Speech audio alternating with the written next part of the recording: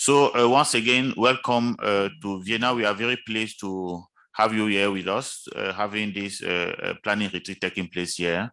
So we hope that we have a very exciting time, and then we move forward the CAAPs agenda. So without any further delay, I will give the floor to Déjeuner Tézéra, who is a director of the Agribusiness and Infrastructure Development Division here at UNIDO. And then after that will be, you will take the floor, Ansemia, and then the colleague here will more or less the round table, so that we'll have an introduction, also the colleague on the online, and then we start our work. So without further delay, you have the floor. Thank you. Thank you, Victor. Good morning, colleagues. Colleagues who are here in Vienna, welcome to Vienna. I think beautiful Vienna is usually it is ranked number 1 or number 2 in quality of life ranking, global ranking. So it's a very good city. I recommend that you take time off probably afterwards and see the city at least in the evenings after work. So the weather is also good in this aspect. CAAPs, I think we have gone a very long way since we started. Most of the progress has been in creating awareness and convincing the policymakers, the African Union Commission and head of states, which was critical for the success. We have also made the substantial progress in bringing the different actors together. AIDA, NEPAD, ECA, IFPRI, FAO, and then of course other African Union related organizations, including the REX. Most of the work has been also done in preparation of documentation, for example, clear outcome roadmap for development of a project, and also probably follow-up actions and identification of at least 2 pilot demo parks. I think this has been also a success in my opinion. In the coming days, I think we will agree on a clear roadmap on the next steps, which are the most difficult ones. It means undertaking a proper study on these 2 and probably other, let's say, demonstration parks, and then establishment of a special purpose vehicle, and probably also mobilization of resources. So the work which was done is relatively easy in a soft part, and we have made substantial progress, but now the next steps are more challenging, especially on resource mobilization for the next steps of activities in the development of CAAPs demonstration parks. So I think there will be a formal probably opening with our Deputy Director General, Madam Fatou Haidara, on Thursday. I mean, just to break the ice and then start going for today and for tomorrow. Thank you very much. Over to you, Salma. Thank you, Déjeuner. Thank you, colleagues from UNIDO. And so I want to join my voice to Déjeuner to welcome you also for this critical meeting, the CAAPs technical working group meeting. And as Déjeuner said, the more authorized voice will come on Thursday for the official opening. So what you are going to do this morning is just to start the real technical work. So there is no, let's say, critical opening work to give today. So we wait for the critical opening work on Thursday. But allow me to thank actually those people who have been able to help us to make this meeting happen. Most importantly, the team, the dynamic team from UNIDO. I want to mention one name that everyone is called, have been calling the whole week, Wame, has been helping a lot, for helping us to get here. But still, there have been some challenges, and we have been addressing the challenges. That's the reason why most of the colleagues are not here this morning, and I'm sure some of them will be coming this afternoon, and others will join us from tomorrow. So that's the main reason why we have put the open session on Thursday. So I really want to appreciate your effort for making this meeting happen. I see also people online. I want to recognize the Director of Providence from Comesa. I want to recognize PAFO President. I want to recognize Zambia online. Catherine, there is a face that I'm seeing that I can't raise the name. So welcome to all of you. And I also see one AU staff coming in. I think Bertrand is coming in. So welcome, Bertrand. So I think we have a good representation here to start this meeting. NEPAD is here, FAO is here. FAO is the one supporting the whole organization of this meeting. So thank to Kofi for the hard work from your secretariat as well. And Unica is here, Ifri is here. So we have the core team that actually can start doing the hard work for the next 2 days before we start communicating to our leader from Thursday. So I think on that basis, DJ, if you allow me, I will just allow everyone to say some few words to present themselves, and then we can go into the concrete work on the agenda of the next 2 days. Yes, thank you very much. Thank you. Okay, thank you. So we will start by myself. Okay, Victor Jimba. I'm the chief of the Africa Bureau at UNIDO. Thank you. John Ulimwengu, Senior Research Fellow at IFRI. Thank you. Yes, good morning. Metas Al-Helbi from the United Nations Economic Commission of Africa, the agriculture section. Thank you. Good morning, colleagues. I am Kofi Ameguito, Senior Policy Officer, FAO Regional Office for Africa in Ghana. Thank you. Good morning, everyone. Mamadou Diakite, African Union Development Agency, NEPAD. Thank you. Very good morning to you all.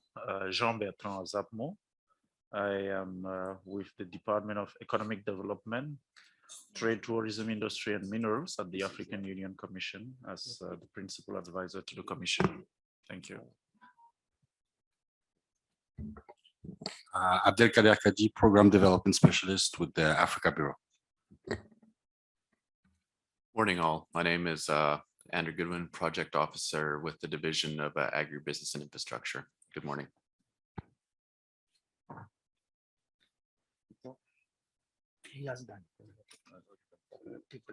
So my name is Anselmo Vudouissi. I'm from FARA, coordinating the CAAP program on behalf of African Union. So okay, I think now we go to the colleague on online. I think Dejen. Okay, so we have online. I will start. I see Mr. Banda. You have the floor.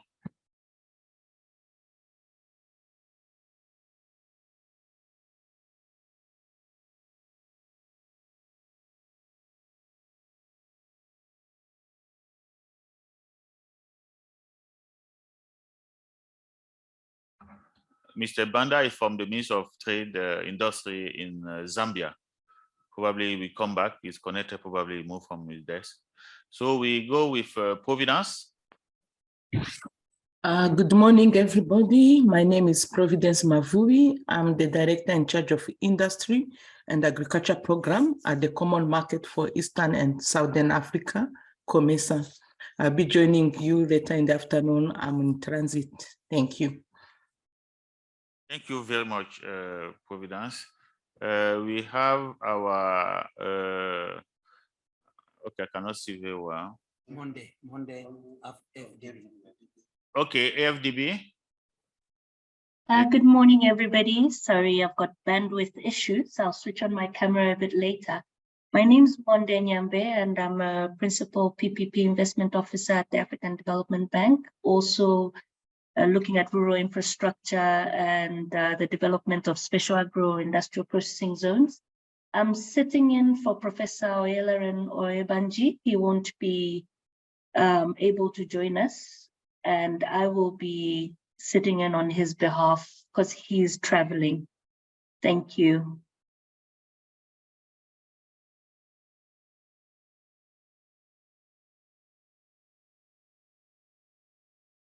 Did you hear me? Thank you very much. Thank you very much. Okay, thank you. Thank you. So I think that's all. The others are, we have any?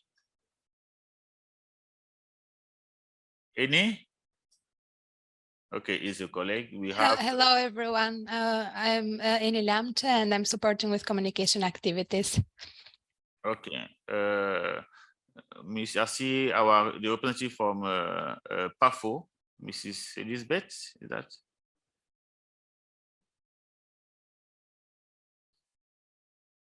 Yeah. Hey, can you hear us?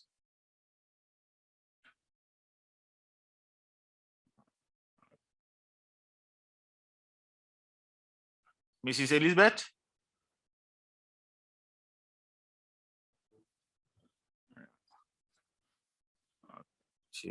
Okay, probably she okay, that is an image, so she will come back later. Jan is a UNIDO. Jan, after Jan, Catherine. Okay, host not allowing me to unmute. So I think Elizabeth has been moved. Yeah.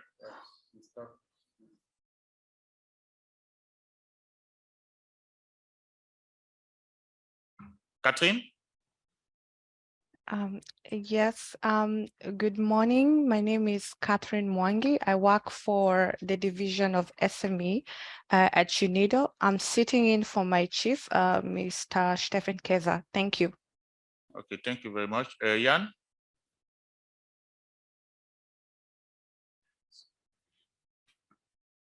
Okay, I think, okay, fine. That's all. I think I'll give back the floor now to Anselm. Thank you.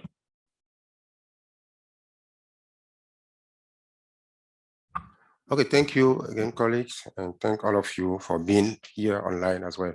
So my role here is just to show you how we have, let's say, reshuffle the meeting agenda for the 4 days, based on the challenges that you have faced in the last 3 days. You have to adjust the agenda a bit more, to make sure that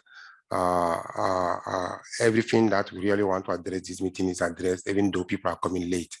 So here I've sent this file to everyone by email. I also sent on our WhatsApp group. So I'm sharing my screen here for us to see how we have revised this agenda.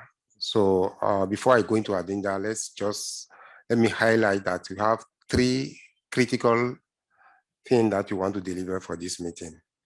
The first one is the project preparation program for what we call all the CAAPs demonstration project, and we'll understand more after my presentation on the CAAP demonstration project. And the second critical deliverable is also the program for mapping all the food corridor for the continent, based on the bigger vision of the CAAP. I will also explain that more to my presentation. And the third deliverable is the let's say the tool that we need to develop before we start engaging with all the AU member states and the RECs for them to better understand the CAAPs. So it's part of the AU SCC decision where they want us to engage with the member state or the AU member state and the RECs to promote the CAAPs.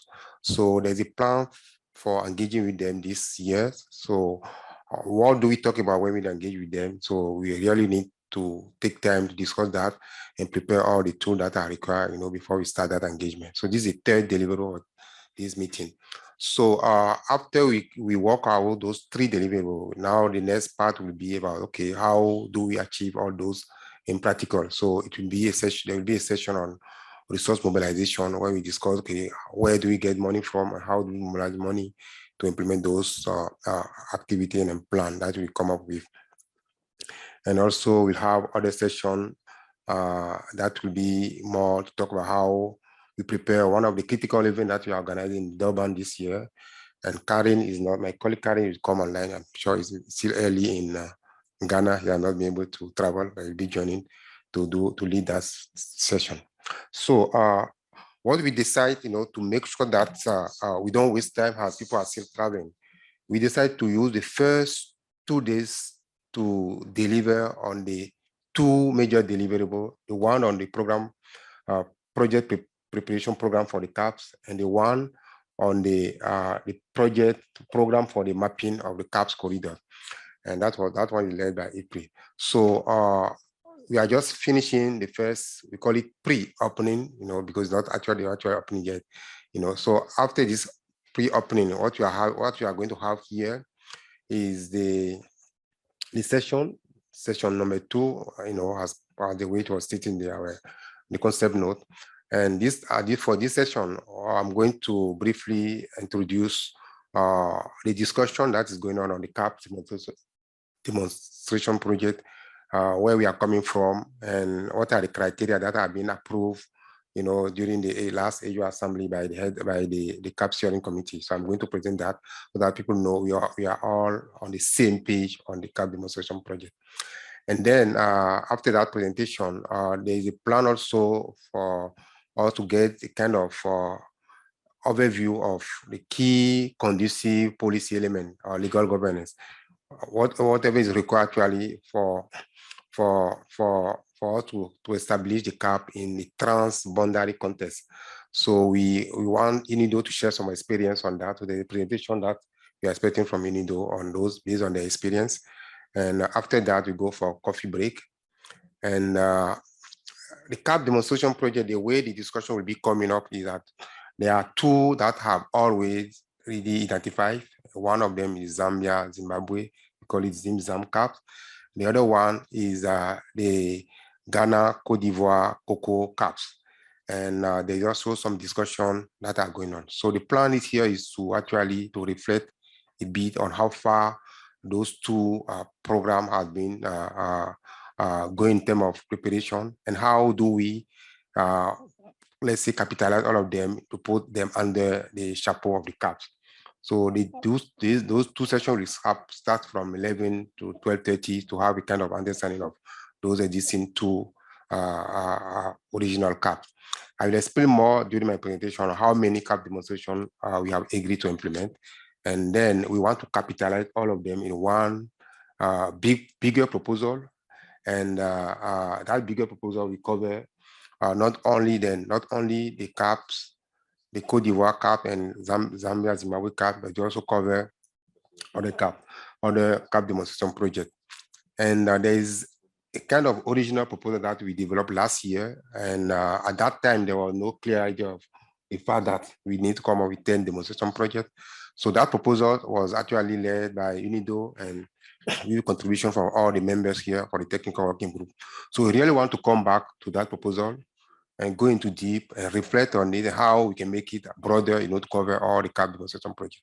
So UNIDO will lead that session from 12:30, and then we go for a lunch break after that. And then when we come back now, based on the discussion that we have, it should be actually clear on how we frame the proposal for the program for the project preparation for the CAAPs. So, and by the end of the day, we should come up with the final proposal. And this delivery is very critical because, you know, we have been working on these programs since 2020 mainly. And most of the questions that are coming from our partners are, okay, what are you starting right now? And most of the donors are waiting for, the Afrexim Bank waiting for us to come up with concrete project. So this proposal will be very key for us to start mobilizing resources, at least to start with these 2 concrete projects, and the other will come over. So by the end of today, we should be able to conclude on this program proposal. Now in the coming day, next day, second day, the focus will be more on the mapping exercise.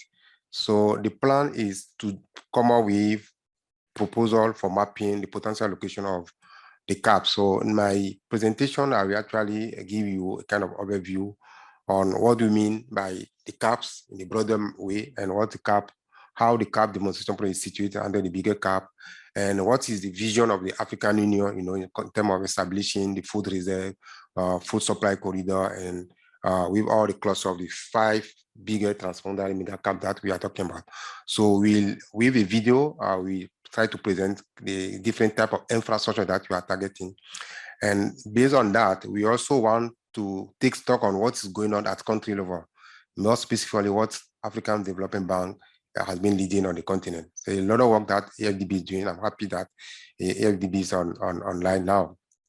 And the point here is to get the presentation on them on the ZAP, and based on that presentation, we may come up with a discussion on provide guidance on the critical element that we need to consider for aligning the CAAPs and the ZAPs, you know, because we have a request from most of our partners and your member states, you see, that are actually talking or requesting for those alignment. So this discussion will actually be very helpful at this moment.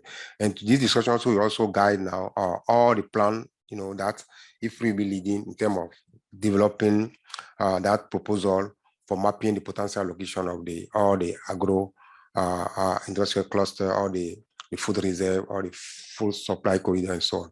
So there's a work that has been initiated already by IFPRI based on series of criteria. So you have the presentation from IFPRI on that, and then based on that presentation, there are also other elements that are coming up as part of a request from our partners. And I think when you have the launch of CAAP in Niger during the African Industrialization Week, one of the countries, I think Tanzania, insists on the fact that we need to come up with a comprehensive African database that provides clear idea on food production on the continent, you know, because you cannot decide which commodity to develop where you don't know how much people are producing, how much is getting lost, and so on. So that database will help us to have a clear picture on the food production, you know, on the continent, the use, the post-harvest loss, and how much is sold, how much is trade, and by who, from between which country, you know, for every commodity, the role of smallholder farmers, you know, where they are, you know, the challenge that I face. So this database actually is going to help us to provide evidence-based, you know, decision when it comes to deciding the production, the demand, the transaction, you know, at all over on the continent. So we'll actually table this discussion. I'm not sure if PRI has prepared something here, but the point here is more to know exactly what kind of system exists at the moment, you know, and how to build on them, you know, to come up with this African the comprehensive African database and GIS decision support system to guide any decision on the CAAP. And then we also want to learn from what FAO is doing on the geospatial platform. So Kofi here in the room will help to get the presentation on the FAO geospatial platform, and we see how, you know, to make use of all those existing platforms, you know, to guide the decision support system of the CAAPs. So that will be one of the second, I think the second critical deliverable of this session. And we should end up, based on the discussion that will come up, with a kind of concrete program that will help us to establish that decision support system on the continent. And then I think that will be the major deliverable for the second day. So day 1, day 2 will help us to come up with this concrete 2 deliverable, you know, and have a structure of that program and how to finalize them before we go into formulation.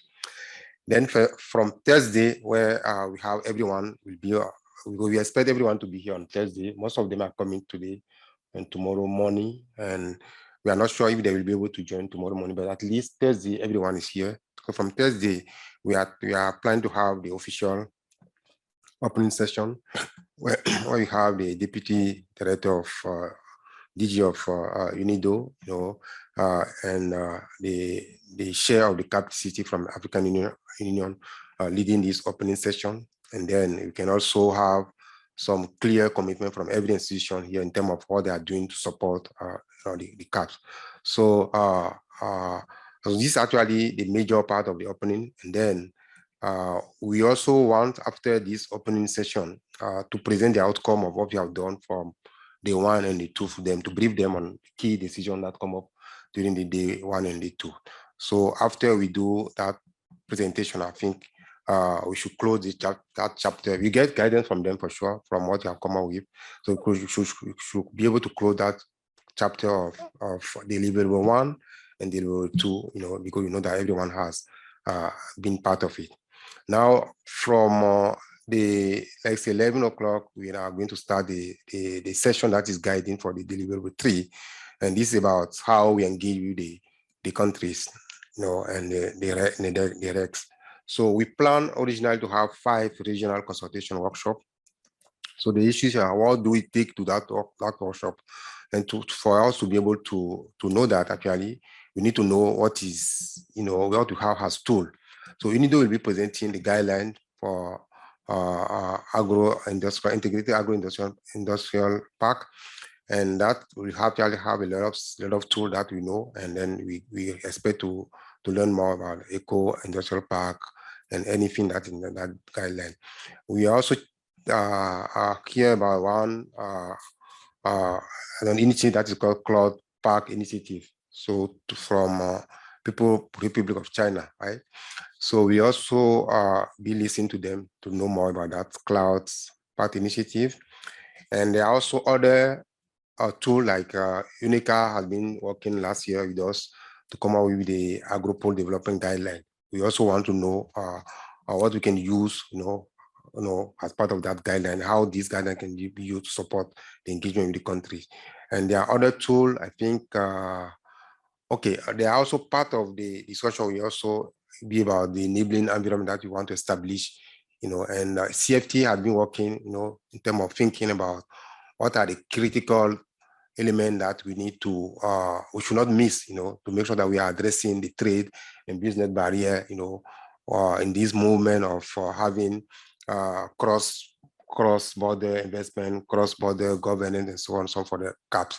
So we really want to reflect on that and see whether there are key elements that we need to take, when we are engaging with the country. So we are expecting CFT Secretariat to make the presentation on that. And then we also want to hear from PAFO on how they are engaging with the farmer at every country level and challenging anything that they are using in terms of information. This presentation will have support the discussion on the system on the second day, but since PAFO was not there at that time, that's why we put it here. But still to help here, to know whether there are things that we need to learn when we are engaging in the country.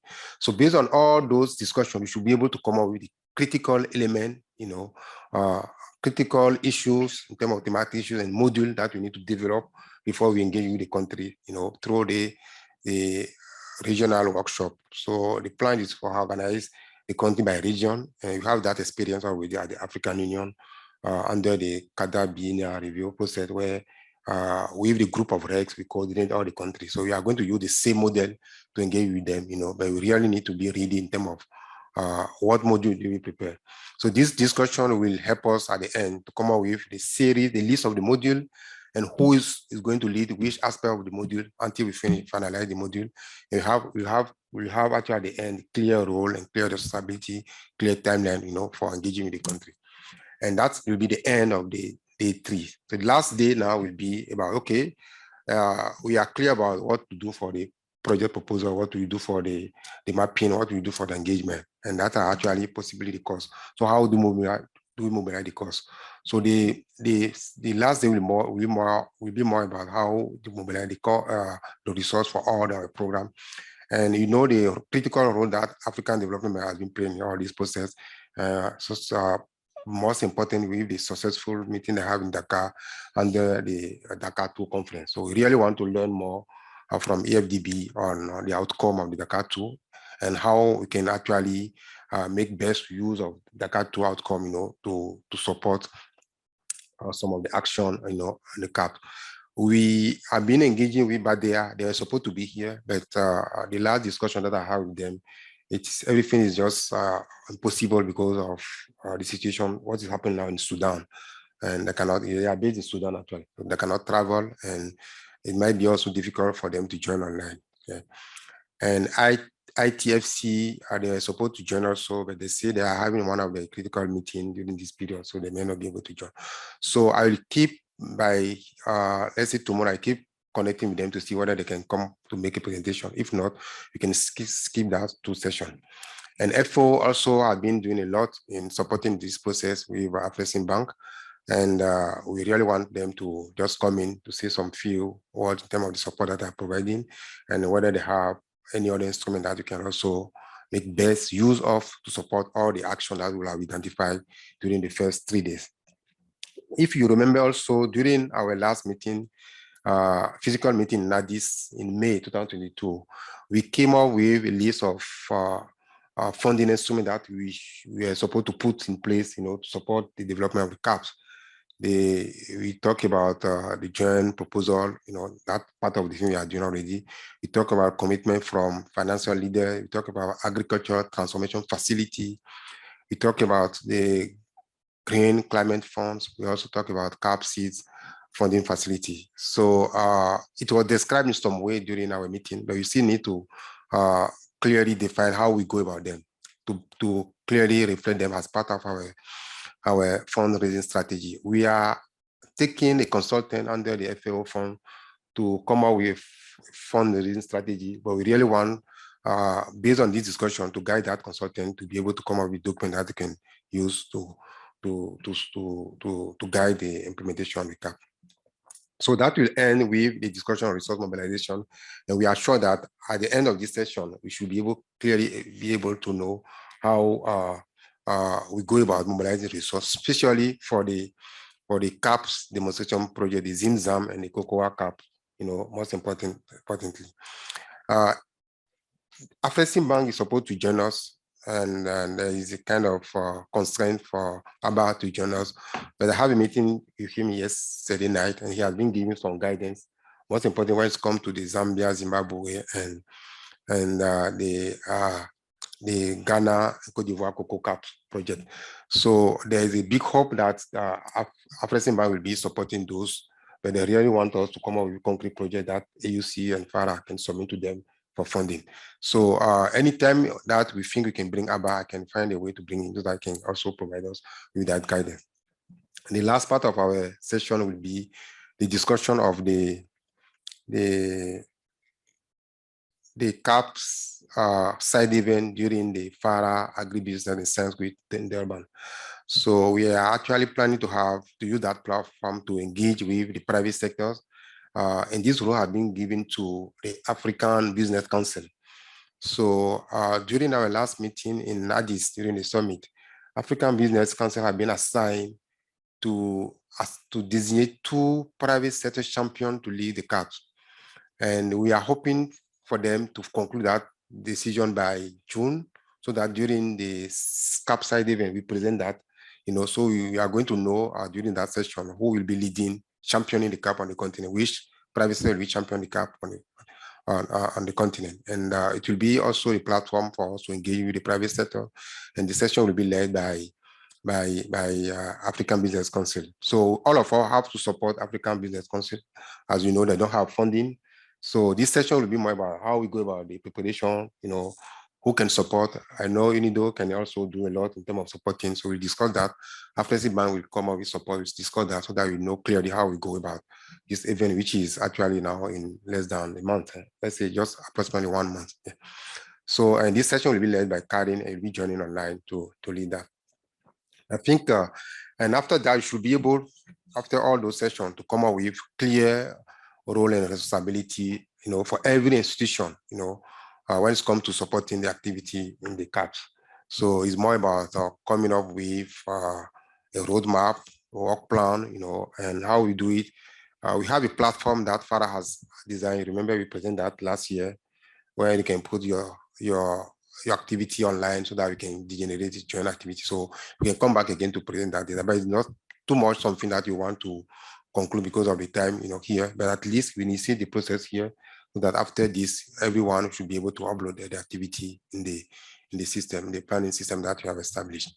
So I think if you're able to deliver that, we should be able to close this retreat by, let's say 4 o'clock during, there is no time for tour in Vienna, which is a beautiful city. But if we are able to finish early, maybe it can be, we can give ourselves 1 or 2 hours to go around the city.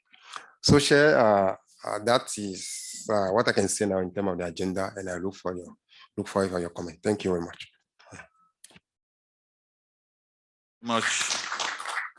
Thank you very much for this overview of the agenda and the comment made. So now we open the floor for the comment. If there's any proposed amendment, any contribution, you are welcome to take the floor. Just raise, those in the house, you just raise your nameplate, or our colleague on the net, just raise your hand. Thank you very much.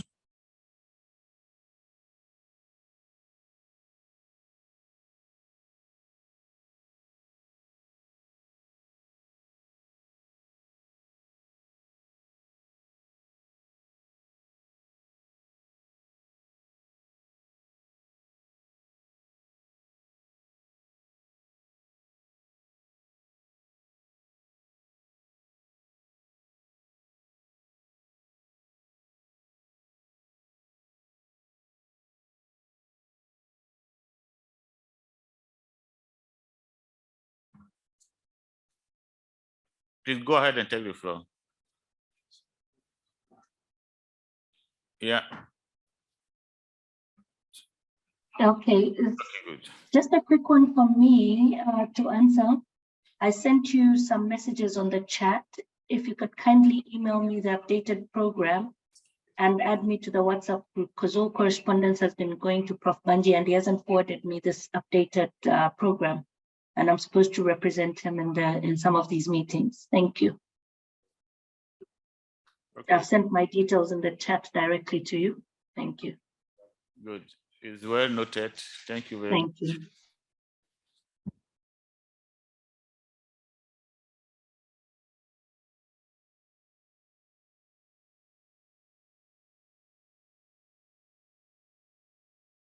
I see UNIDO and the ECA that are discussing. Probably there's a proposal.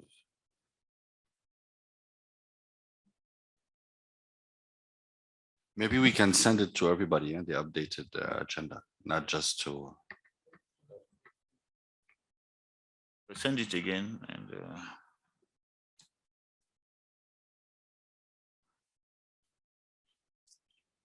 Yeah.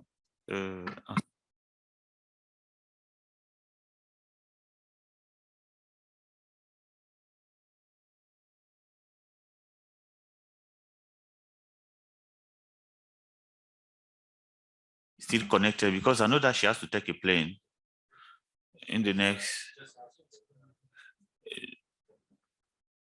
Okay, the agenda. Okay, Providence.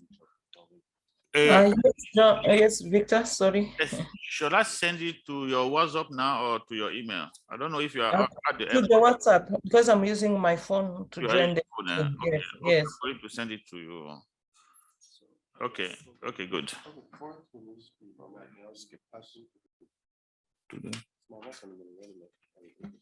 Yes.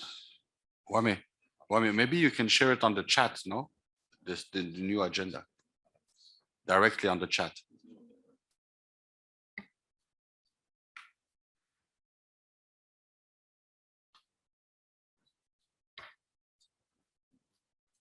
Share.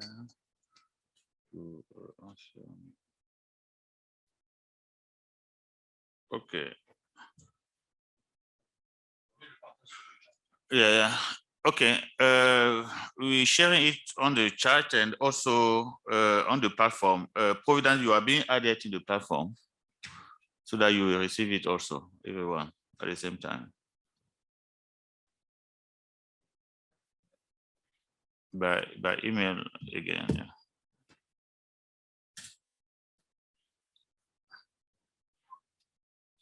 So Providence, while waiting for you to receive the chat, the agenda, I see that is mentioned from 11 to 12. There's a presentation on the ZimZam. Do you think you can make the presentation? Tomorrow or when? Because I cannot see the program. Yeah, okay, no, it's scheduled today, 11:12, but I know that you have to be at I will not make it. I'll be going through security by then. by then, yeah. Yes. Okay, so we have to reschedule it. Yeah, probably tomorrow. Yeah, because even when you are having the afternoon. Okay, the ZimZam. Can I suggest something? Yeah, okay. Because I see there is a lot of similarity between the the presentation of key conducive policy and elements, legal governance and institutions framework, with the session on the ZimZam. I mean, more or less, I mean, they speak to the same issues. Yeah. Okay. So is it possible to join them or to have them come to one presentation? Yeah, I know that particularly the fact that there has been a study on the legal aspect of the CAAP undertaken by ECA also. Probably is an opportunity if you can probably bring on board the colleague, if possible, because I know that there's a work they presented in the working group. It could be an opportunity there also. It can complement very well that what Providence may present tomorrow. Okay, I'm saying that the two could be merged in one session. So yeah, exactly. So I mean, the whole session is going to be dedicated to the CAAP. Okay, good. Good. So good. So the session presentation of key conducive policy element and the one on the ZimZam, we can combine it tomorrow. Combine it to have it because Providence can only make the presentation tomorrow, so we can have the slot there, so that to also present the legal those aspects. Yeah.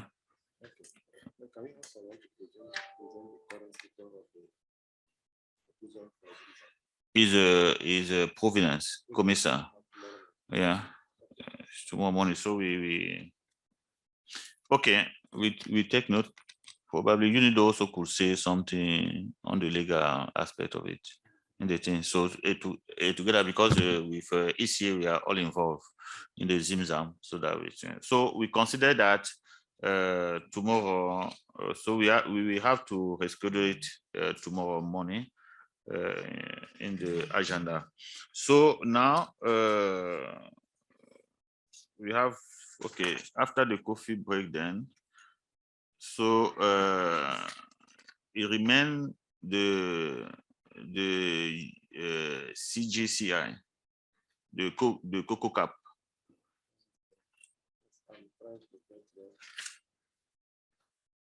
In the meantime, I think. Yeah, there's a hand. Monday, that's an old hand or a new hand?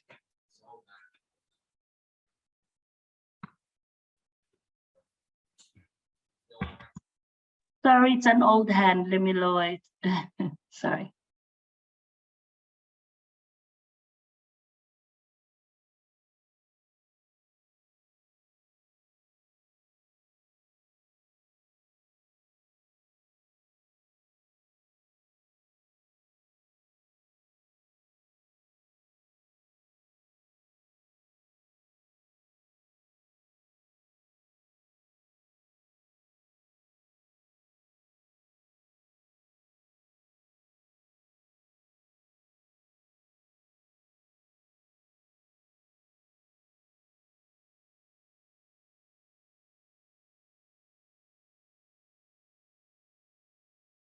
we suggest, yeah, we take the coffee break now.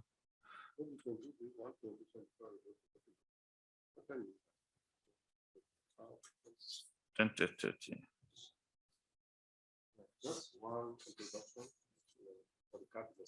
For the CAP demonstration, okay. So you do. Oh, you do, okay, good. Yeah, it's 10.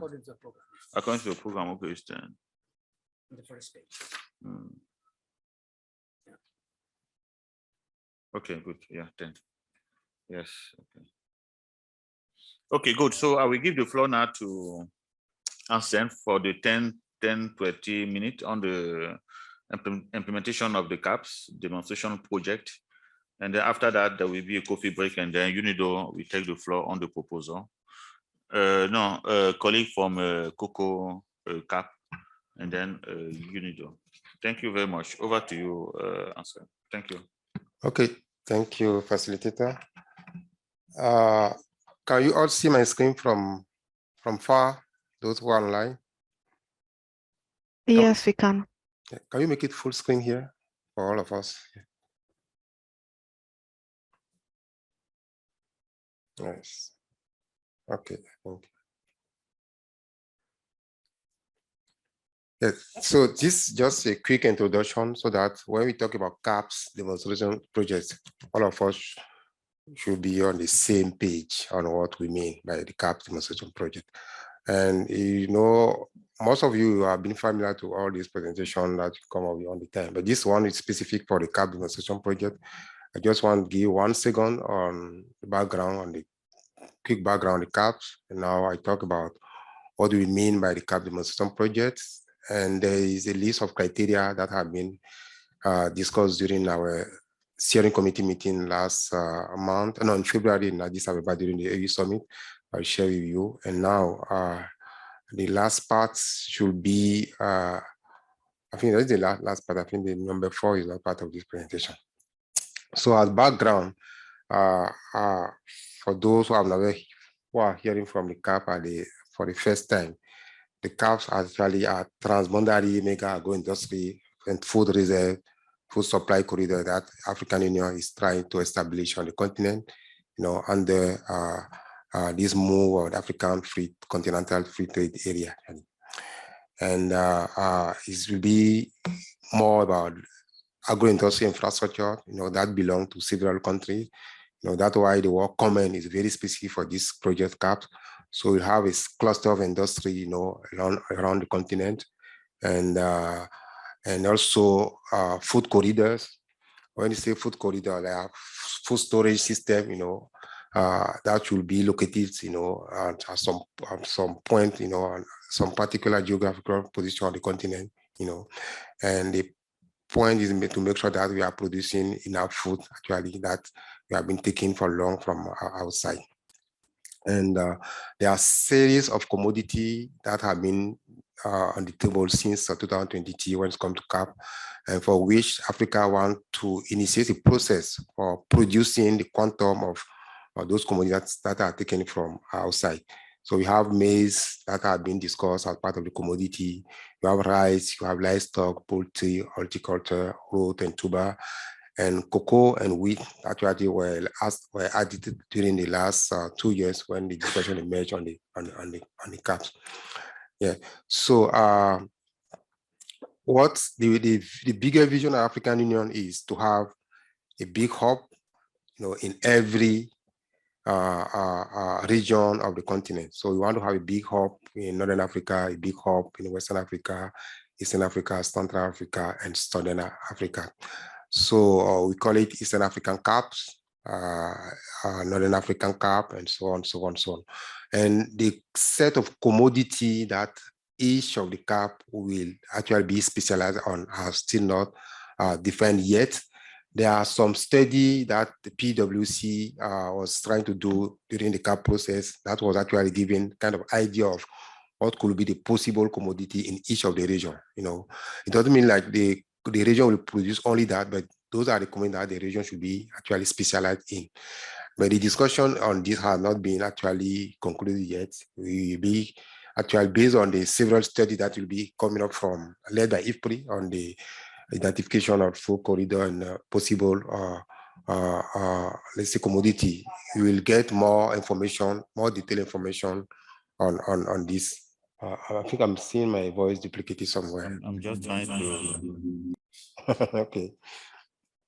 So this is just to show you the picture of how the discussion will be going, after our regional consultation and also the work that if we be doing, but we should be coming up at the point of time on the list of the commodity that should be produced in each of the region, like not to be produced in each of the region.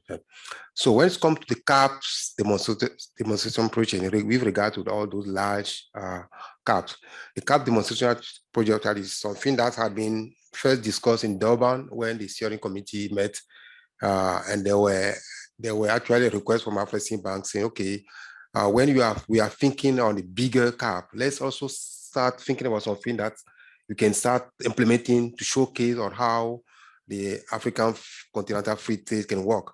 Like, how about having the CAAP between two countries and allow them to, to share that experience on breaking the barrier and allowing countries to invest among themselves, things like that. So the discussion was initiated in Durban, but it was more, let's say, concretized during the third meeting that you have with the leaders. That was in Niamey, where all the leaders, they came on board and have a very intensive exchange with representatives from several countries, and all the leaders were actually during that meeting. You see Zambia minister was there, see Zimbabwe minister was there, and COMESA, all some of the institutions were actually represented there. So what came out from that meeting was what you call the joint declaration of the AU stakeholder on mobilizing partnership for implementing the CAAP. So that the joint declaration is set of decisions that have been, let's say, proposals that have been made, and it's going to be submitted to the STC during the third meeting in October this year.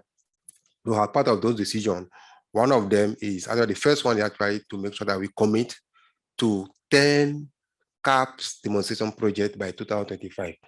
So the idea here is to have at least those demonstration projects, 2 per sub-region, 2 per each of the region, like, so 2 per region means 45 regions have 10, sorry. So this one of the commitment that is guiding now the move of the reflection that we have been making on the CAAP demonstration project. So, as part of a decision also, that decision that they request that we use Zambia and Zimbabwe to be the first, CAAP demonstration project. And later in this year, we also have Cote d'Ivoire, Ghana on board. They came to the early summit, so they make that an also announcement to have one CAAP demonstration project between Cote d'Ivoire and Ghana on cocoa. So this actually represents the 2 we have out of the 10. So meaning that along the process from now, we should be able to identify the other 8.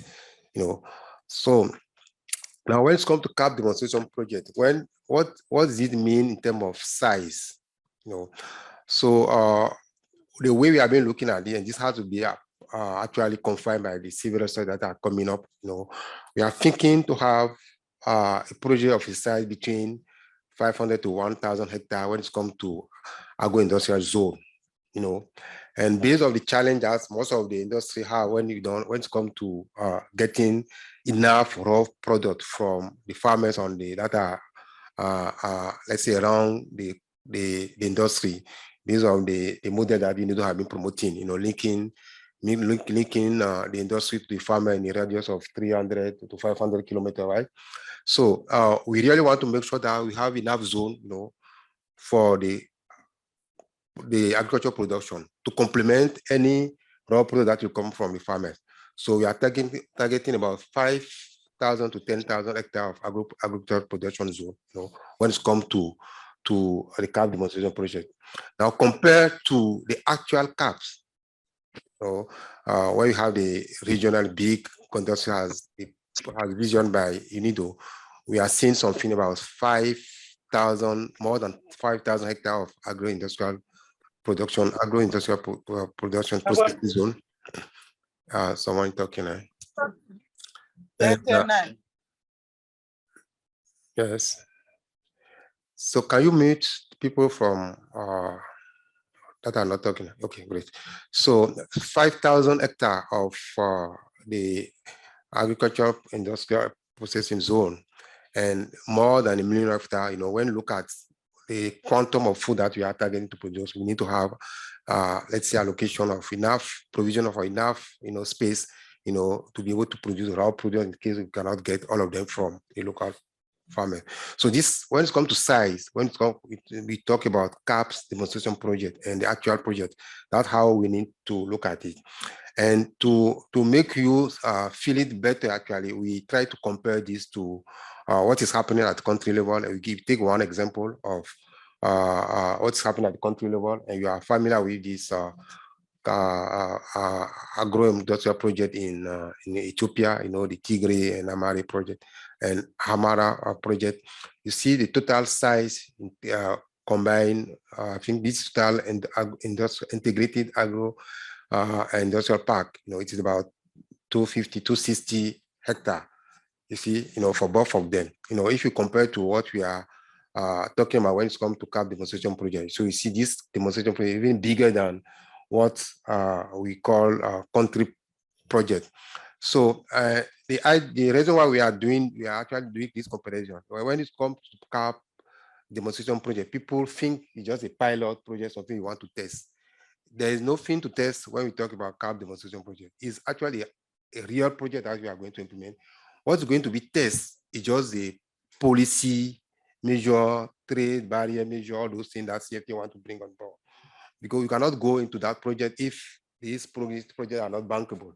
It's actually bankable project that is actually chosen or defined based on successful feasibility or study, business case, that actually people can invest in. So it's actually a real project, So that's actually to show you how what's the thinking behind the CAAP demonstration project. Now, when it comes to the criteria, this exercise was given by Afrexim Bank and in implementing one of the ministerial decisions. So CFT was assigned to come up with the criteria, as part of this working group, to come up with the criteria for assessing the member states' eligibility to host a CAAP demonstration project. So this document that we've seen on screen is one of the documents that was presented during the theory committee. It was approved and it will be taken to the minister in October, this STC.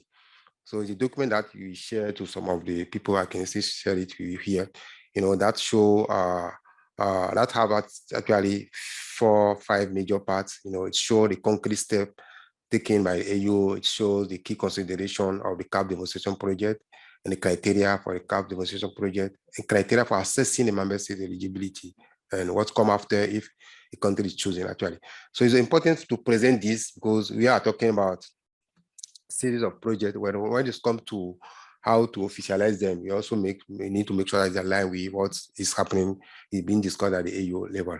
So this was the 4th decision of the last STC meeting that happened in 2021, and the last one, the minister, they request the African Union Commission, to develop the criteria to assess eligibility of a country to host the CAAP demonstration project.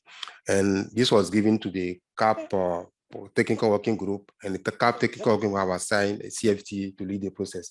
So we work with CFT to develop this document, and what came on board is that there are a series of key considerations that we need to think about when it comes to discussing the criteria. So first is to know whether the project is focusing on any priority strategic commodity. There are lists of strategic commodities that African Union have approved, and so on. So you really want to be sure that anything that you are saying is aligned with those strategic commodities, like what you have, for example, in Abuja, in 2006 Abuja Declaration. And also, one of the key considerations is it has to be a cross-border project. You need to check whether it's a cross-border project. If it's only a country project, it can be considered as a CAAPs demonstration project. And when we say cross-border project, it doesn't mean like the infrastructure has to be across several countries. The first infrastructure can be in one country, but what we need to develop is the value chain. So the value chain has to cover at least 2 countries to be considered as a CAAPs demonstration project. And the other element, key element consideration is whether it's promote regional integration and it's whether it boosts the intra-African trades. The main idea behind the CAAP process is those elements of having integration among the country, to trade among themselves, and achieving the key critical target of tripling the inter-African trade for food commodity on the continent. So this C3 is very important. Now, the project also related to a crop with a potential import substitution.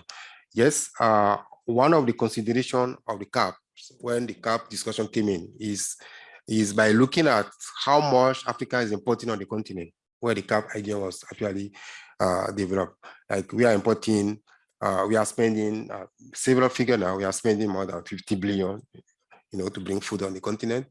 And this figure is going to reach 110 billion, And when you look at each commodity, the figures are huge. Like for, let's say, maize alone, I think the figure is more than 20 million of tons of maize that's imported from outside from the country, to Africa. And we have land, we can produce all this by ourselves, So this issue of focusing on the crop that is potential, for import substitution is very, very key in this process. We want to target those commodity for which we are actually spending more money to bring on the continent. And the C5 is, okay, you cannot go far if there is no convincing, argument, and those arguments can only find them when you have concrete pre-feasibility or feasibility study of the project. And if any project is identified and has already this, document ready, actually some process, it will be something to maybe, let's say, prioritize, to go with, because we have those elements ready. We have also resource available for the projects. So, and the last one is whether the country actually own that project. Is this part of the strategy plan, and so on and so on. So these are the key considerations that CFTA put on board for us to work out the criteria. And now when you study all of them, exactly what I was trying to explain, those 7 elements are the ones that define the criteria. So to choose one CAAP demonstration project, the project itself had to respect these criteria. The first one focusing on the strategic commodity. Second one, demonstrate a cross-border nature, by having at least one country, more than one country, yes, involved in the value chain development from primary production, processing to retail and consumption and so on. And criteria 3, demonstrate ability for promoting regional integration, boosting inter-African trade. Proof of concept need to be provided, to have cross-border food security, job creation, inclusiveness, and so on, so on, so on. And number 3, to demonstrate potential for import substitution, like I was saying, by showing that there's a competitive business case that provides sound evidence for replacing the existing scheme of the value chain, of the commodity importation in Africa. The 5th criteria is to demonstrate alignment with the national strategy plan. The number 6 to demonstrate level of commitment by the project promoters, through an advance in the planning and the design process, availability of feasibility, and so on, so on. And the last one is to demonstrate commitment of the member state to allocate minimum required natural resource and financial resource, to enter in partnership with the private sector. As you can see, as you know, from the beginning of this process, the private sector involvement has been very key. CAAPs should be kind of private sector-led initiative. So what the government are doing is more about creating this enabling environment. They can also enter in the PPP, with the private sector. So which form of the PPP and so on, we are still reflecting on them. There's a study that PwC has come up with, and the report there, we are still using that report to fine-tune how best we can design, the institutional arrangement for the CAAPs. So the private sector is very key, and actually that's what this criteria 7 actually will be looking at. So that are all the 7 criteria that we need to use to assess CAAPs program by itself. Now, when it comes to a country hosting the CAAPs, like being part of the CAAP, there are also criteria because it's kind of AU-led initiative. And what CFT is proposing is that if any country that's actually been involved in the CAAP has to be kind of a regular AU member state with like a member state with a regularity in the membership. Like this is a political thing, you know, several countries, for example, are under suspension. I remember when we have the Niger event, I was approached by the minister of Burkina Faso. So we have a meeting, and one of his let's say wish is to have a demonstration project between Mali, Niger, and Cote d'Ivoire. The border where they have a lot of challenge to develop because and because of that, there are a lot of war in this country. Because all the rebels they are using that area because the area are not developed. You know, they're having all these kind of things. So they're saying you have been good to develop this zone, you know, to help them to solve most of the security problem. But I was actually, when I followed you, I was telling him, okay, come to the AU meeting and come to make your voice, you know, known by the AU member state. And one of the things that came out is that we are under suspension. So they cannot come. So this is one of the things that can happen. You know, we can have a potential area where the CAAP demonstration can be developed based on the political situation, you know, and this is how AU works. So and then they cannot be selected. So one of the criteria is for them to be in regularity. A second one is to have ratified the ACFTA agreement, you know, and the existing protocol, for example, you know, and this what make CFTA exist. So any country that's not ratified, it means that they are not going to associate with any instrument that is put in place when it comes to breaking the barriers. So this number 2 is critical as well. And also the number 3 is how to have an agro-park project that made the 7 criteria. Like it has to be a real CAAP demonstration project that have been well assessed, you see, you know, number 3. And now number 4 is have sent the formal, you know, this is a kind of commitment from the country, have sent a formal request, you know, and that formal request can be sent by 2 or 3 countries together. Formal request with the AU says, okay, we have identified this program that respect all the criteria, and we want actually, you know, this to be part of the CAAP process. See, and number 5 is to sign a MOU. We call it a letter of agreement. So we don't know the legal term to use, but it's a kind of memorandum of agreement that need to be signed, you know, by those countries for them to open to any cross-border policy formulation for transboundary agricultural development, trade, and private sector involvement.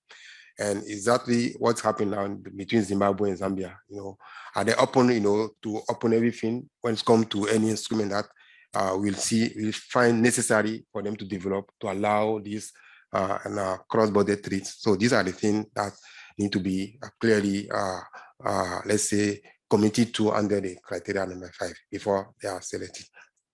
So, and automatically after those criteria are met, the what come out automatically is to run all the process as UNIDO used to propose, like a demand analysis, business case, feasibility, you know, all the studies that will come up, you know, for us to implement those CAAP. So that's actually the information I want to share with you for you to have better understanding on what CAAP demonstration project mean. I will send you this slide so that during the discussion, you can also refer to them for us to have a good conclusion on when it comes to the project proposal. Thank you very much. Thank you very much, Anselm, for this very informative presentation. Yeah, sure. Okay, you can share it so that it will be helpful in the discussion. I think also sharing the latest in terms of the decision of the steering committee that took place in February, particularly the criteria for identifying the CAAPs, I think is a key element in our discussion. Probably I will suggest that we go through a round of question answers before breaking. So I open the floor. Any question, further clarification? Anyone would like to take the floor and also raise your hand? Thank you.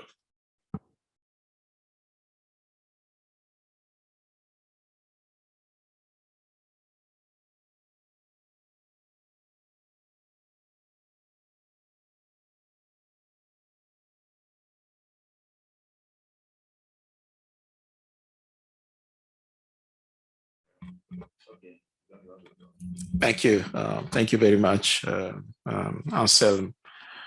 I thought maybe we could start this after several presentations, but yeah, this is the first time that myself, I see the criteria for countries to be involved. Part of there are several things. First, the whole idea of cross-border need to be reevaluated, so to speak, because when the whole idea that I had myself when I map up the agri-parks, existing agri-parks, the first thing that came to my mind is like, instead of identifying one CAAP per region, it will be better to have a network of parks from existing agri-parks. And that by itself will solve the issue of transboundaries and cross-border, because there is no site that will be between 2 countries, 3 countries, 4 countries. But if we use the concept of network of sites, we are talking today Zamzim. Zimbabwe and Zambia are locked countries. Mozambique is open to the ocean. So if we can add Mozambique to Zimbabwe and Zambia and create that network of parks, I think that will be more efficient in terms of mutualizing some of the key investment and services. So that's the approach. In each region, instead of having one site, let's have a network of sites based on what exists. So that's my first point. The second, I think we are still driven more by what I call the raw materials, the maize, the rice. But the issue really is on processed food, right? Because that's where, you mentioned that we are still spending more than about 50 billions on food import, on processed food. So I would like us to move from the raw, first to move from this one monocrop kind of sites, site for maize, site for wheat, into more,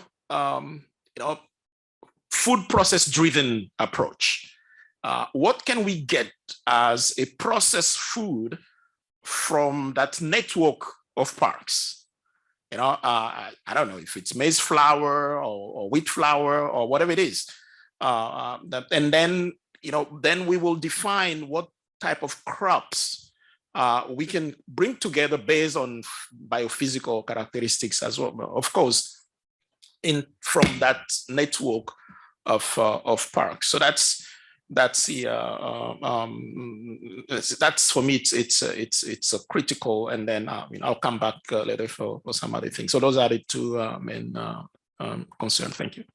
Thank you very much, John, on the process, the food conservation, the food process. So it's well noted. I think Anselm, there will be a reaction on that. Ici, Medat? Yeah, thank you, Chair. As a matter of fact, because I do believe that this forum is meant for discussion, so it's good that we provide feedback for each other. Like I like it very much of the 2 points that just raised by John, and specifically about here. I have a question in regards of the new concept of networking of existing agro parks. It's a good one. It provides visibility. It provides private kickoffs. Like we don't have to establish new ones, but rather we we look at the existing one and we try to establish network. But my main concern here is if you look at the title of the program, CAAPs, the C stands for common. So how we can do it? I mean, I'm not objecting, but just to have more reasoning into it and to provide that. Here I look at, for example, at the ones that existed in Ethiopia, for example. I mean, how those could serve to strengthen the regional integration. I mean, this is just, for example, I mean, it could be Ethiopia, it could be Cote d'Ivoire. In addition, I mean, this is not going to provide, this is not going to be good for countries that do not have agro parks at the moment. You know, up to my knowledge, there is only 34 agro parks in Africa. So which means that there is so many countries that do not have agro parks up to this moment. This is first. For the Anselm, would you please go to the slide when you present the criteria, the seven criteria? Yes. Yeah. Would you please go to the next slide? Yeah, criteria number 6 and 7. Exactly. Well, I have to admit, I was part of the meeting that was looking critically at this one. And even I remember I made some comments, but here I'm critically looking at the criteria 6 and 7.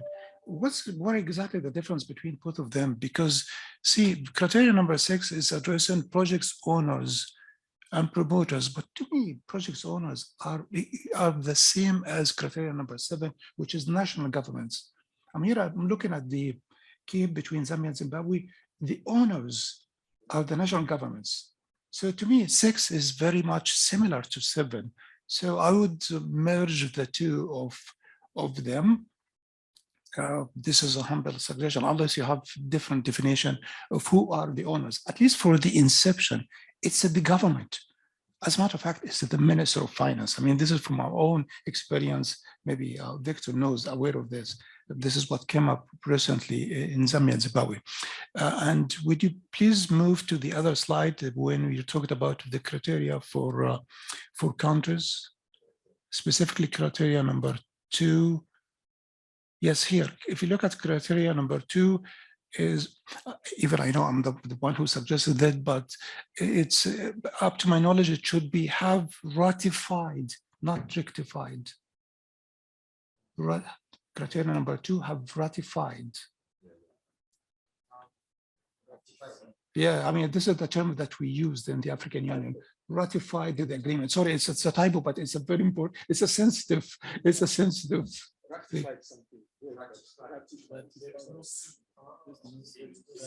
Yeah.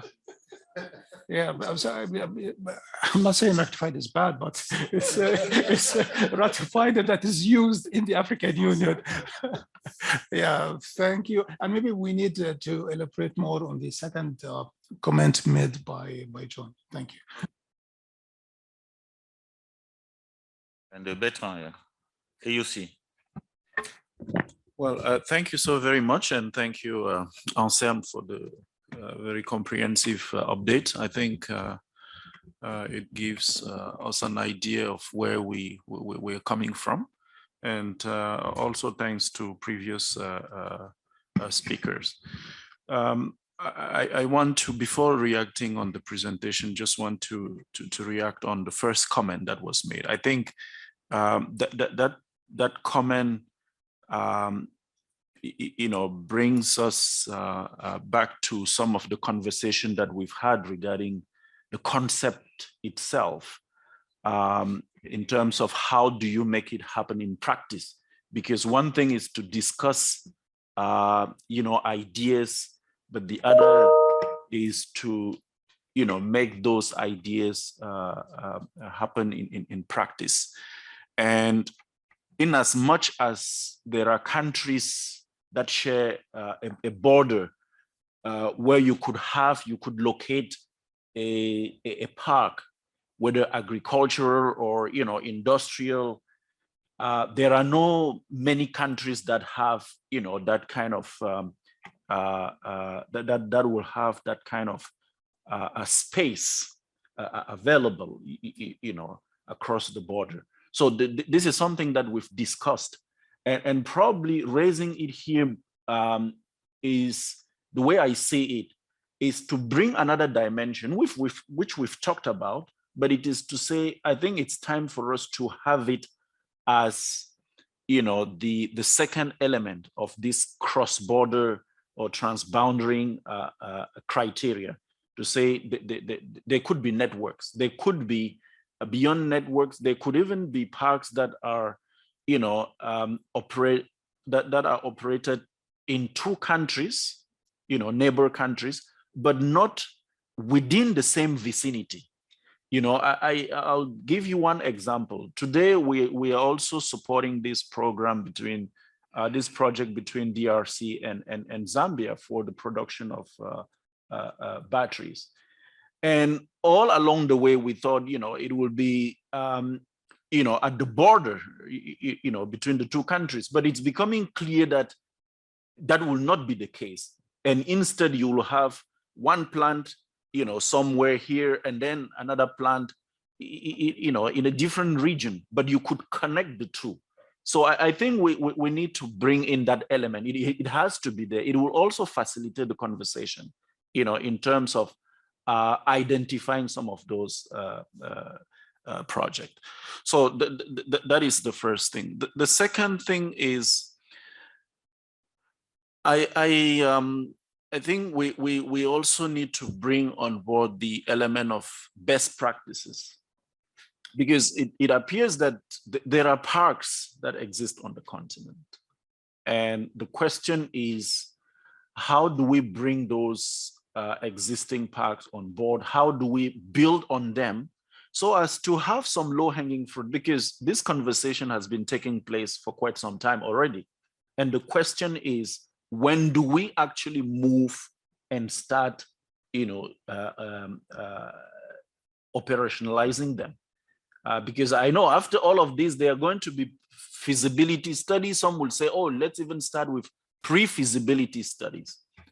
And so stakeholders are asking questions.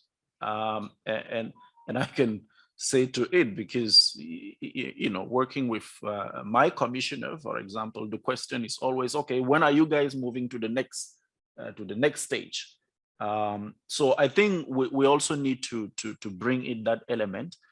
And the last point is, we have a number of initiatives on the continent which are very similar. And so we also need to see how we enhance synergies with those initiatives. You know, I was looking at some of the documents which South Africa is preparing, for example, with the support of the African Development Bank on agri-park programs. And we're also aware of the AFDB initiative. You know, you refer to them. So I think we need to bring also those on the table so that we can see how to move this very important initiative forward. I thank you and stop here for now. Much interesting conversation inputs. I think our colleague from online.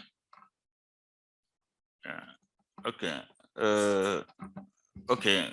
Before I give the floor back to John, I think you would like to add something. Okay. Before, I wanted to also bring our colleague online. So I think no one. So John, you can take. Yes, I just wanted to go back to the issue of existing parks. What do we do with them? For me, looking first at the Waterhouse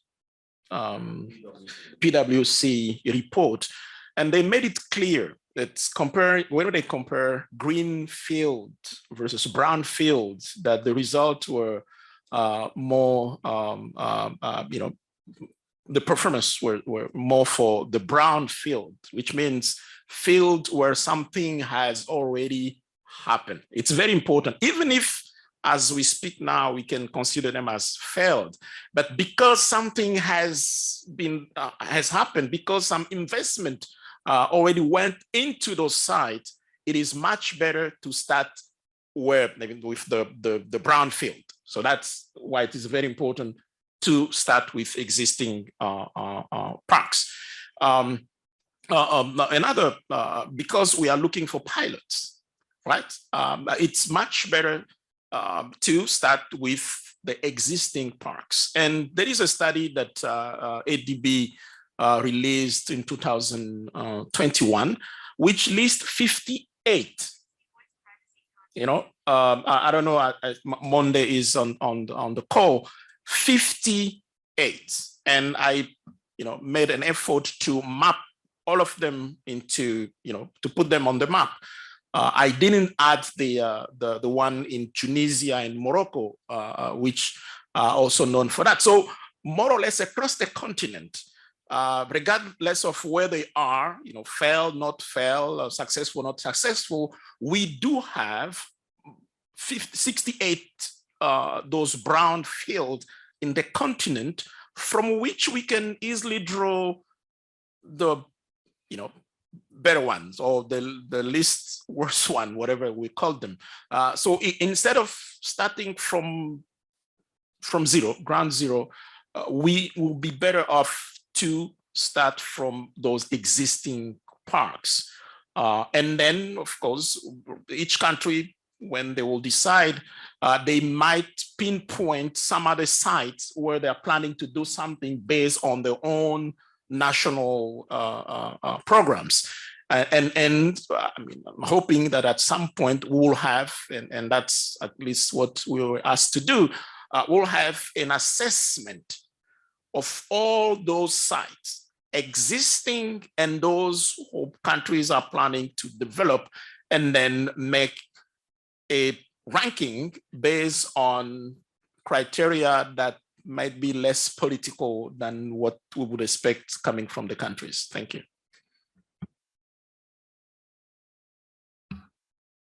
Odanipad. Yes, thank you, Chair. Thank you, Anselm, for this presentation. Just, I will not repeat what colleagues said, but if you are starting this program investment of this magnitude, why call it demonstration? Because demonstration, I think, will ring the bell of piloting now. And when you will enter the resource mobilization, bringing investment, if I am an investor with $1 billion, I say, while you are doing your testing, your piloting, your demonstration, I will not invest. Maybe the semantic here is very important to call it something else, because 3,000 hectares is no longer demonstration. It is really large scale investment. So please consider that. Thank you. Is well noted. Is Mohammed, yeah? My colleague from Nepal is Mohammed. Mamadou, okay. Yeah, that's confused. Okay, Mamadou. Yeah. Mamadou. Okay, I see no other reaction from the online colleague online. Monday. I know that Providence may have left already. No comments from my side at the moment. Okay, at the moment. Okay, good. And Elizabeth from PAFO? Yeah, thank you very much. I actually also had a similar comment like the previous speaker, because if we are going to be, investing in this much and looking at for example, the land size of the investment and the investment required, are we going to be calling, let's say, all these CAAPs in the different regions, demo CAAPs, or maybe we might have to look at, let's say, one that we will start with as a demonstration, and then for the rest of the CAAPs that we'll be implementing in the other regions, we'll be scaling maybe the first demo CAAP, and then scaling the approach or the initiative to other regions of the continent. That is also the comment that I really had. Over. Thank you very much. Okay, Meda. Yeah, so thank you. Back again to the issue of the network, and maybe at the inception we could allow for the two concepts to go in parallel. Like, yes, we can go for the green field, a common one, that one represented the common one as much as possible. And we go for the second option as well for the networking, assuming we can establish the existence of regional value chains. And this is very important. And this speaks to the point that raised by the African Union Commission. Yes, we're very much involved into the battery thing in Zambia and DRC. I mean, our office in Yaoundé. But the most important thing is they haven't regional value chains. I don't know whether this is going to be possible in agriculture or not, because, you know, agriculture products, and you're an expert more than me. I mean, there is no much stages that you could contribute to it. Like, for example, we're not manufacturing BMW. I mean, BMW, I mean, the electric systems comes from Tunisia, from Egypt. I mean, and the ventilation systems comes from Venezuela. So, I mean, you have so many products that goes into the composition of the final product. But is it the same with the agricultural products? If you're talking about, you name it. But again, I mean, this is not to say let's inspect it. Let's see what kind of value chains that could be established. Thank you.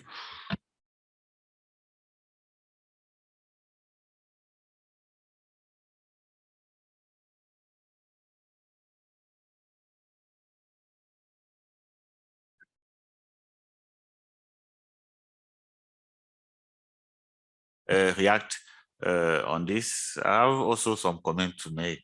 So probably I will give you the floor. And just a few words. Thank you very much for this. I think it's a very, very interesting points, I think, in all. The first thing from my side is, I think these numbers of agro-food parks, which are mentioned now, I am not 100% sure. Probably we have to have a clarity on the definition of agro-food parks. That's important. 58 is quite a lot in Africa. We have done with World Bank, we have tried to analyze agro-food parks or agro-industrial parks, for that matter, not only food, but any processed agricultural product, which includes the textile, leather, and furniture. All these are all agro-industrial products. So first of all, the agro-industrial products. The second one was the integration of agro-industrial parks. That means industries backward linked to the agriculture sector. This was, we tried, and then we found very few. So this definition is extremely important because it will also show the purpose of why agro-industrial parks, because they are responding to the main challenge of deficit in value addition in Africa. And that's the whole purpose. That's linking the agriculture and the industry. And that is the main purpose of the agro-food parks, let's say, in addition to investment promotion, export promotion, job creation, and so on. So if we get that one clear, I think probably in the next days, then it becomes extremely important. But the idea of networking is extremely, extremely important. That's exchange of experience. We have the concept of agropoles in Tunisia. In Morocco, I have personally visited these sites. These are very good ideas. That is why the agro-food parks are also of different sizes. It's not 1,000 hectares, it's not 200 hectares, it can be 50 hectares, depending on the need and the context where these parks are promoted. An example is, somebody mentioned the South African model. They want to put about, I think, quite a number of parks and tens of parks in different rural areas. That's more, the purpose is now more rural transformation. The purpose more rural value addition. So all these things vary. So the definition is first important, so that then we connect the definition and the objective of the parks later on. I think this is extremely important. And I also agree with John that we have to take stock of how many parks are already there. And then also if there is a challenge in these parks to either to run them or to expand them. The lessons learned from these parks definitely is extremely important, so that will not be repeated on the new parks or also on the existing parks which are struggling to be operational. So all in all, I think it's a very interesting discussion. I think probably when we discuss the program, which is a concept which is already developed, at that time all these ideas come and we might come up with an excellent, let's say, program concept in general. Huh? I think that's my contribution. Okay, thank you very much. I don't know. Yes, just few comments as well. And I also want to appreciate the comments that are made by colleagues. And I think we are moving toward providing more clarification on what actually we need to do, to respond to this food deficit on the continent. And let me start with first the idea of pilot and demonstration, as was read by Auda. Normally, when we start this process, the main idea is let's start with something concrete, under the concept of CAAP that can work, because the banks, that's what they are looking for, and we talk about Zimzam, is something concrete. We talk about the one from between Cote d'Ivoire and Ghana, is something concrete. So let's start with them. And the way it's going to happen is not like, let's say, something that any technology that we are going to test. It's a real project that is based on business case. Originally they call it pilots, and I know these word pilot was so weak. So I was pushing for us to use the word demonstration. I want to demonstrate that something, can happen, under the CFTA environment, like facilitating trading among countries.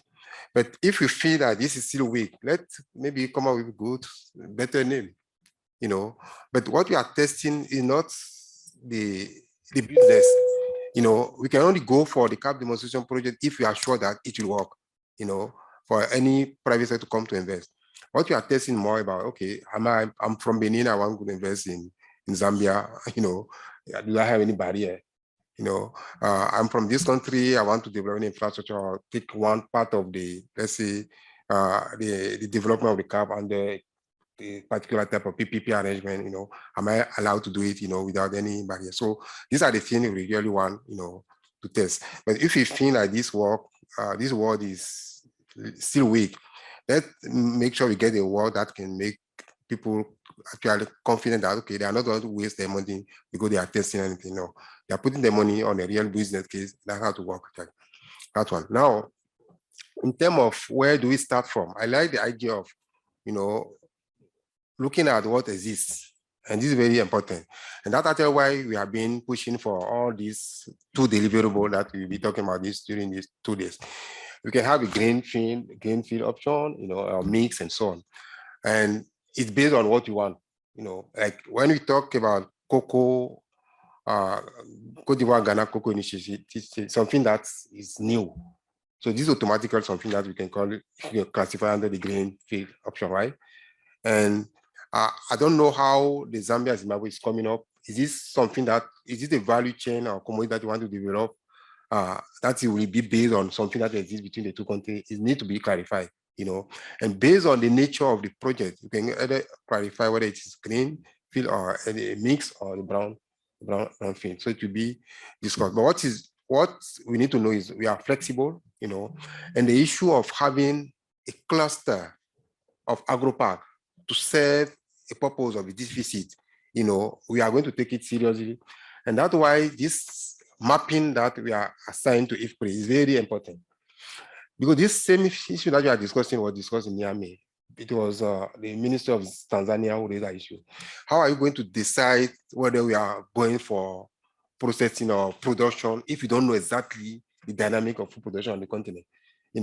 Let's say the problem of one specific commodity can only be because there's a lot of loss, post-harvest loss. The figure of post-harvest on the continent is very high.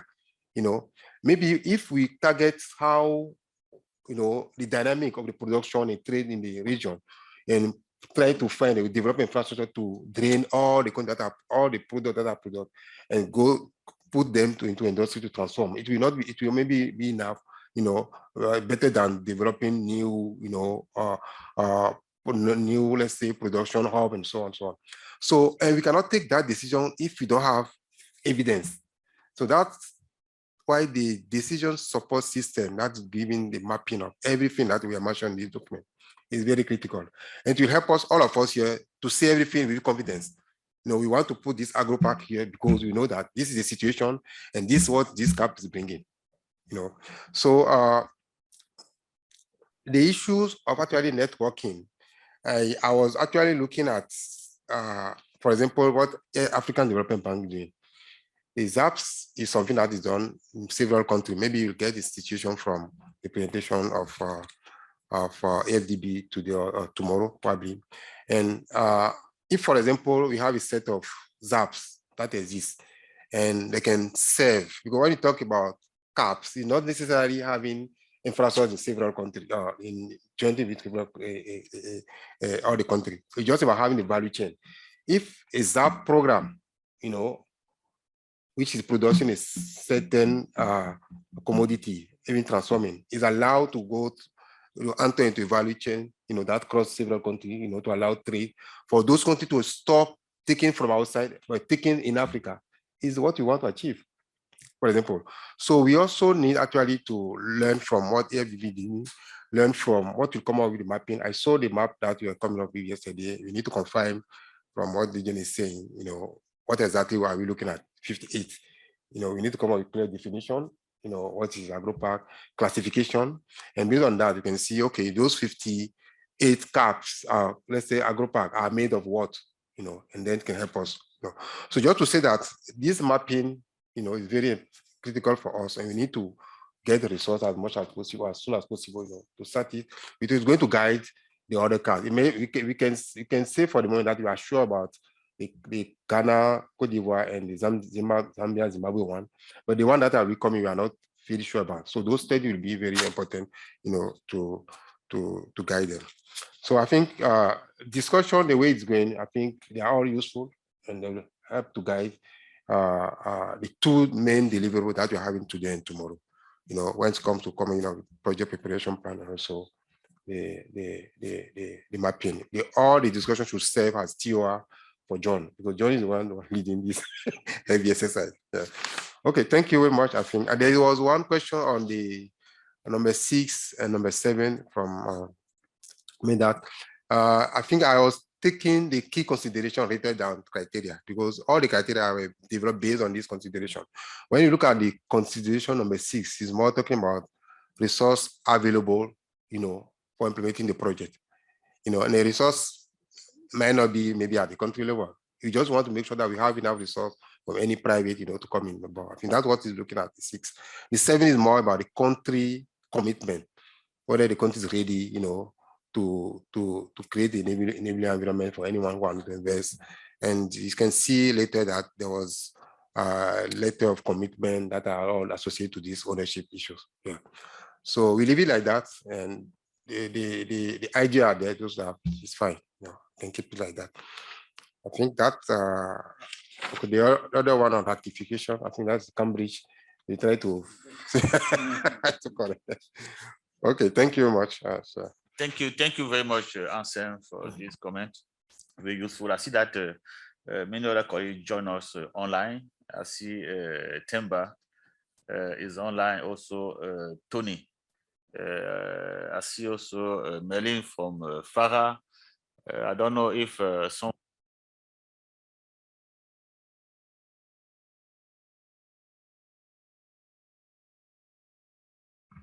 anyone from would like to take the floor online?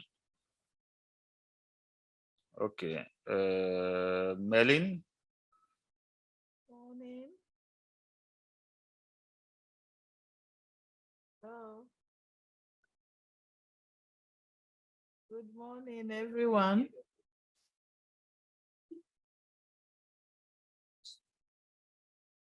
Can you hear me, please? Yes, we can hear you.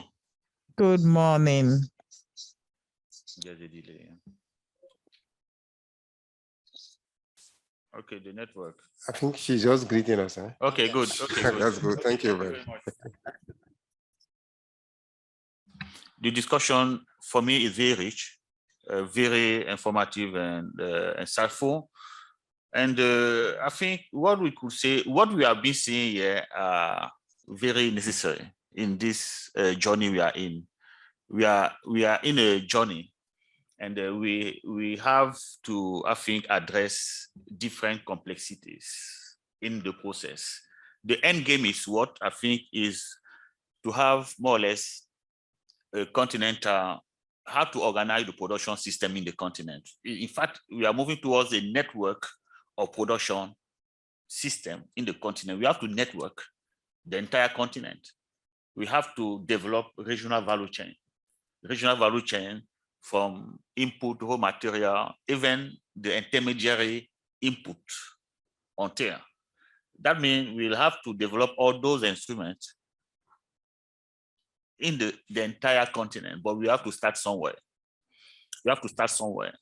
We will, as see in the network, as has been said here and there, we will need the park, industrial park, whatever. The park at the national, different type at the national. We need them at the coast border. We need them at the regional. We need them at the continent. In fact, we'll have to connect all these instruments in one way or another to develop these regional and continental regional value chain. But we cannot embrace the entire exercise at the same time. So we have to start somewhere. Okay, what we have been doing at the national, how to improve. There's another level of instrument, could be common, it could be tripartite, like the one between Côte d'Ivoire, Mali, and Burkina Faso, you know, all these regions. So there are different levels of complexity we have to address in the process. So we have to, and then we have to see how to connect all those things, national and coast border and the continental. At the end of it, I see, for example, I will share an experience we have in Senegal. The idea of the agropole is not only working one park, but is to consider a region, let's say the North Senegal, how the entire region can be networked with this kind of instrument over the entire, to the dynamic gain to integrate the entire value chain in the region. So we'll have from the production, the first processing, we have the storage, the packaging, all those things, access to the market, the academia, how to connect all these elements of the value chain within a region. I think it gives us a factor of what we want to see at the continental level. This is where we have to arrive.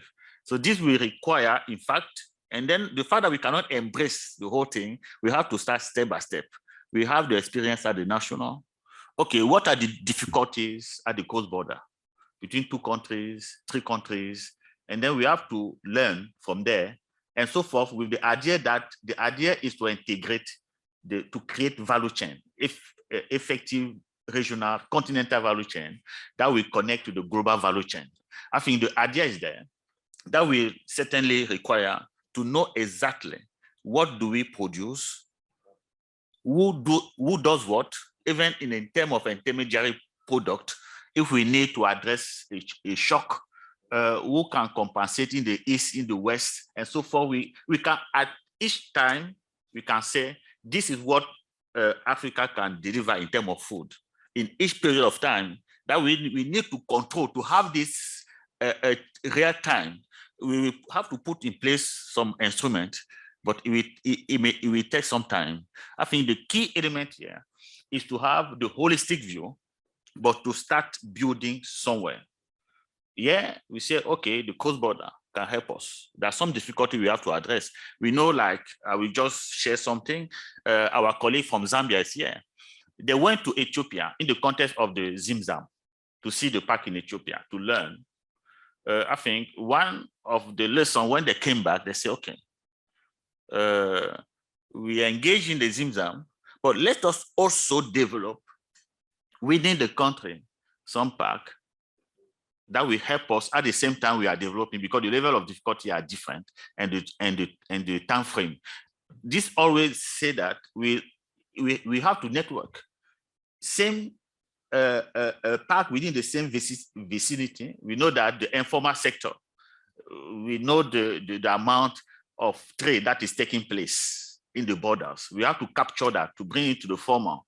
As Bertrand said, we can have a park within the different countries, but they are connected virtually by the harmonization of regularization. Things are happening as if it was one park, we say in a park without border, the park sans barrière. So we have virtual park in that, but they are more or less the same park, but not physically at the same place. So we have different topology, but we will need to master that and also build on, as John said and others, build on the existent, how we can. So this exercise of the mapping is really key. We need to know the mapping, the different type, why they feel or not.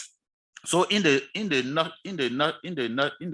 nutshell, the idea of demo project, we can find a name based on what you think, because it's a business engagement is not to showcase. We are not showcasing.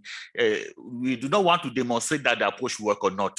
It's a business things that we have to put in place. Yeah. So I think the discussion is very rich. It will be helpful in the project document, but I think we have to go really step by step, having in mind that we want to connect the entire, we say in French, mailler le continent tout entier. We want to transform to make the AFCFTA a processing zone. Yeah, then their zone. Yeah. So yes, thank you. One more. Something that maybe I missed it. I didn't see in the criteria the integration of small-scale farmers among the criteria, that there must be a demonstration that whatever sites you have, there is a strong connection with small-scale farmers. This is very important for many reasons. First, for inclusivity. If you leave the park without an explicit requirement to connect with small-scale farmers, it won't happen. If it's an afterthought, it won't happen. That's first. Second, we don't want to create parks that are highland of prosperity in the middle of poverty. And the only way to connect the wealth of the parks to the wealth of the community is to make sure that small-scale farmers are connected to that side. So that's, I think it's a very important element to it. I think I used to answer that question all the time by telling people that I remember Niamey, there was some comment around how do we integrate small-scale farmers. My response to them is that we are working with UNIDO because we are using UNIDO model. UNIDO model automatically, when you talk about agro-power, they call it integrated agro-industrial, is always connected to farmers around the locality, you know. And here I talk about the agro industrial zone, agro-industrial production zone, you know, has addition to UNIDO model because of the thing that we learn in Zambia. I think we visited one of the juice production industry when we were in Zambia last time, and we realized that that industry actually is supposed to be taking mangoes, you know, from the local farmer. By lack of mangoes, they have to take the puree of mango from Germany, you know, to process the juice. So we say, okay, this can happen when we are doing the park. So when we are using the UNIDO model, let's make sure that we also have provision, you know, for development for, let's say, the gap of the raw product that may be missing the gap. So automatically, when we talk about the CAAP, we are using the UNIDO model, meaning that we have to connect with all the farmers in the areas of 500 kilometers. With 300 years, right? You can even go to 500 kilometers, you know. But in the case the raw product is not enough, we should be able to produce more to avoid that. Okay, we are having agro park now, we have to import the raw product from outside, you know. So that is the case. Can we have that include in the criteria? Yeah, but it is, I think it's assumed that it's Is not that- taken is- for granted. I think this Yeah. is an issue. Uh-huh. Because when we say agro-food parks, it's It- actually the main purpose of the park Is is to link, create, yeah. create a market outlet for smallholder farmers Yeah. who cannot bring their product to a scale Mhm. to meet the requirements of the wholesalers Yeah. or the processors. That is the Yeah. main Yeah. purpose.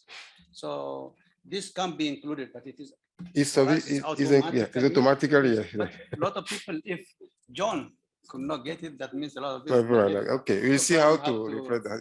to do that. Huh? Yeah, yeah, But it's up to the Minister I agree. of Agriculture. Mhm. That is not explicit. Mhm. Mentioned, Yeah.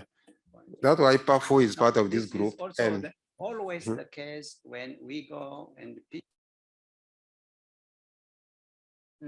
Otherwise, they won't hear you.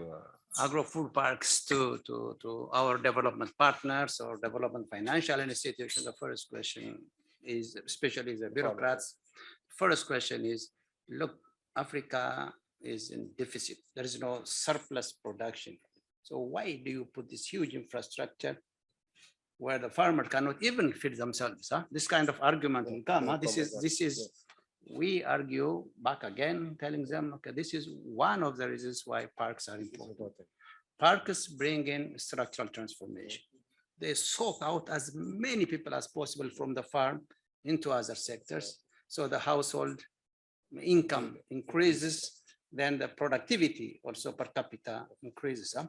So this kind of arguments are important. But of course, we cannot put all the things in the, but this one is important for the leaders and also for development partners. Huh? They have to understand the purpose, and probably, I don't know how we can include this one next.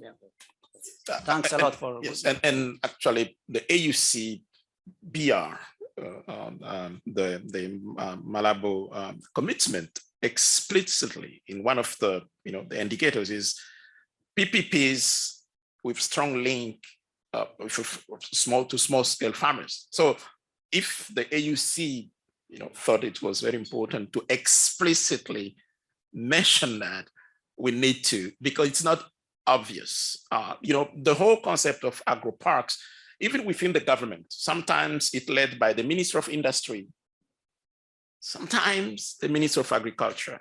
So depending on who you talk to, that's might be. But we as experts, we know that this cannot be sustainable without inclusion of small-scale farmers. So if we do not want to transform our break into lunch, we have to stop here. But I think the good point raised that will be taken on board. And now I think we break for 10 minutes. And then the break, the coffee break is just outside the door, and then we come back. So our colleague online. So I think we still have to innovate to have a coffee break, virtual coffee break. Okay. So, but we see it. Yeah, looking forward to have it together. Yeah. For the moment, yeah. So in the next 10 minutes we come back. Is 11:45. Let's see, 11:55. Yeah. Thank you. You're welcome.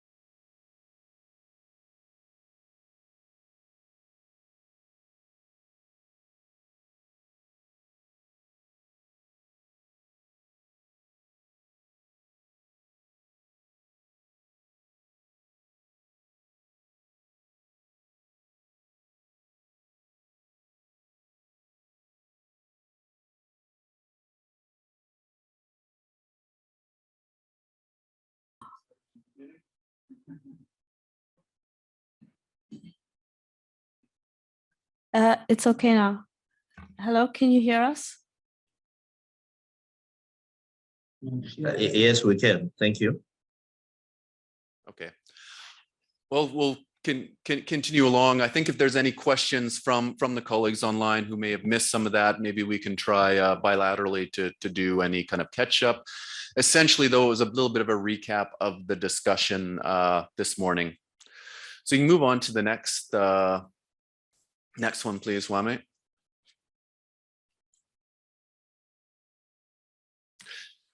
So just to give everyone kind of the, let's say, the broad overview of the steps of moving from where we are today into an operational park. So as you can see, these ones in the first, on the leftmost of your screen, the first 4 points, and let's say probably the first point of phase 2, these are the elements of the concept note, the first 5 elements that we want to work on.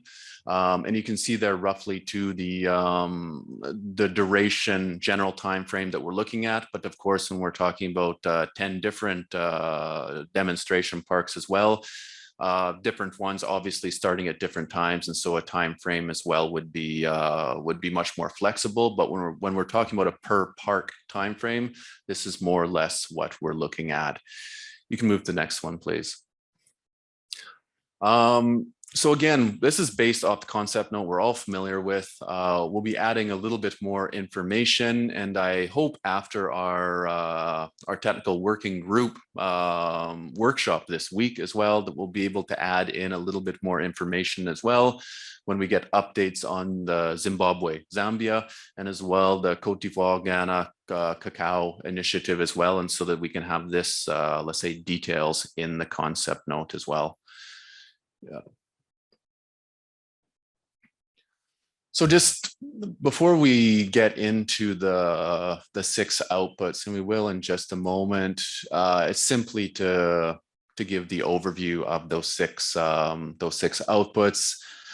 The budget that we're all familiar with from the per park one previously that was shared, and then simply, as I'd said before, by a factor of 10. Now this is an indicative budget as well. This can change when we get to each individual parks and the requirements of them, but this gives all our stakeholders, counterparts, an indicative overview of what we're looking at here.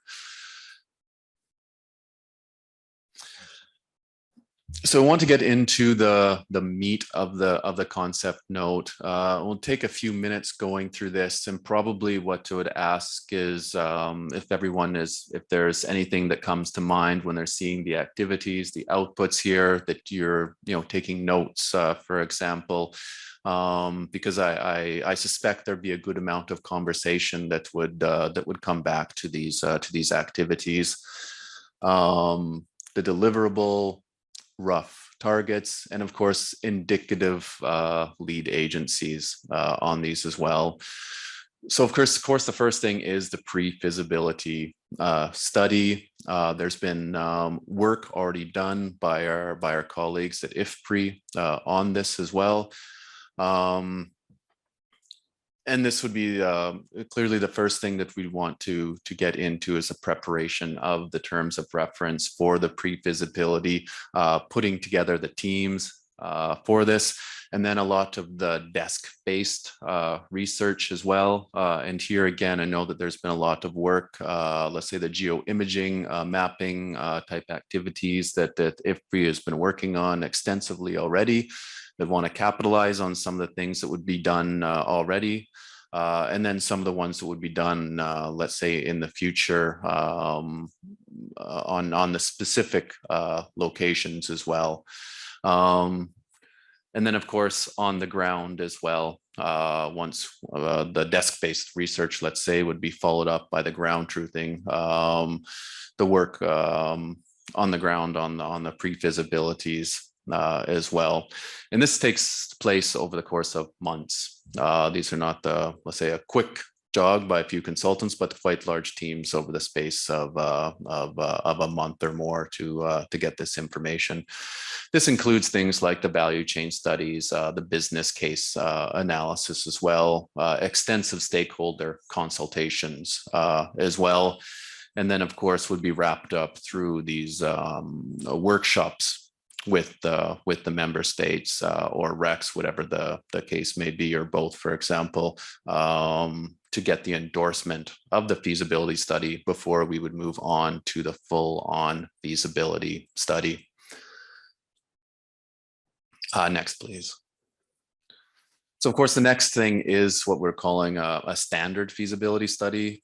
So we wouldn't have engineering designs at this point, and probably not the full-on environmental or social impact assessment at this point. But what we would have is a standard, or we'll say a basic master plan for each of the proposed CAAPs.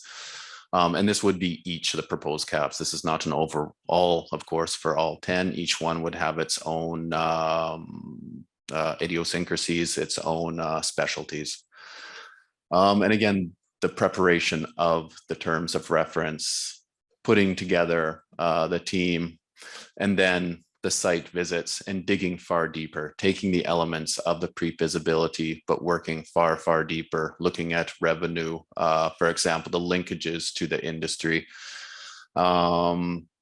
going a little bit deeper into the actual infrastructure, the connectivity, off-site, on-site, in particular the on-site connectivity, the different areas, different zones within the parks, within the agri-processing hubs, for example. This would all be extremely important stuff of the actual feasibility study, and then wrapping that up as well with of course, the endorsement of the affected countries as well.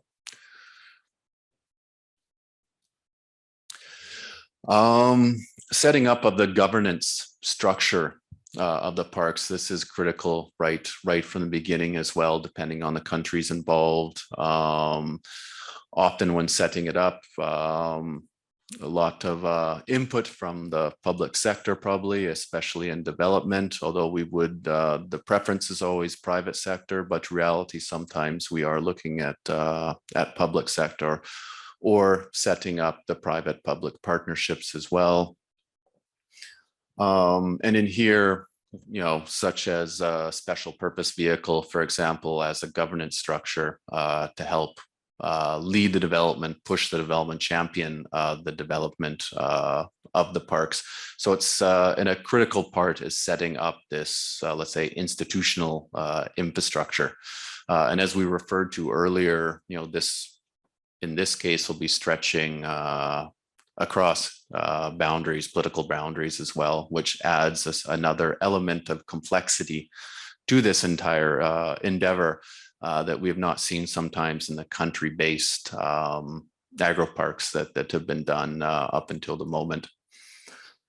Yeah, move on to the next one. Awareness raising. I'll go through this one rather quickly because I think this is something that we've all been involved with to some degree. It's been discussed a little bit this morning, but this takes us through some of the steps of the awareness raising too, and working with the different member states, working with the different RECs, making sure that the stakeholders are well aware of the parks. We can see from a little bit from our discussion this morning that there's probably a little bit more work to do in getting the concept, ensuring that everyone is clear, that our stakeholders, when we go back to the governments, are all very, very clear before we move forward with this. And then the funds mobilization, what we've talked about quite a bit, why we're all here to try to push this forward into a funds mobilization phase right now, and based on the pre-feasibility, and then of course into the feasibility studies are documents that can support very strongly this funds mobilization, and working with our development partners, with international finance institutions, engaging let's say very closely with them on under the auspices of our AUC and FARA here. Next one, please. And then finally, just the coordination. Of course, as referred to earlier, very complex initiative here involving potentially involving many countries and 10 different cross-border agro parks. So this in theory would be, let's say, a minimum of 20 different countries that might be involved here, different RECs as well. And so the project program coordination element would require a very strong, large programming element to this too. And so ensuring that this is part of our way going forward as well has been important. So added to the concept note, I think, since the single CAAP concept note, given the importance of the coordination moving forward. So this, let's say, brings up, wraps up the overview of the concept note.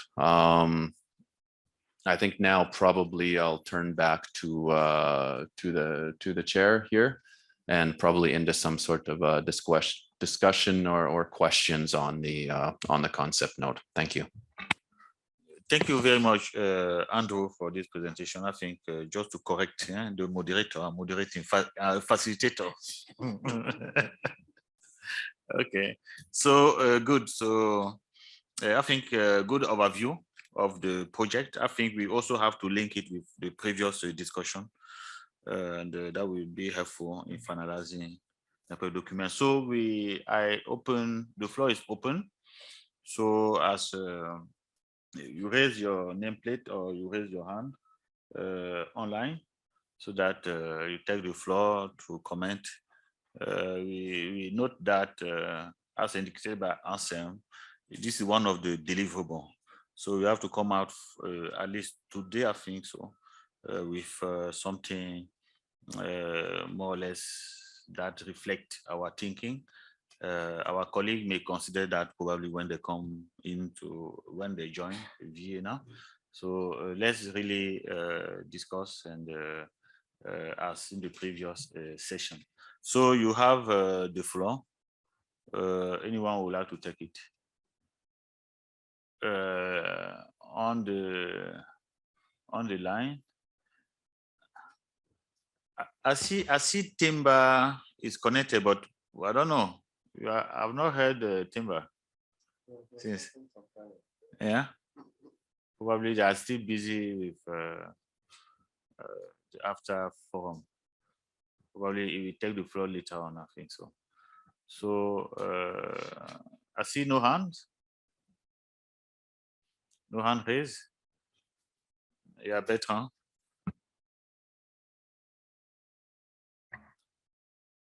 Well, I guess at this stage, this will be some preliminary comments. The first thing is to acknowledge the presentation and thank the presenter for the very comprehensive PowerPoint.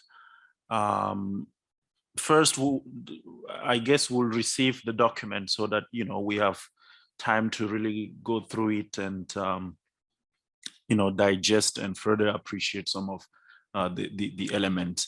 The second issue is I might be wrong, and Anselm could also correct me, but I thought at some point there were also some documents prepared, some of which had some of the elements that I'm seeing here. So there will be a need to see how to harmonize the various documents I mean, as far as project preparation, design, preparation and execution is concerned. That's the second issue. The third issue would relate to the role of the various stakeholders. I think that's also something that needs to be looked into from two angles. First, the CAAP program, has we've had extensive discussions with the member state, and their understanding regarding the role of some of the institutions is pretty much clear. So there would be a need to factor that to take that into consideration. Then with respect to the member state, it's towards the end of the presentation that I remember seeing something on, coordination, a coordination role, of activities at the national and regional levels. But throughout the document, I did not see those other stakeholders. And I also remember that there were some elements on sensitization, to enhance awareness or even ownership. I'm not sure at which stage those other stakeholders are brought on board. I'm sure, I know, there was that column on lead agencies, but I also remember that in some instances there was more than one agency or more than one lead. So when it comes to issues of sensitization, I'm not sure whether stakeholders at the national level, especially those governments that are involved, whether they shouldn't also be reflected, so that it's not seen as something that comes from. I mean, we are not using a top to bottom approach throughout the whole process. So I think those are some of the preliminary comments that I will have. The final one will relate to, a question we have we've discussed, although it hasn't been conclusive, and it relates to the model, the type of model we are looking at. Is it purely state-driven?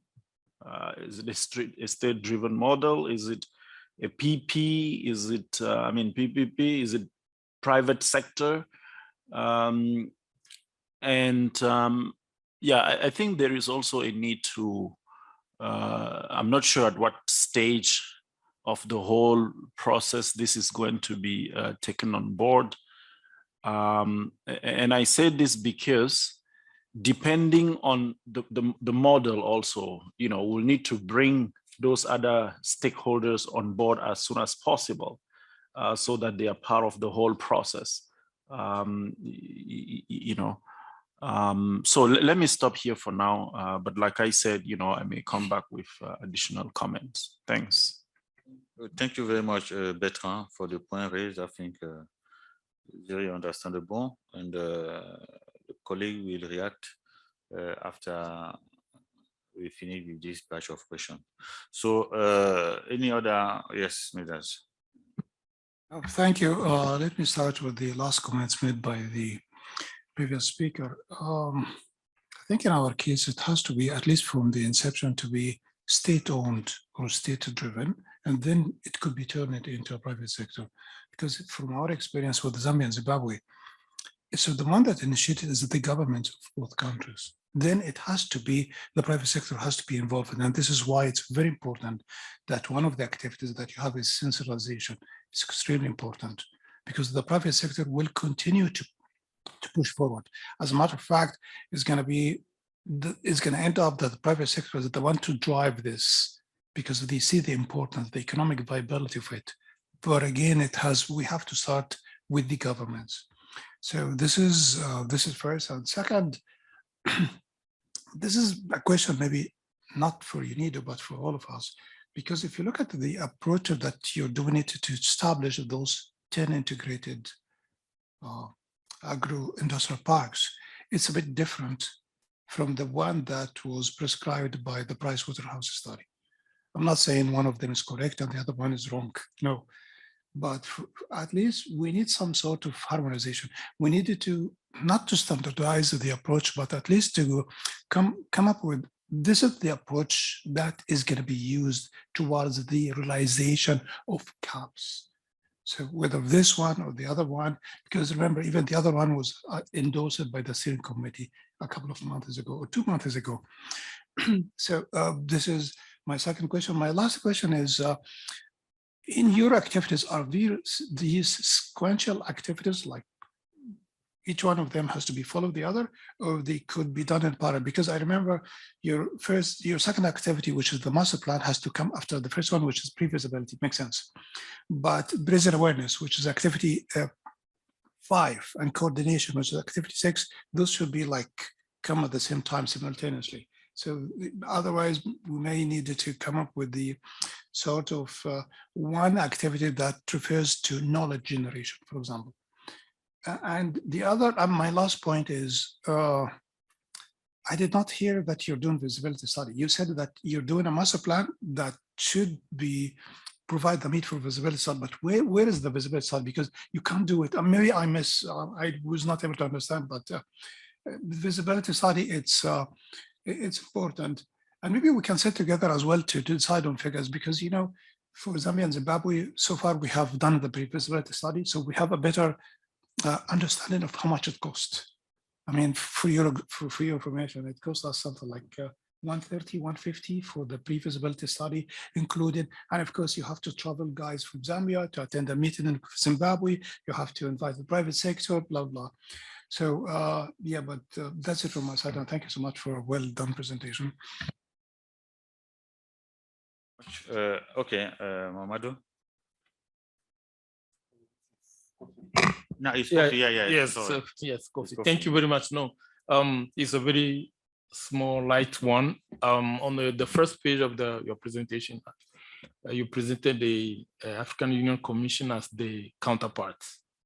But I would think that it would be, because of reason of ownership and all that, it would be possibly the countries or the government of, you know, so it will be good to list just the countries as counterparts. Yeah, thank you.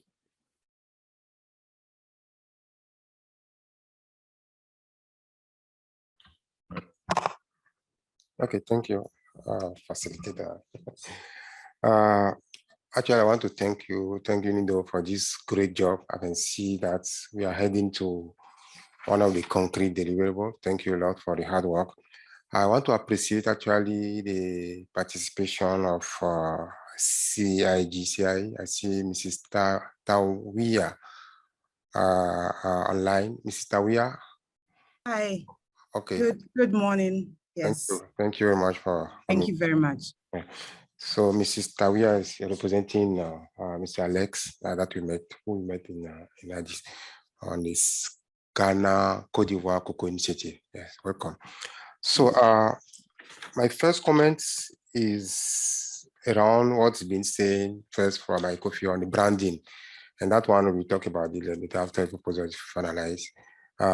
We are not going to brand this as UNIDO proposal. It will be branded actually as AU and AUC proposals, and it's going to be it's going to the partner, you know, as the AU proposal on behalf of Africa actually. So UNIDO is providing technical support. So the logo, the way it look like purely UNIDO, but I think these are the things that we can correct later on. So I like the idea of having this everything in block as we decided. You know, we have all the steps that have been quantified, but the way it's presented, it shows like the budget in the block. Like you have feasibility for all the projects, feasibility for all the project masters for all the projects, so on.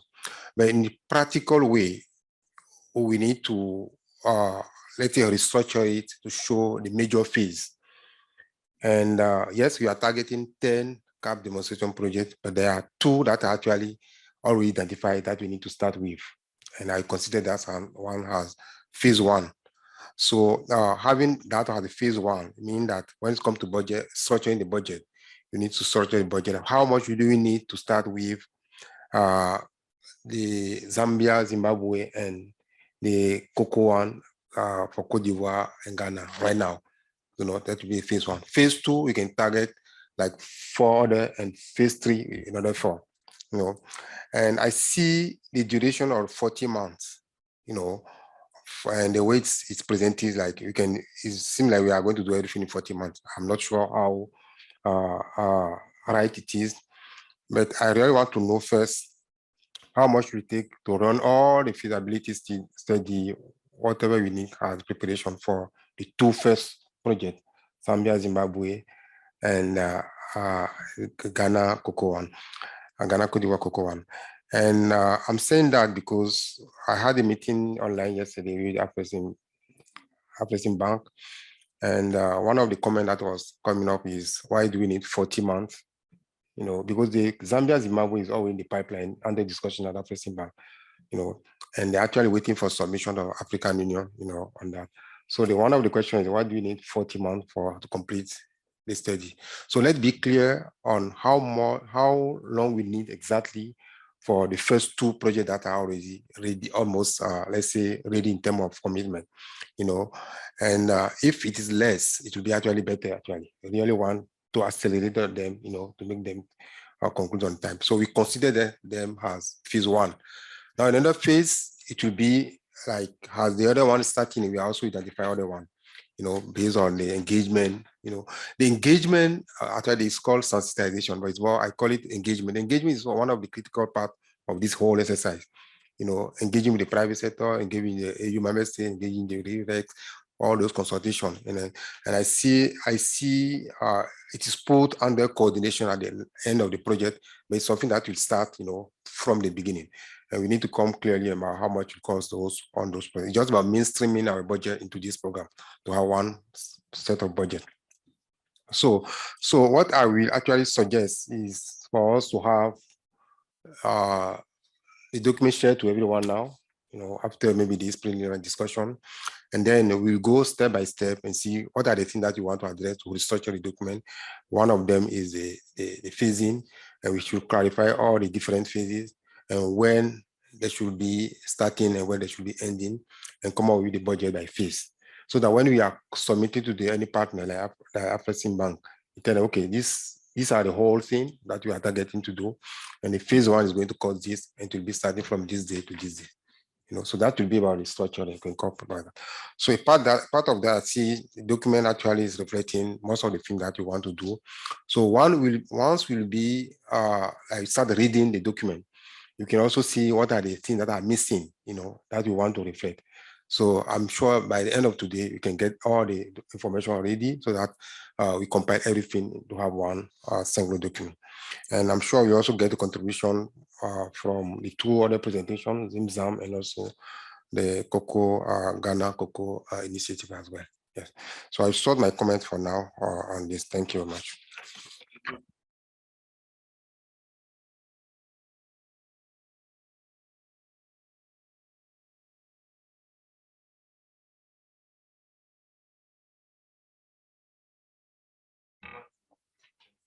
Okay, thank you. So I'll just respond to the questions in the order from which they came, and then if there's anything extra, I'll pass over to my colleague Dejana Tizera. So the first one, in terms of documents that already exist, absolutely these need to be, let's say, included. So we do have, under the whole rubric of pre-feasibility study, and here this is general as a step-by-step process, but we already have, in some of the cases, we already have some of that documentation. So that would be part of these, let's say, works even under the pre-feasibility, is making sure that all this documentation is taken into account. So of course, if this information is known already, that we're not duplicating ourselves by recollecting this information. So this would fall under, let's say, that first step. The member states specifically in the coordination right from the beginning, the ownership, and I think that was important to bring that up. And yes, that would be right from the beginning as well. Of course, we're not going anywhere without the full buy-in, the leadership of the states who are involved in the specific agro park, whether it's Zimbabwe, Zambia, Cote d'Ivoire, Ghana, for example. And then with regard to private-led, public-led, PPP, preferably often private sector led. In reality, this is quite a bit more difficult in many cases. We have to differentiate between the development of a park and an operation of the park, and often cases in development to the park, there is a very strong element of state leadership at this point as well. So I think just to acknowledge that is important. So I appreciate that being brought up as well. Medhat, your comments, the approach, I assume you're referring to the doing the kind of the feasibility fund that they had, and then the bankable project fund that they had as well. And I think I recall the agreement on that as well. My recollection of that is that the bankable projects, and once we have bankable projects, must be feeding back into the project preparation fund. And I think there was widespread agreement on that. Probably until we're there, whether it's the first 2 or 3, we probably need that strong funding though from our development partners in funding that project preparation vehicle before we let's say are moving or that's a self-funding vehicle as well. But I appreciate that being brought up, because I think there's probably some more work to do, as you pointed out, in clarifying exactly, let's say, what we're slightly envisioning in the concept note and what has been agreed to in the PwC report as well. And then the sequential versus parallel activities. Unfortunately, I did not present the work plan, but it's in, let's say, the work plan. And so some of these coordination activities, fundraising activities, awareness raising, as you correctly pointed out, these need to begin right at the beginning, hand in hand with pre-feasibility study. And as you noted as well, probably pre-feasibility, feasibility is the only sequential one. And then the other ones would be probably in parallel with those ones. And on the feasibility master plan, I probably skipped over feasibility and talked about master plan, but of course, master plan being a large part of the feasibility. But yes, the feasibility study overall as step 2. Yeah, so just to clarify that for the colleagues as well. From FAO countries at counterparts, yes, I think it's probably a good point. I think that was probably even a bit more of a placeholder for right now, just putting AUC as overall leading, but yes, the countries and let's say it would be good to include on that as well. And Farah, to Anselm, yeah, the comments, I think probably we need to decide or discuss, and this is our forum now for discussion, but how we want to form the concept note a little bit, whether it's a general concept note. I think right now for 10 parks, it's not specific yet for Cote d'Ivoire, Ghana, and for Zimbabwe, Zambia as well, but do we want to, let's say, dig in a little bit more on those two? Is it going to be presented to our development partners, mainly focused on those two? And so do we need to zoom in a lot more, let's say, and have that as our starting point? I don't know. That's probably maybe something for discussion here with all of our colleagues.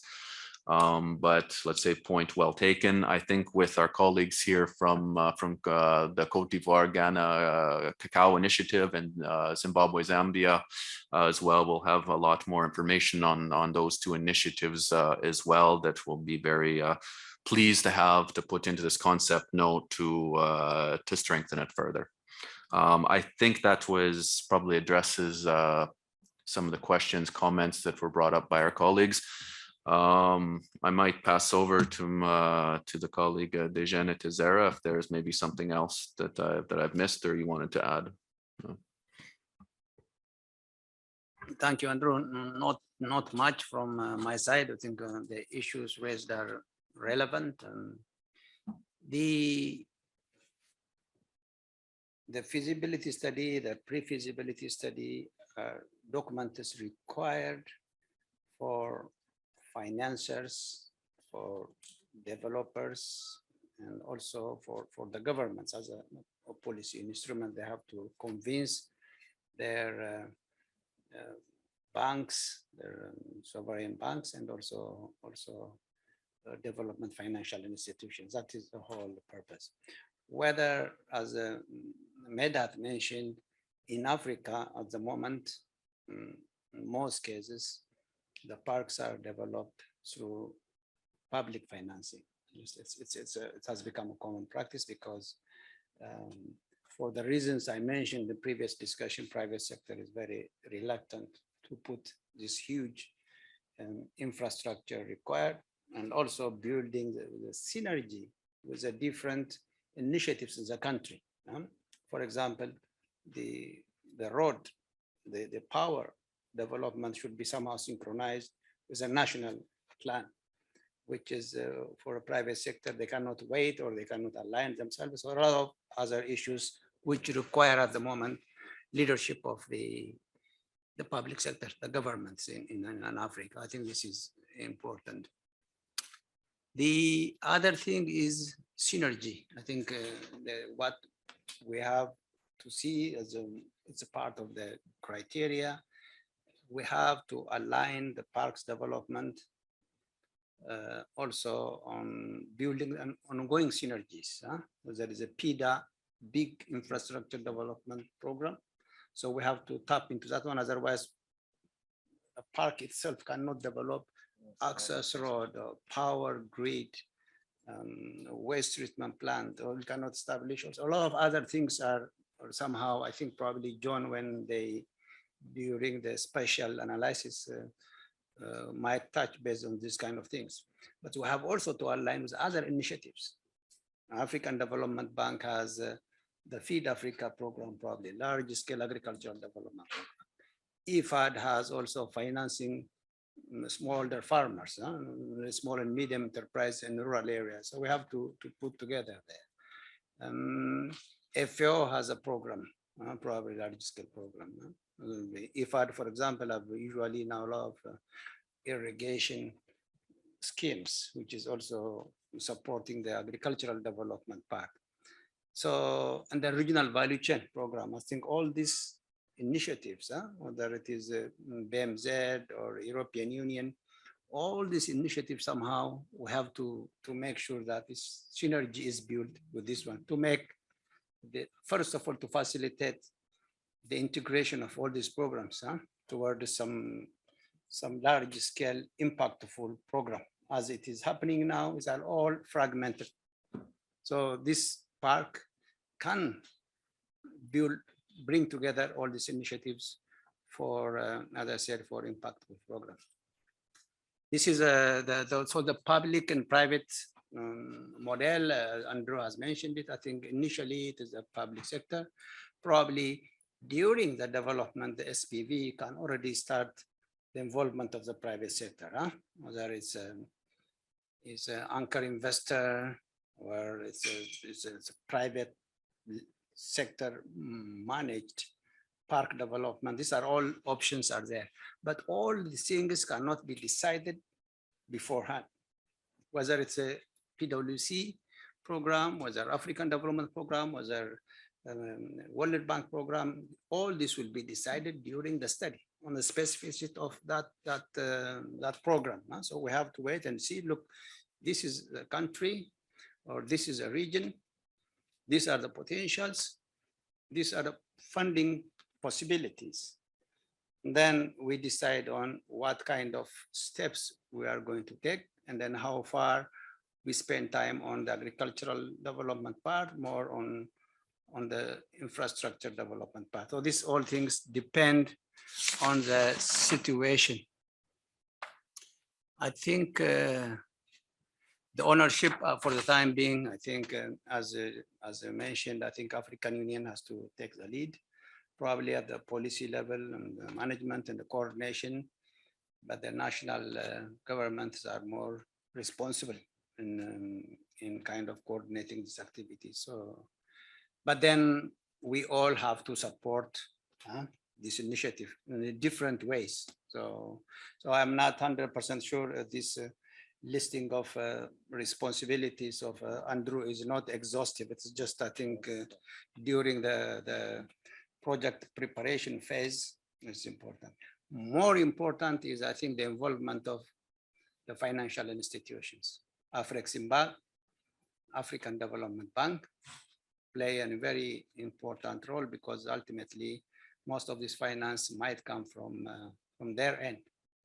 And then they have to put a bit of resources also for let's say, pre-investment studies, whether it is for the park development or whether it's for tenants to take resources and to do their own business intelligence and also prepare their own bankable projects. So all this, what we discuss now, should be addressed during the feasibility study. Yeah? That's a feasibility study does not conclude now at the moment. It is PPP or it is private sector, depends on the context. And that's why we have to move very quickly into feasibility study, more study, let's say preparation of documentation for financing. And for this we need money. I think that's the most important thing is this one now. To move forward, we need to mobilize resources required, at least 3 million, 4 million, 5 million to get moving.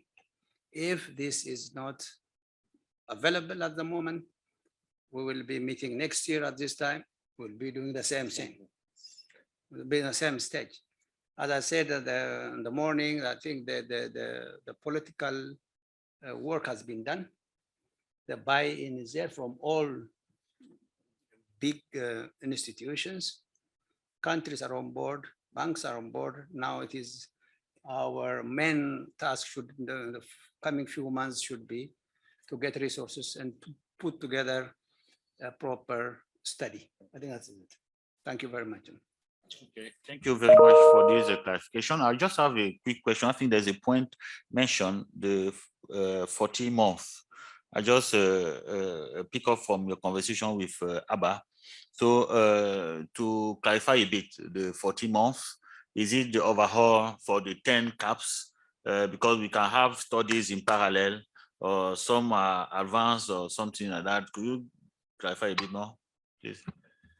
Yeah, this is an indicative timeline, and it's generally from when we're starting our first activities up to having a finalized feasibility study, the bankable, let's say, project that's ready to go. And so in our specific cases, Zimzam, for example, we already have a large part of pre-feasibility done already. So of course, the timeline for Zimzam would be much shortened from the, let's say, indicative one that is presented here as well. Cote d'Ivoire, Ghana, I'm not as familiar with, but presumably there's already a lot of work that had been done with there as well. So it's indicative, but I think for every different, let's say, CAAPs that comes along, we'll have a different situation, let's say. Thank you.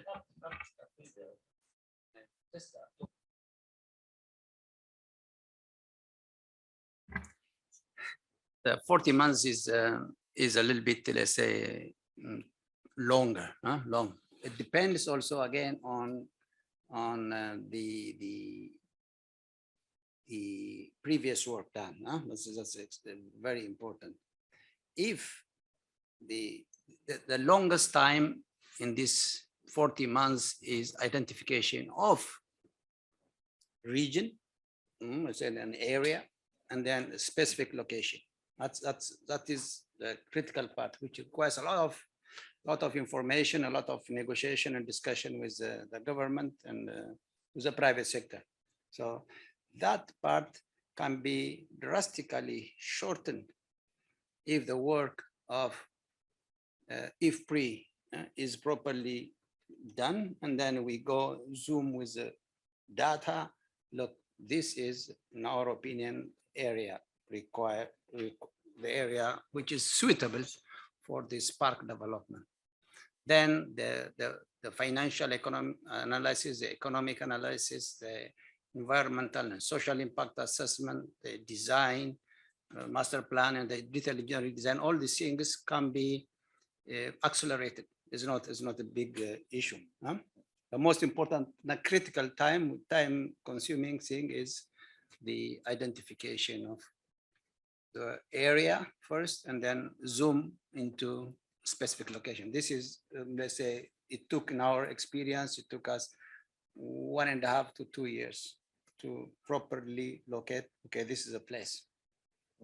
There's a lot of political influence in the country. There are a lot of discussions. So if that is properly done, I think it can be significantly shorter than 40 months. I think it should be clear in the document. Yeah, because the study, the pre-feasibility, we can do a pre-feasibility in 3 months. Yeah, we can do a feasibility study, assuming that the location is identified. I think we can do like 6 months. Just referring, it's okay, 9 months, more or less, nine months. In total, pre-feasibility and feasibility, you can say 1 year. Yeah, excluding the identification and location.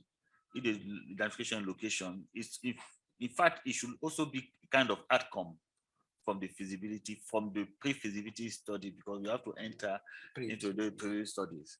So, in fact, just to clarify, because 14 months is more or less 3.5 years, yeah, nearly 3.5 years. Yeah, so people can say, okay, 3.5 years. Do we do sequentially or do we do in parallel? Let's assume that we have a parallel work in within the 10. Okay, the 10, let's say, okay, let's assume, because we have some difference. Let's say we have the 10 and we do parallel work. That will require more resources because we have to mobilize different teams. Yeah, now if we do second share, it will extend. We have less funding because we can use the same team, but the same team have to complete and then goes and so forth. So we have to find a balance, but we have to explain this kind of the timing aspect in the document so that people understand the variability, yeah, of this duration. So I just wanted to highlight because it's a point. And this discussion is very important because when it's come to going to partners and request for money, they want to know the timing for the deliverable. You see, if, for example, I know we are committing already from Cote d'Ivoire, Ghana, Cocoa, and Zambia and Zimbabwe. If you know that this one can only take 18 months from what we are explaining, you can commit to that. Phase 1, 18 months to deliver on this tool. And as we are implementing this one, we are also identifying the other CAAP. Anyone that is ready take another 18 months to finish the process and so on, so on, so on. And if you take it that way, actually, it's easier to communicate to the donor, you know, because the question that they're asking me is, why do we need up to 40 months to get the feasibility study? So I think 18 months is not a good timing, you know, to get everything ready. We just need we need to accelerate the process. We can break down probably. We can break down just within the feasibility study the different stages, and then with that one it can be much shorter. And it depends. That's we can probably just excuse me. So we can also make a matrix, a matrix where we put the stages. We say, okay, those are the probably 10. The first is the CAAP, is advanced. We know that the feasibility, okay, that is done. The timing remaining for the 10. The COCO, the discussion has started. It may take this time, and the others more or less the same thing.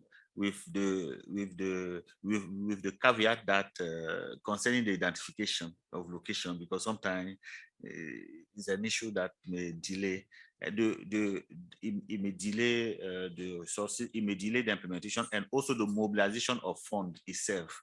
Yeah, the mobilization of the fund itself because to do the feasibility, the pre-feasibility sometimes may not take too much fund. Yeah, but when you come to the feasibility, yeah, if we really want to gain time, is to really have those resources. Yeah, okay. Okay, where should I start? I used to start here. John has a privilege that is near me. Okay, so okay, John. Yeah, just a quick one. Because as we are starting from those brown sites, it means that there is something already started. You know, Zimzam or the coffee must be something already, including other sites. Okay, but in what he presented, there is a step on desk review. And I was telling Anselm that my hope is that by next week we start desk review, which means that we will have that, you know, the table that you mentioned based on the desk review for each of these individual sites.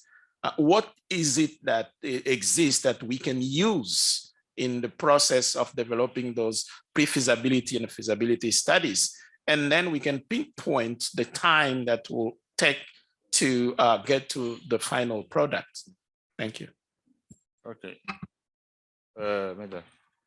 Thank you. I will start with the comment just made by John. As a matter of fact, and building on what Dijani suggested, that it would be extremely useful if the EFPRI study to point out that, for example, there is a high potential for tomato-based agropolis between DRC and Zambia. So then the pre-feasibility study is going to build on this. So we don't have to waste time. I mean, we're not starting from scratch. No, we're starting with pre-information that there seems to be a potential to have a common agropass between those two countries. This is going to be ideal. So this is first. And second, I would like to remind you of how to put elephant inside a fridge. And here I'm very much into what Anselm suggested, that we should face it. So phase one, we have two ready cases, Zambia and Zimbabwe, and we have Cote d'Ivoire. Let's have, this is what we call it the low-hanging fruit. Let's have something that is implementable, and we go with it. Once those are implemented, then we have a case to go for a second and third and fourth rounds. But this is, let's focus let's join hands nowadays, all of us, to make it a success. Let's, I mean, like Victor has been intensively involved in the Zambia-Zimbabwe thing, and he knows that it's time intensive and it's effort intensive, and this is exactly what we need to duplicate in the cocoa thing. And the last, not the last one, but the interestingly, I was hearing it 14, not 40. Because from my own experience with Zambia and Zimbabwe, it could be done in 14 months, not 40. 14, not 40. I mean, the most critical thing is you have the buy-in from both governments. This is very crucial. And even one thing that I didn't know whether you have it in your work plan or not, the first thing that you should have it in your program is there should be a signed MOU between the two countries. And there should be a joint technical task force should be established. If you have those two, you're set to go. But this is very essential. Never start your program. I mean, I'm talking about all of us, by the way. This is not your little program anymore. I mean, there should be MOU that sign it. And Isla, speaking from our experience, and I hope Prudence is with us, it should be under the umbrella of a REC. This would provide the institutional platform. I will stop by here. Thank you. Okay.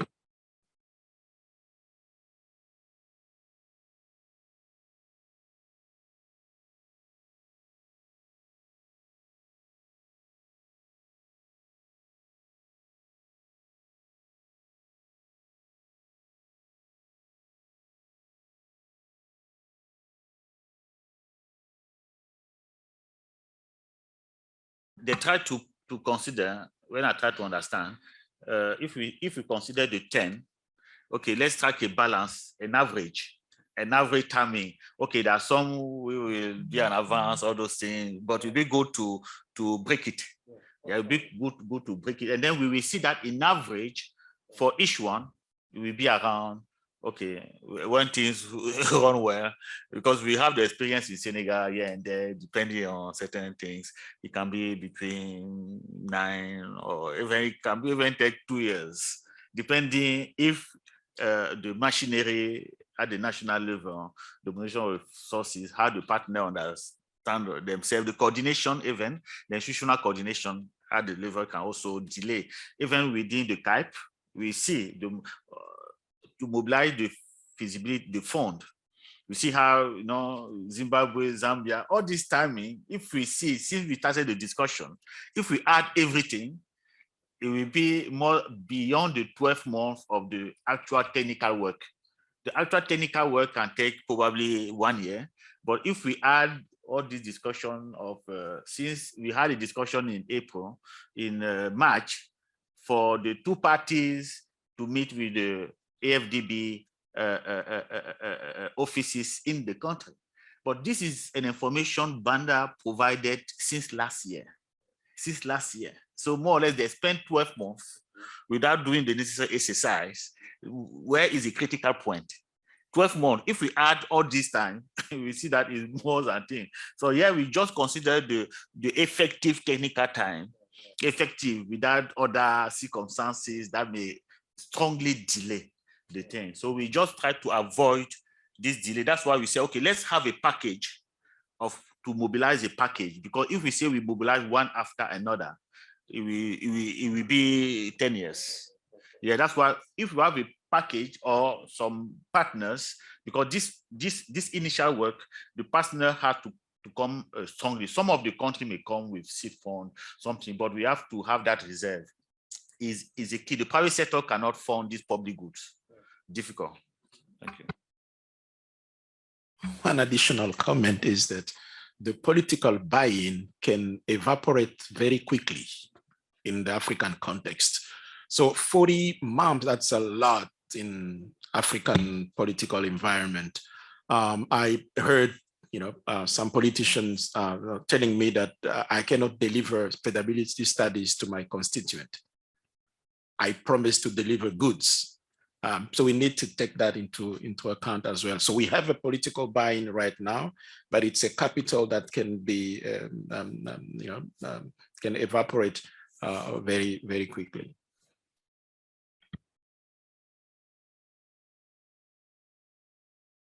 Okay, thank you very much. This a very light one. I don't remember exactly the amount you projected on it should be on the first slide or second slide in terms of budget. Is it 50 something million or? Yeah, 53, roughly 5 per park. Yes, okay. So the confusion I'm having is that, is it the pre-feasibility study that is going to cost 53 million? Okay, so I think we have to somehow clarify that. Then my second point is, okay, if you don't know, there's going to be a feasibility study, and the content of the program, the agro parks, in terms of, are not well known yet. How did we come up with the budget 53 million? If we have not gone through a process of costing, developing the technical proposal, doing the costing, and getting, and arriving at the budget. How did we get to the 53 million? So this is some of the one issue we need to look into, as well as the 40-month duration. Yeah.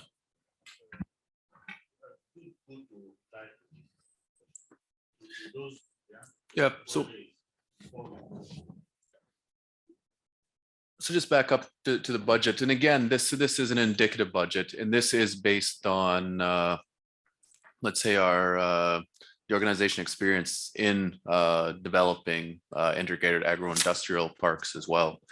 But this is overall indicative. This will, let's say, change per context. Zimbabwe, Zambia, as we'd already mentioned before, a good part of the pre-feasibility is already complete. So clearly that would have an impact on the budget and on the duration as well. But if we wanted just to take a step back and an overall context to give someone an idea, to give our partners an idea of general indicative costs, this is what this provides now. However, once we get into the pre-feasibility, for example, then we start really narrowing down on a lot of the costs, for example. So when we get into the actual feasibility study, it would be a lot more precise price tag attached to that specific initiative, that specific CAAP, for example. I pass over to my colleagues. Probably, I think on the budget is very clear. It depends on the situation, the country, and the actual location of the park also is important, because the people have to travel to that location to do a bit of analysis and work. Then on the timing, I think first the resources must be available. Now, a time to quickly move into this thing, and then we have to take into consideration the time for, let's say, validation of the different stages. That is where the two things are important: identification of the location, and then the next stage is a validation of their findings, no? Or by the governments, by private sector, and then some by financiers, if possible. The third critical thing, which can be very much shortened depending on availability of the resources, is the environment and social impact assessment, especially the social impact assessment, and then the mitigation plan, which is extremely required by the financiers. This, they have the, especially if it is financed by African Development Bank or World Bank, then they have to see proper consultation has been done with people affected by the park development, which requires you have to video record, you have to meet each one of them, and then the mitigation plan should be discussed with them and agreed. This is a very tedious process, huh?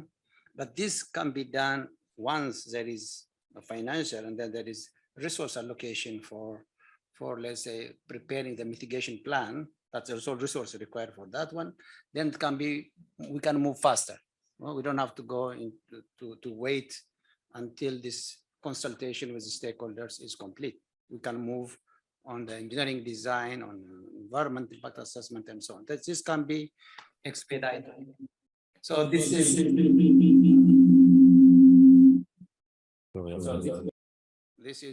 the main thing. So depending on the availability of resources and the location and the initial work, it can be done in 1.5 years, let's say. Yeah? It cannot be shorter than 1.5 years by any means. Huh?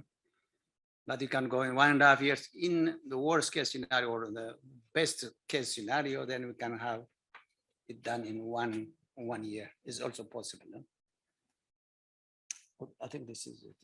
So we don't have. I think the first thing is to get resources to do the work, divide the work also among ourselves. I think what IFPRI can quickly do, what ECA can quickly do, what UNIDO can do, FAO can do, then it is easier. If we put a team, a task force, which will also quickly review the findings from each agency and then validate it through at least the African Union Commission side and the REC side, we can move faster.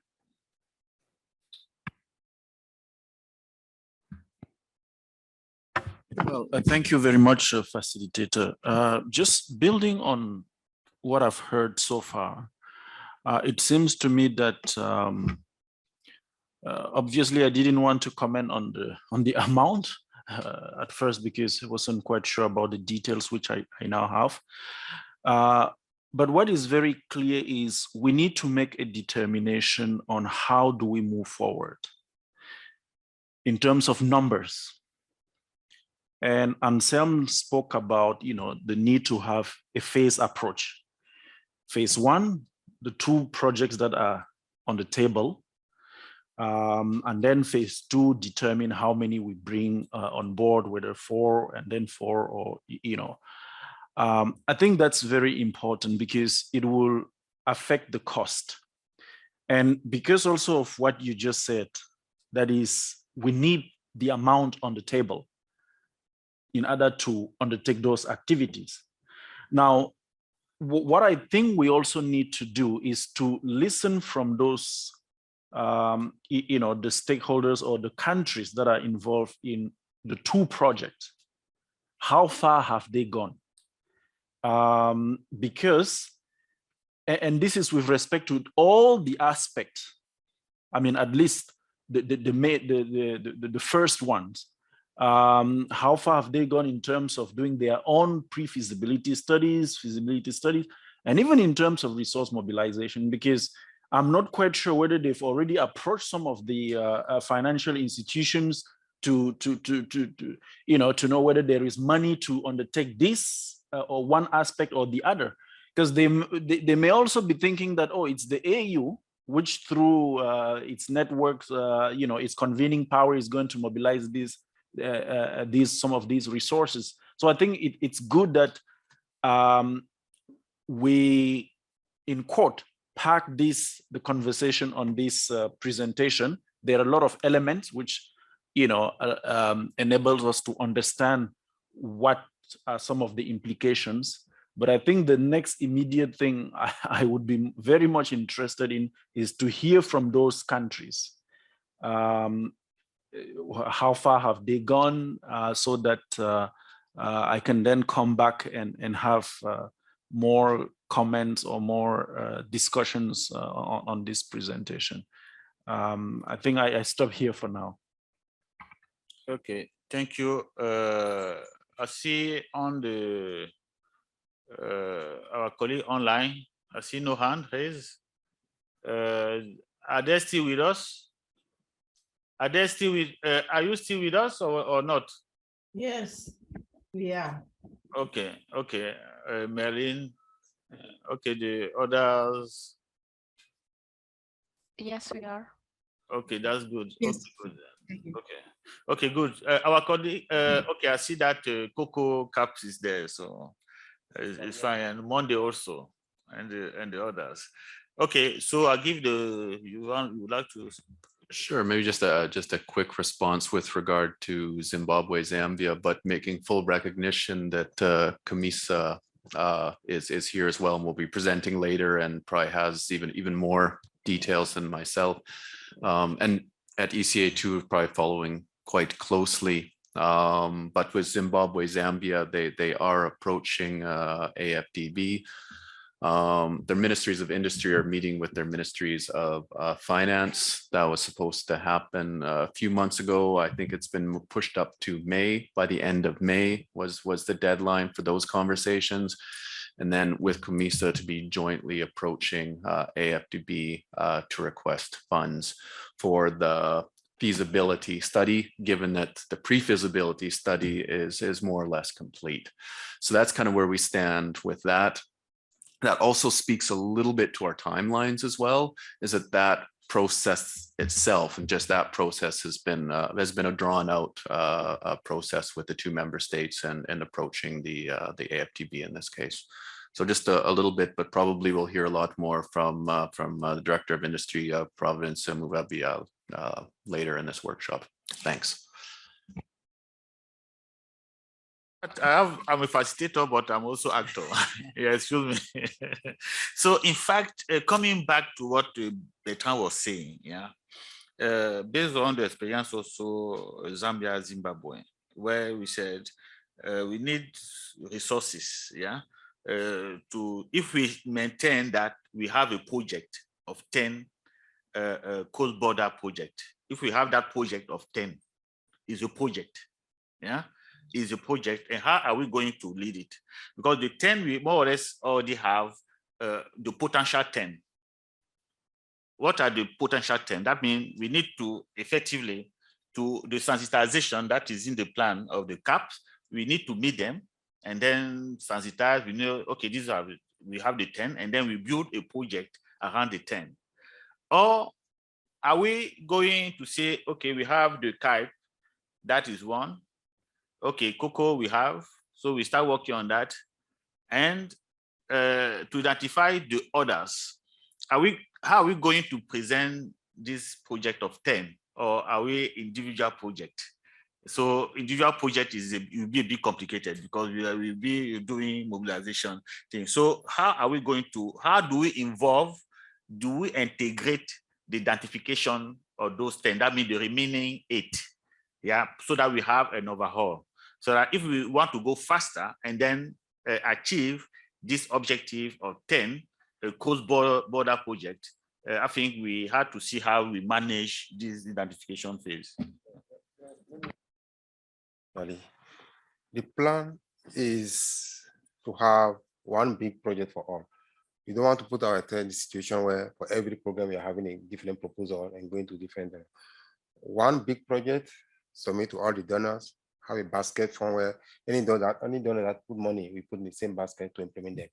So what we need to do to show that we are well organized implementing them is to make sure what we are doing now, like that's where the issue of phasing is very important for us. The phase one is clear already. We have already identified Zambia, Zimbabwe, and Ghana Cocoa One. And let me say that Ghana Cocoa One, I'm sure we'll hear from Mrs. Tawia soon. Is something that is actually at the process of maturation. You know, we have not actually, there's nothing that is done already.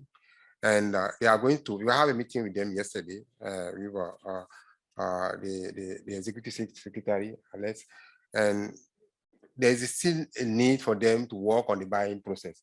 You know, it's something that needs to be, let's say, commented by both Ghana and Cote d'Ivoire, and there's a time for that.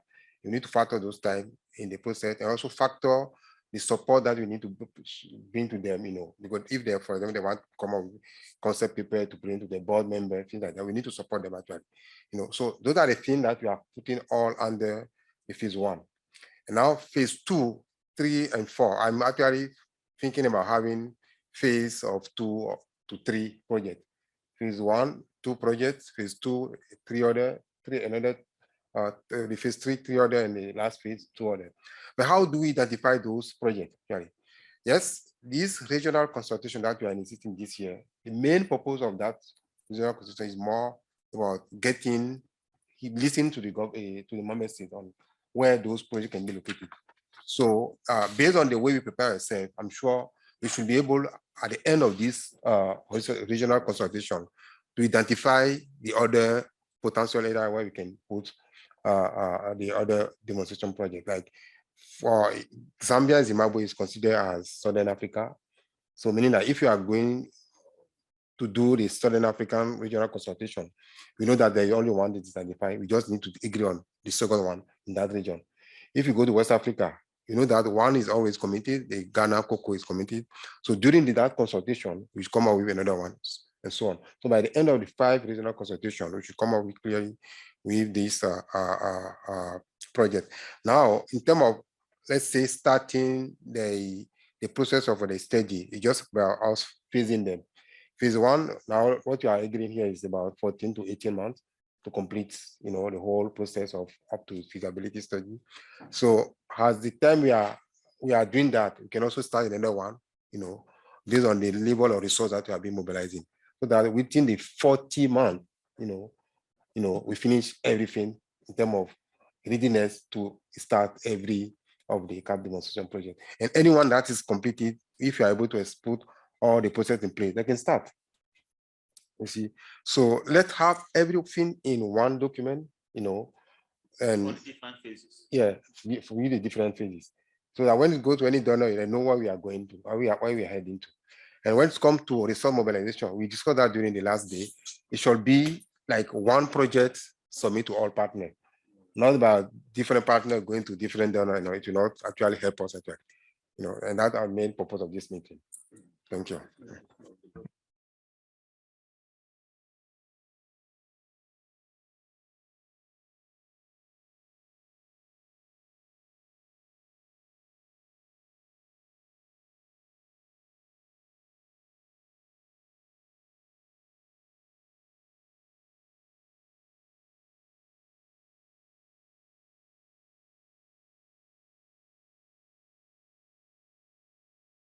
Thank you. As a matter of fact, I'm willing to sacrifice my comment if we're not going to catch the food. So, yeah.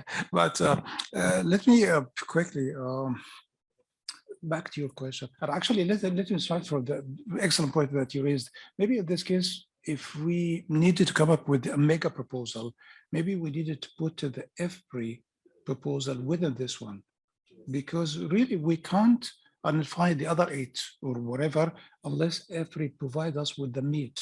There is a potential in those 2 countries. So let's go and do it. And this responded to your question. I mean, so in my humble opinion, we should be starting science-based, not demand-based. I mean, in the first place, it has to be science-based. So we needed to get guidance from every study that those two countries will provide the potential. Then we'll turn it in a smart way to make it demand-based. Most likely, we're going to end up having 6, 7 potential areas. We are going to communicate this with the 12 involved countries, and those, who shows interest, we are going to work with them. So this is my point. My second point is maybe for inception, sometimes you need to put seed money. And the seed money, it worked very well in the case of Zambia and Zimbabwe. Like for ACA, we covered the conduction of the pre-feasibility study, the harmonization of institutional policy framework, the assessment of the viability of regional value chains in maize and dairy between those two countries. And at the moment, we're doing something we called the review of policy in those countries in support of the regional value chains for those two selected commodities. All of this has been done within 12, 14 months, by the way. So maybe this is something that we can do it for the cocoa example as well. I mean, we're willing to help in this, but to be within the caps. So all of us, we could contribute to this. Thank you.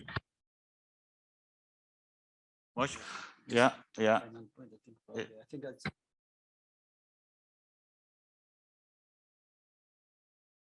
bit from IFPRI, and also synergy is also important again. Yeah. It's if there is an ongoing program, it will be low-hanging fruit. Example is the cocoa thing. Probably they will present today or tomorrow. Yes, no, I think because World Bank has, I think, around $400 million program in Cote d'Ivoire and Ghana on cocoa. It's a more value chain development, but they're more focusing on ESG. So if the governments want to say, look, this is a very good idea, but let's include also a value chain approach. Yeah, and then it becomes a low-hanging fruit, because the bank will put a lot of money to do the assessment, the study, and so on. So it goes also very quick. So this is a very good point. That first, let's have this one. While Zimbabwe and Zambia, if we don't get money, it might stay for 2 more years, 3 more years. Yeah. We don't know. Yeah. If the resource is not there. But this one, if there is a resource and there is a program ongoing, then it goes very, very fast. No? That's good.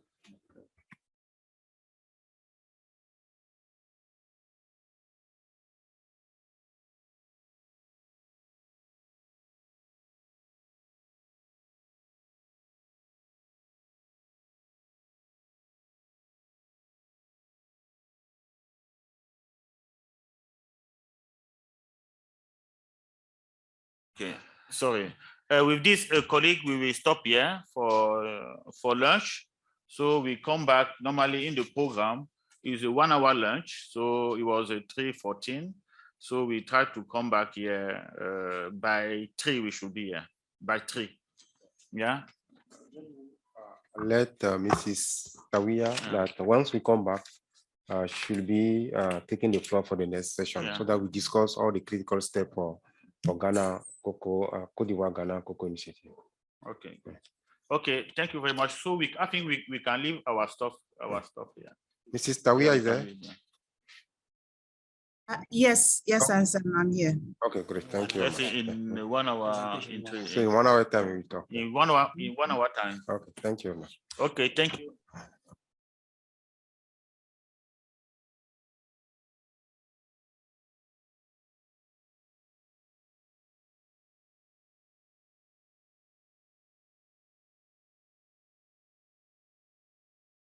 Half of our work today.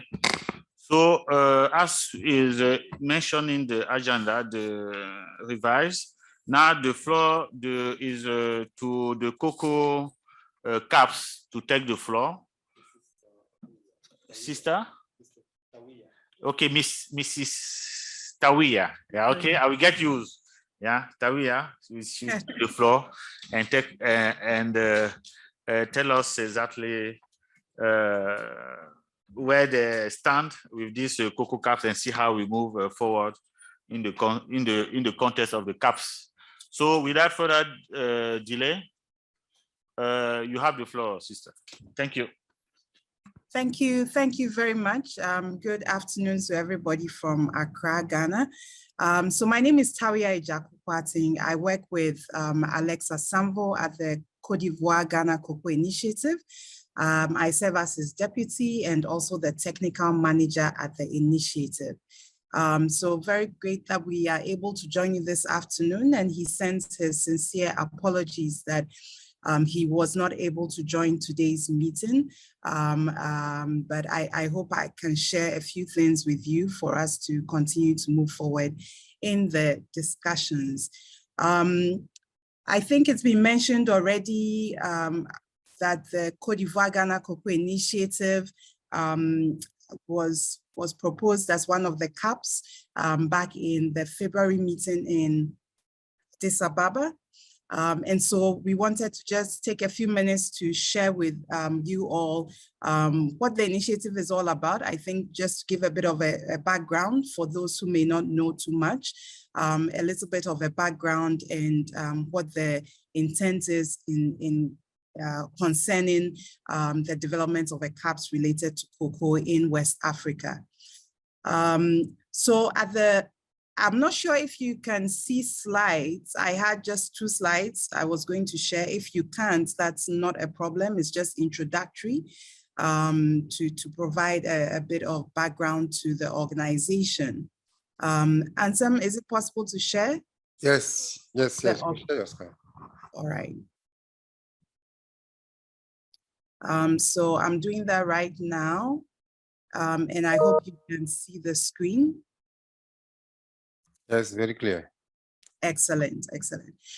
So just a quick background to the organization. So the Côte d'Ivoire Ghana Cocoa Initiative is a joint organization between the countries Côte d'Ivoire and Ghana that, as you know, are the 2 top producers of cocoa in the world. Between our 2 countries, we have a market share of over 60% of the world's cocoa bean production. A few years ago, our 2 presidents came together to form this collaboration with the intent of advancing the cocoa sector within the region and with the intent of ensuring a more sustainable cocoa economy for our 2 countries. So the initiative itself is a regional organization. It was set up by a charter prepared and signed by the 2 countries.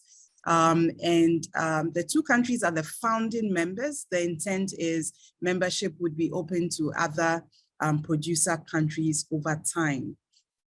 The initiative operationally is managed by the Secretariat. So the Secretariat where I sit and where Mr. Alexa Samvo is the Executive Secretary is based in Accra.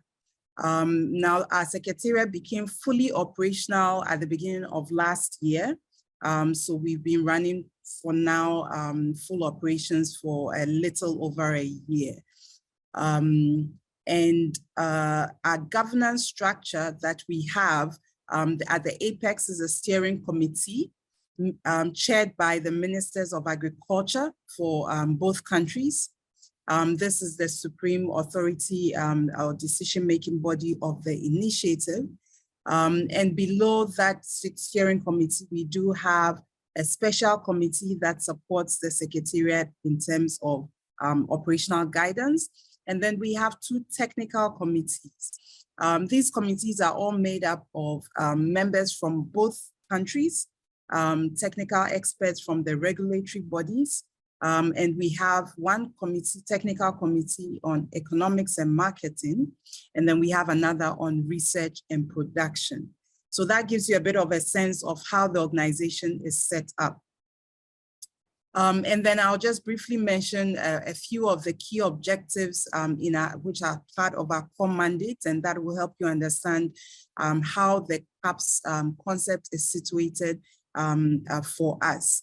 Our vision is to transform the current cocoa sector that we have into a prosperous and more sustainable sector, which places the farmer and his income at the center. So all our activities are geared really towards elevating the role of the farmer and ensuring that his income is at his or her income and livelihood is at the center of it all. And we have some key objectives. The second one that you see on the screen, to process, promote, and enhance consumption and utilization of cocoa, I think is the one most directly related to the concept of CAAPs and the discussion that's taking place right now. And for us, this is where we see a great opportunity. We do have several other objectives. Currently, we are working a lot on prices. And so that's a lot of our focus, priority focus has been for the past year, working with our member countries and various private sector and other consumer country organizations. But we are gearing up to move into some of the other objectives of our core mandate. And one of those key priorities, as I mentioned, is the second one, which is looking at enhancing consumption and utilization of cocoa in the region. And so when we look at that specific objective, as our executive secretary shared at the Addis Ababa meeting a couple of months ago, we know currently that between the two countries, we actually process about 1/5 of the world's cocoa beans locally in Ghana and Cote d'Ivoire, very much led predominantly by private sector multinationals, but also with some government interventions and support. The intent is to be able to push these kinds of initiatives forward, to allow us to process more cocoa beans on the continent, but more significantly, to deepen the value chain within the continent. We know very well that our countries, or I would even broaden it to say West African countries producing cocoa, and for that matter, other African countries producing cocoa, generate very limited value from the cocoa that is produced. Selling of the raw beans is a very small share of the value of the cocoa and chocolate industry as a whole. We believe that it's time and important for us in Africa to be able to deepen the value chain for cocoa and bring more value into the region, keep more value in the region. And this has many trickle-down effects, whether it's on medium and small scale enterprises, whether it's on farmers and their livelihoods directly, providing employment opportunities for youth and for women, and many other aspects of economic development that we seek to achieve.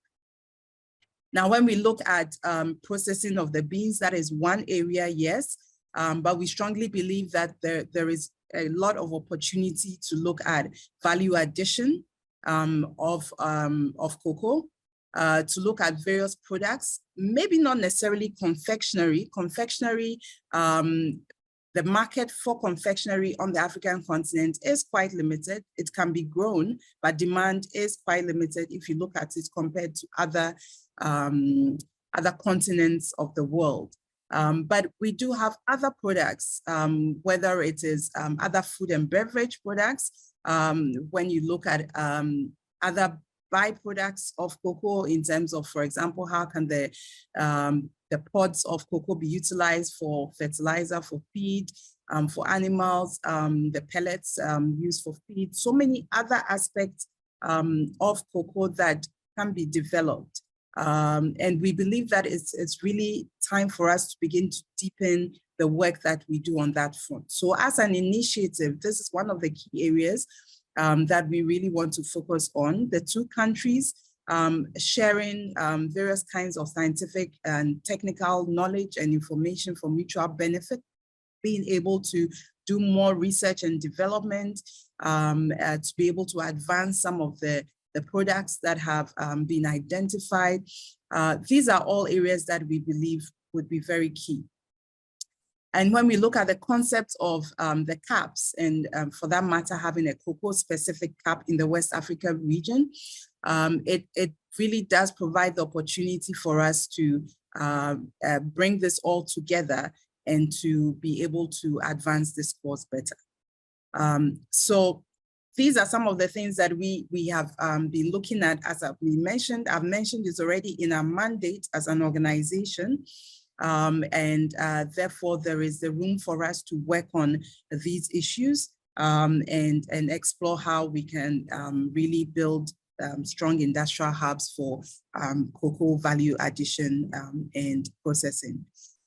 So there's just a few words I wanted to share on behalf of the Executive Secretary. I'm sure there's going to be a discussion and certainly open for any questions that will help to shed a bit more light on the organization, what we are doing currently, and the opportunity that exists for the cocoa CAAP in West Africa.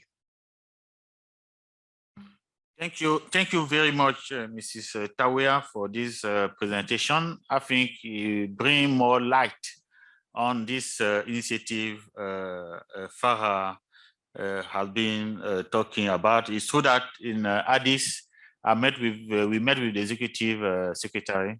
We even had a meeting with Badea. We were very much enthusiastic to support giving the operation in the region, notably in Côte d'Ivoire. So it's good that the information come to the attention of the entire working group so that we know now in our discussion how we move forward with the initiative, particularly in addition to the fact that the such initiative are included, a part of your objective, is a part of the mandate of the organization already. We see the linkage, some parallel based on the lesson in the Zambia and Zimbabwe experience. They have an agreement to move towards such initiative. There's a MOU, then they are working on the supervision of the commissar. Here we have a regional initiative. So I think it's very opportune.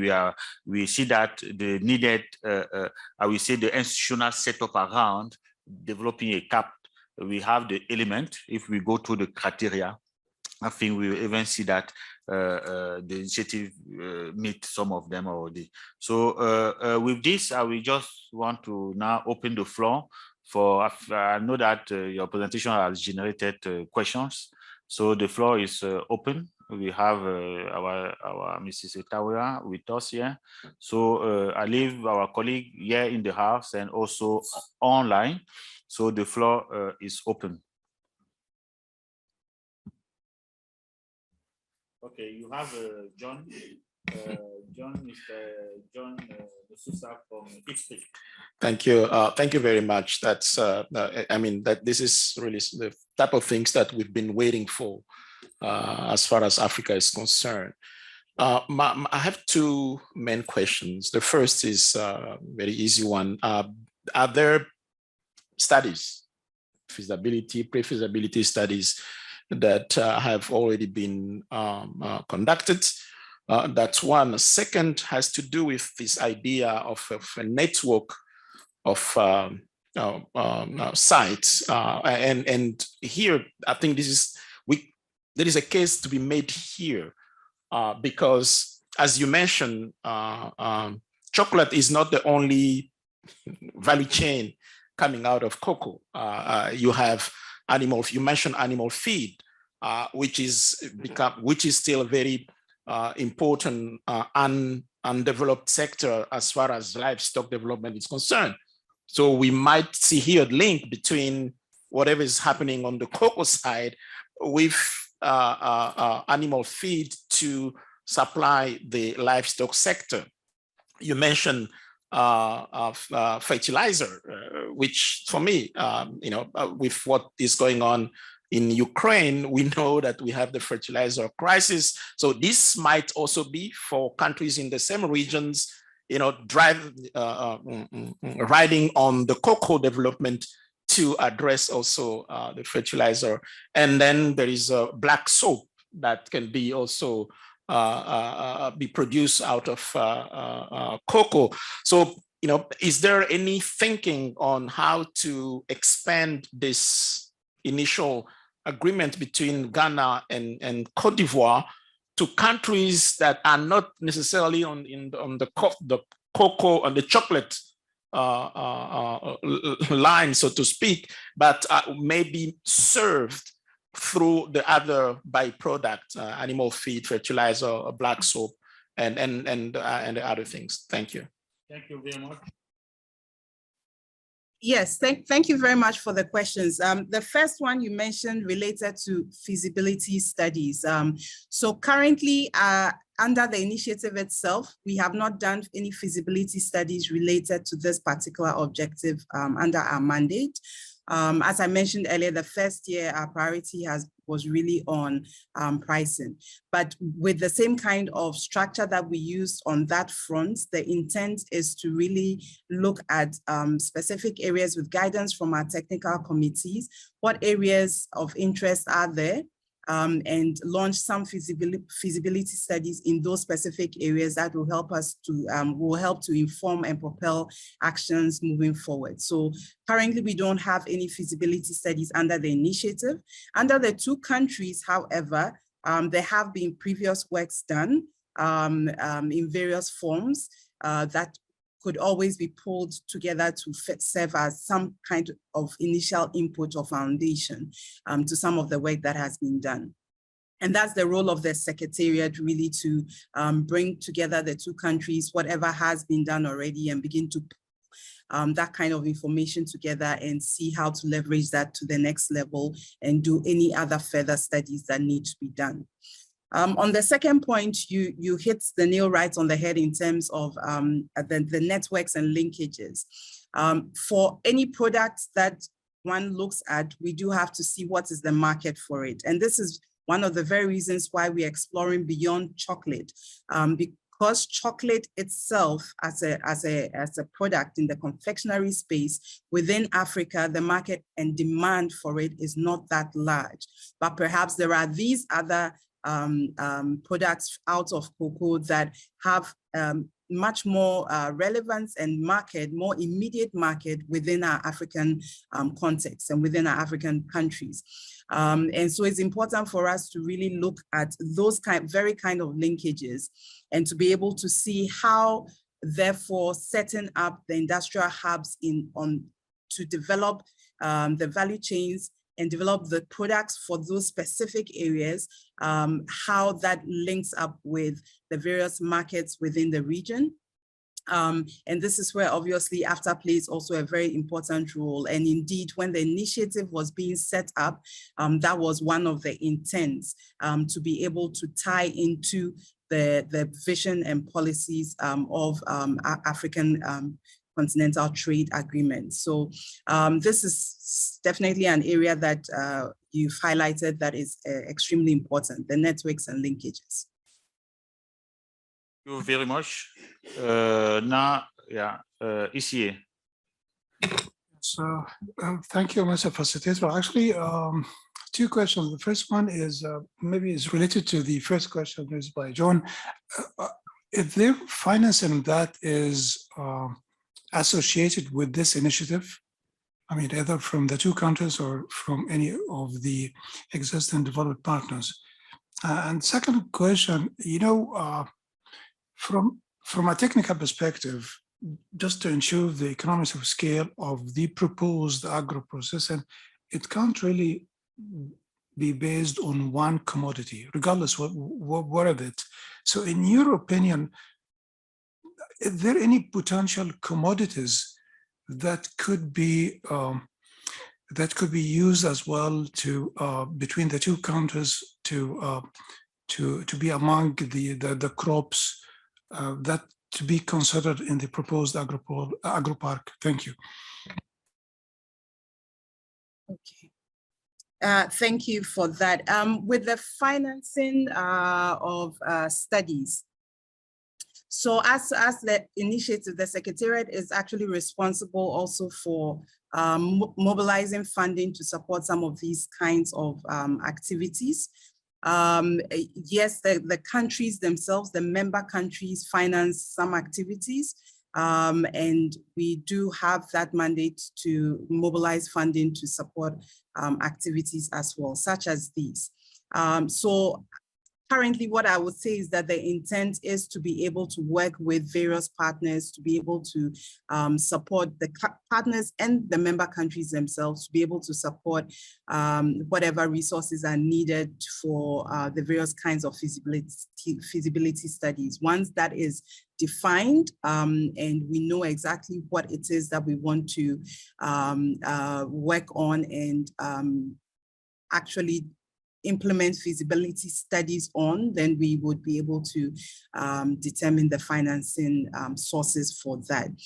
These are areas that, for example, with the pricing, we have already been working on and working with various partners to support various kinds of studies. And so we follow the same kind of format for this. The question on the economies of scale and other commodities. Well, if I look at it in direct relation to cocoa and cocoa production, cocoa always goes with food crops. So there are some specific food crops that, let me clarify, early stages of cocoa production go with food crops. And new models of agroforestry also means that there are additional kinds of opportunities of different kinds of crops and trees that go along with cocoa. So in that context, there might be opportunities to look at different commodities being pulled into this kind of concept of in agro-industrial hubs. And one very straightforward one, for example, is on the plantain production. So with plantain already in some of the cocoa growing communities where there is a lot of renewal of cocoa farms, there is therefore large-scale plantain production. Now, with that kind of large-scale plantain production, one needs to find an outlet for the plantains. Otherwise, you would get a lot of the plantains staying on the farms and getting rotten and not bringing the value that is needed. So one could look at factories that process the plantain, whether it's into flour, whether it's into chips, and other kind of food snacks and all those kinds of things. So there are some of those kind of food crops that one could look at. The other type of commodity, for example, could be coffee. Both countries produce coffee. And so one could also consider a commodity like that being included and value addition in the coffee sector also being included or considered alongside cocoa. So I think that there are some opportunities. We would have to definitely delve into it in more detail. But I know that there are a lot of studies already out there, and there's a lot of work that has been done in some of the different associated commodities to cocoa and within our two countries. So one could look at that. Côte d'Ivoire produces a lot of cashew. Ghana has some cashew, not incredible amounts. But again, so these are all crops, commodities that could be considered.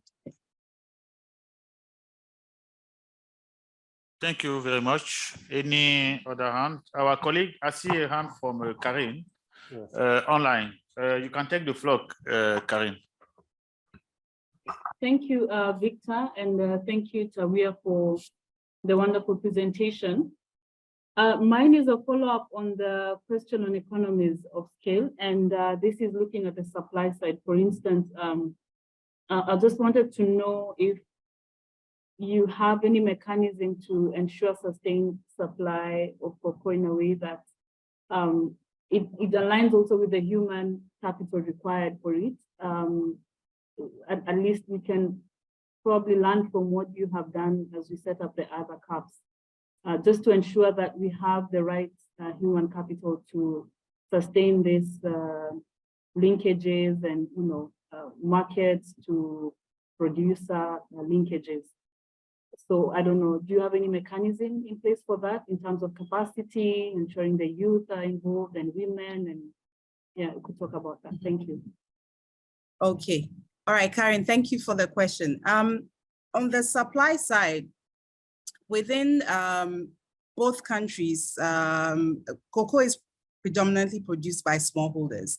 Côte d'Ivoire, the smallholder farmers, you tend to have a lot more of cooperatives set up in Côte d'Ivoire. Not all farmers, definitely not, but you do have quite a large number of cooperatives set up to work with small holder producers. In Ghana, the structure is slightly different. We have much fewer cooperatives, but more informal farmer groups. So there are smallholders that have formed at the community level, different kinds of groupings. A lot of the work that is done by both the regulators as well as the private sector who are purchasing cocoa is directly with smallholder farmers. We do have a lot of work ongoing on, I heard earlier someone mentioned ESG, very important within the cocoa sector in terms of sustainability. So we have a lot of programs and work ongoing on social, environmental, and economic sustainability, training of smallholder farmers to produce cocoa more sustainably. And indeed, we now have the Africa Regional Standard on Sustainable and Traceable Cocoa, which is a region-wide sustainability standard that was developed a couple of years ago by the African producers of cocoa. And Ghana and Côte d'Ivoire are currently at the stage of rolling out the Africa Regional Standard. They've developed national implementation guides out of the regional standard and are beginning to work through how to pilot the rollout of the African Regional Standards. And these are standards that work directly with the smallholders, ensuring that they are producing cocoa sustainably. Now, sustainable cocoa production, not just in terms of environmental and social sustainability, but even looking at ensuring that the supply of cocoa continues at a sustainable pace. But also in a way that is protecting forests, is protecting families. So I think that there are various structures and mechanisms that are already existing that support smallholders and help to protect the supply base of cocoa. But that all goes hand in hand also with national strategies. As the initiative, the Secretariat, every country, every member has its own national strategy on cocoa production.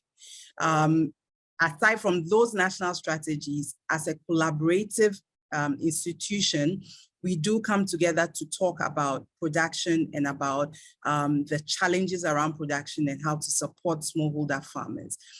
So in a sense, I think that some systems and structures exist. If we are looking at it in the context of developing sustainable agro-industrial hubs that take this a step forward or take the sector a step forward, then I think there's a lot of room and space to be able to engage and discuss and really see what else needs to be done beyond the existing structures that we have in place to support the smallholder producers in a way that ensures the sustainability of the agro-industrial hubs as well.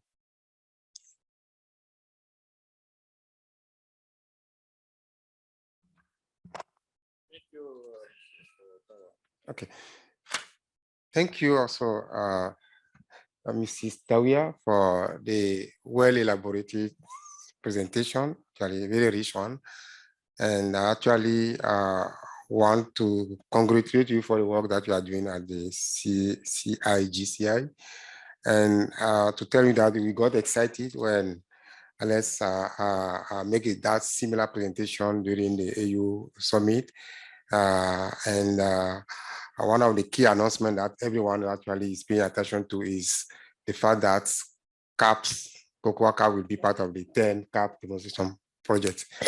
And what actually we are trying to discuss this afternoon is more about how do we institutionalize, this idea as part of the CAAP process. And I'm happy that you have given this rich information.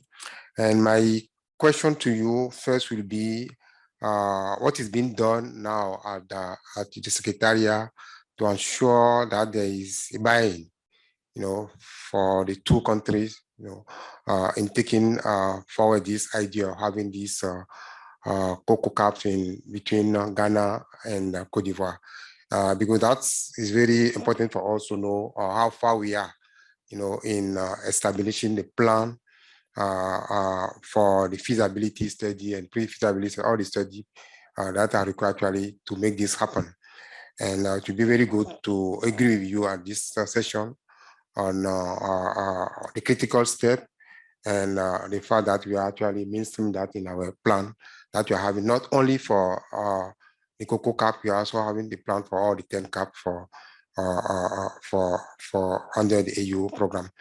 And also, I understand that you have the technical committee that's doing actually a great job, in terms of study, and they will actually make a great contribution from what I'm seeing, to any study that will be undertaken under this process.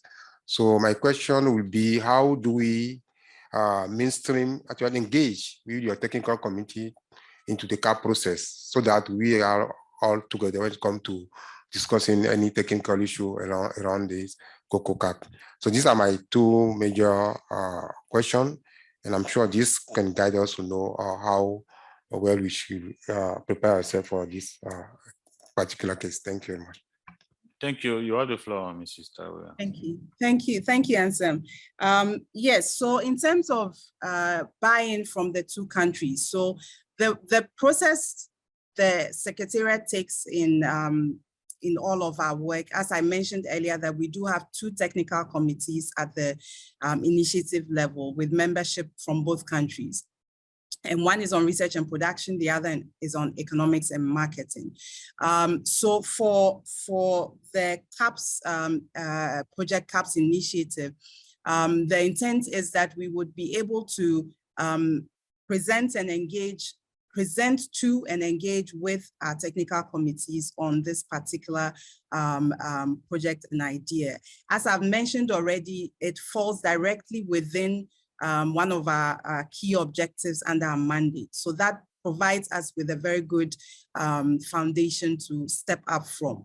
And in realizing that objective, we need to identify how we can really roll out activities to ensure that we are advancing consumption and utilization of cocoa in the region, and particularly in the two countries. So the CAAPs project really does fall squarely within this, this remit of ours.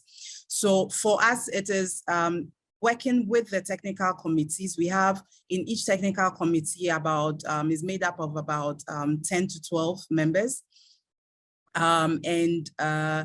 We meet on a quarterly basis. We have some meetings coming up very soon.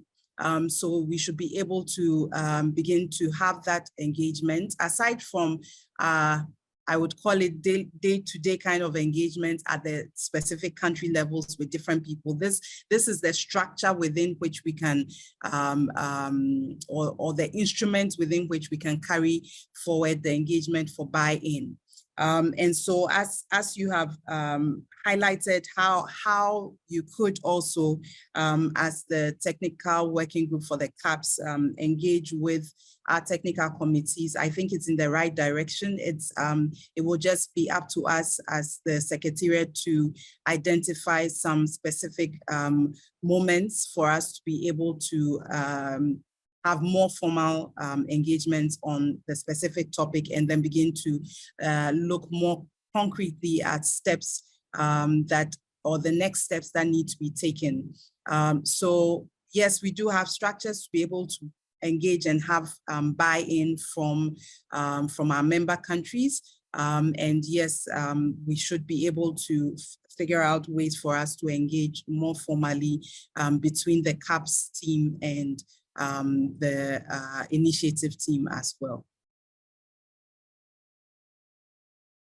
I think these are some of the things that now that the process is moving along, and I'm glad I had the opportunity to engage in today's meeting, and working with Alex, we'll begin to move on some next steps with your team as well. Okay. Okay, thank you. We have probably the last, okay, there are three interventions. You see how your wonderful presentation trigger a lot of interesting questions, because I think it's a very good initiative, Londio initiative. So I give the floor to Mr. Dejeuner, UNIDO.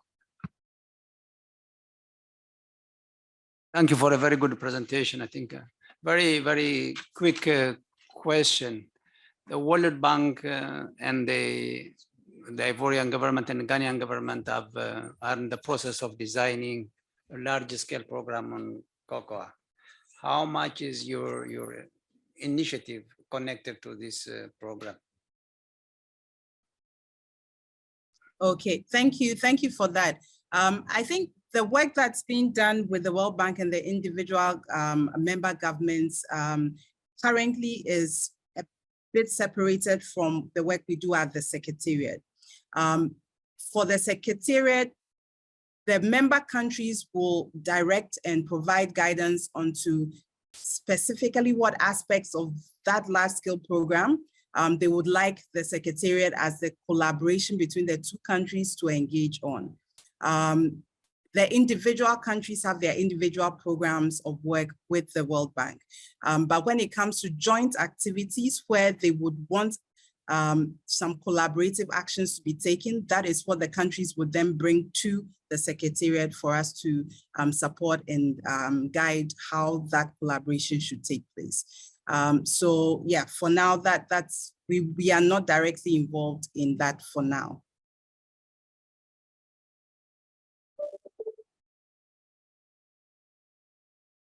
You see, Bertrand. Well, thank you. Thank you very much, Mr. Facilitator, and thank you, Tawiwa, for your very comprehensive presentation. A few questions. First, if you would briefly articulate on how you foresee the the operationalization of this project. Is it in terms of joint production? Is it in terms of aggregating the production? Is it in terms of establishing joint processing facilities? Is it, if you could elaborate a bit more on those aspects? That's the first thing. The second thing is, in terms of, we take note of the governance structure that is there, and it's very unique in the sense that you went as far as establishing a regional organization, which is quite unique, and one would look forward to see how this evolves. But in terms of collaboration with the CAAPs, which is also another, of course, it's a project, it's an initiative, but it will also evolve and has its own governance structure. I'm not sure whether, as you engage with colleagues, whether if you've exercised your mind in terms of how you could collaborate, because that would be one regional organization, engaging another one. The final point relates to the funding.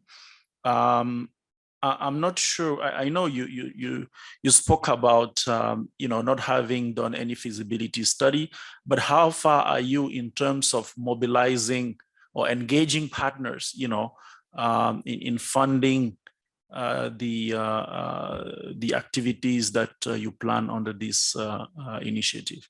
Thank you once again. Okay, thank you very much for those questions. I think that for your first question, which is related to how do we foresee the operationalization of the project in terms of the production, processing, manufacturing, what would it look like? I would say for now that since we are at the very, very initial stages very initial stages of concept development and engagement with the member countries, I would not be able to say much on that at this point in time. These are some of the things that I think need to be deliberated on and explored in more detail. And so at this point in time, I wouldn't be able to say much more on that.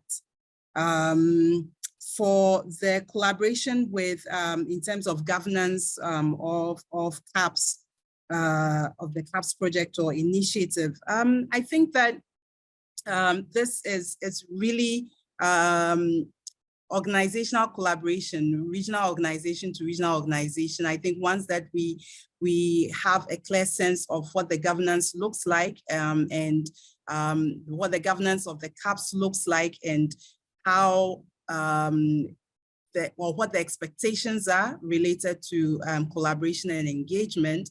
As the Côte d'Ivoire Ghana Cocoa Initiative, we are very open to collaborating with partners. Our mandate is to exactly do that, engage with and collaborate with partners at different levels, whether it's on the continent, regional level, international partners with consumer government. So this is the role that we play. That is the role that we must play. So I think for that, once it is clearer what the governance looks like for us, we should be able to ensure that we carry out effective collaboration.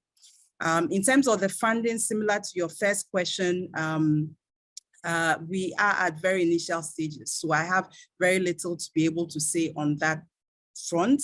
As Anselm mentioned in Addis Ababa a couple of months ago, there were already some meetings that were held, and one in particular with potential funding financing partner related to Côte d'Ivoire. But again, these are very initial stages, so I think conversations and engagements need to continue for us to get a bit more light shed on these specific areas of funding.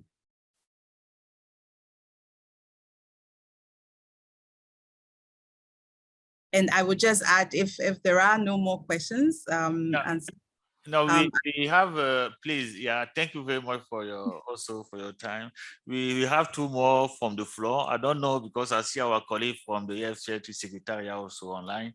So I don't know if they may want to ask question. I will give the floor to Oda Nepad after the commission, the Oda Nepad. Mohamedou, please. Yes, thank you, Chair. Thank you, Tawia, for this presentation. My question will be very straightforward. AUDA NEPAD, through the initiative called AFR 100, Africa Forest Landscape Restoration, with all the partners like the Bezos Earth Fund, like World Resource Institute, we just secured a few weeks ago $100 million of investment. And with partners, we agreed to focus on three main areas in Africa. One is the Rift Valley with neighboring countries, but the interesting part is that the other area is the Cocoa Belt, mainly in Côte d'Ivoire, in Ghana. Are you aware of that initiative?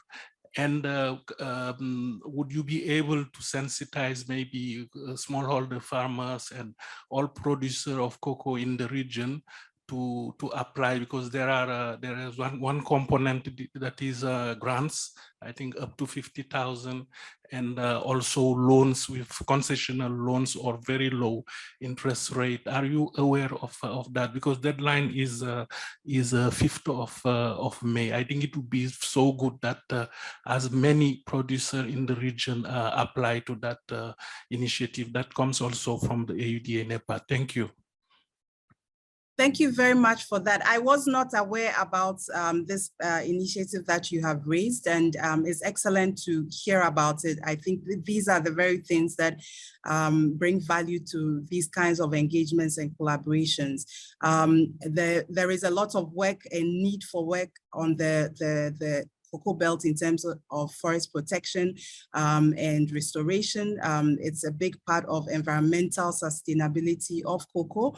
And I know already that there are many of the producers working with support from civil society and NGOs, as well as from the private sector players as well, to do many kinds of projects. And it certainly is an area that I think would be of benefit to them. And I would kindly ask if there is a way for me to get additional information on it, and we can share with our networks within civil society, within the farmer producer organizations as well. And I'm sure there are some who might be interested in picking up on this opportunity. It's a very important one. There's a lot of work to be done to protect the forest, but also to restore forest in many of the cocoa growing communities. So thank you. Thank you. Yes, thank you very much. Through the chair, I will go and sit with Anselm now and to put the website on the chat, and we can take it from there. Thank you. Thank you.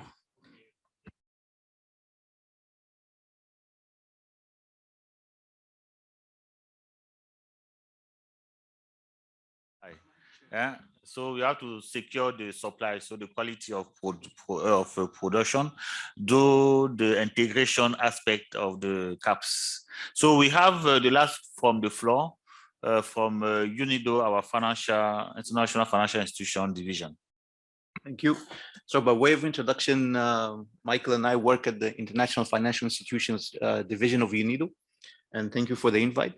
And thank you very much for the presentation. I think it was very informative. I just have two questions. One, you touched upon the diversification of the cocoa value chain, which I think is very important, and I think it was raised by the colleagues here. Regarding the diversification and coming from the innovative finance division, my question relates to have you looked into the barriers when it comes to the financing and financial support for those SMEs or those producers or users or traders across the value chain in your work so far, and looked at any opportunities that arise from in terms of the transactions related to cross-border exchange rate issues? If you have any experience or information on that front, that would be good to get some feedback on that. Thank you. Okay, thank you very much for that. On the specific area as the initiative or the secretariat, we haven't done any work on it yet. As I mentioned, it's still a very young organization as it stands. But there is work that has been done in other institutions in both countries, I believe, related to financing for small and medium scale enterprises within the sector.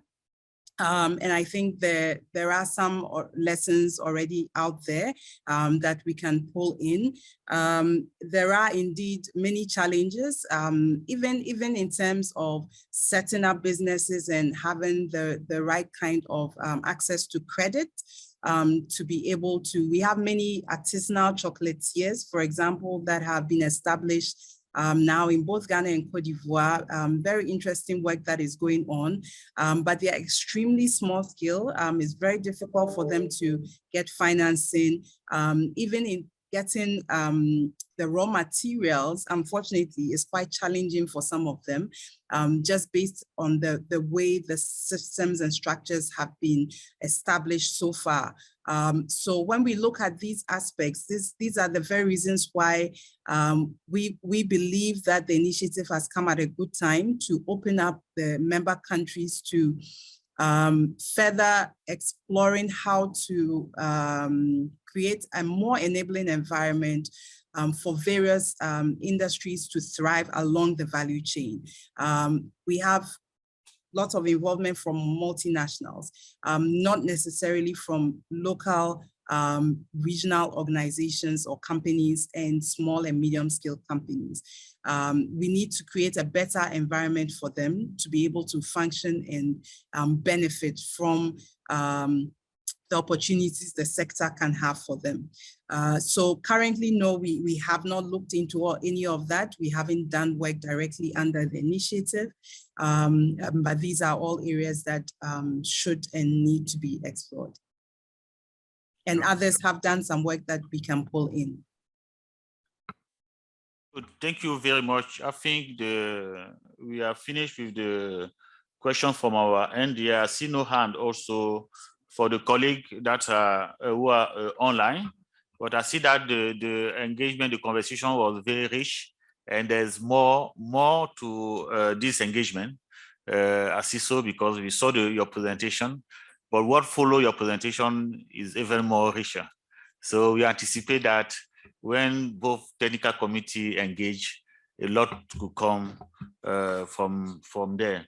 So I don't know if you still remain with us online, because probably we'll engage in that. We probably close this section. But before we do that, I think we give the floor to Anselm for to highlight probably the element that will be useful for the next session and the deliverable we are expecting to achieve, particularly this day.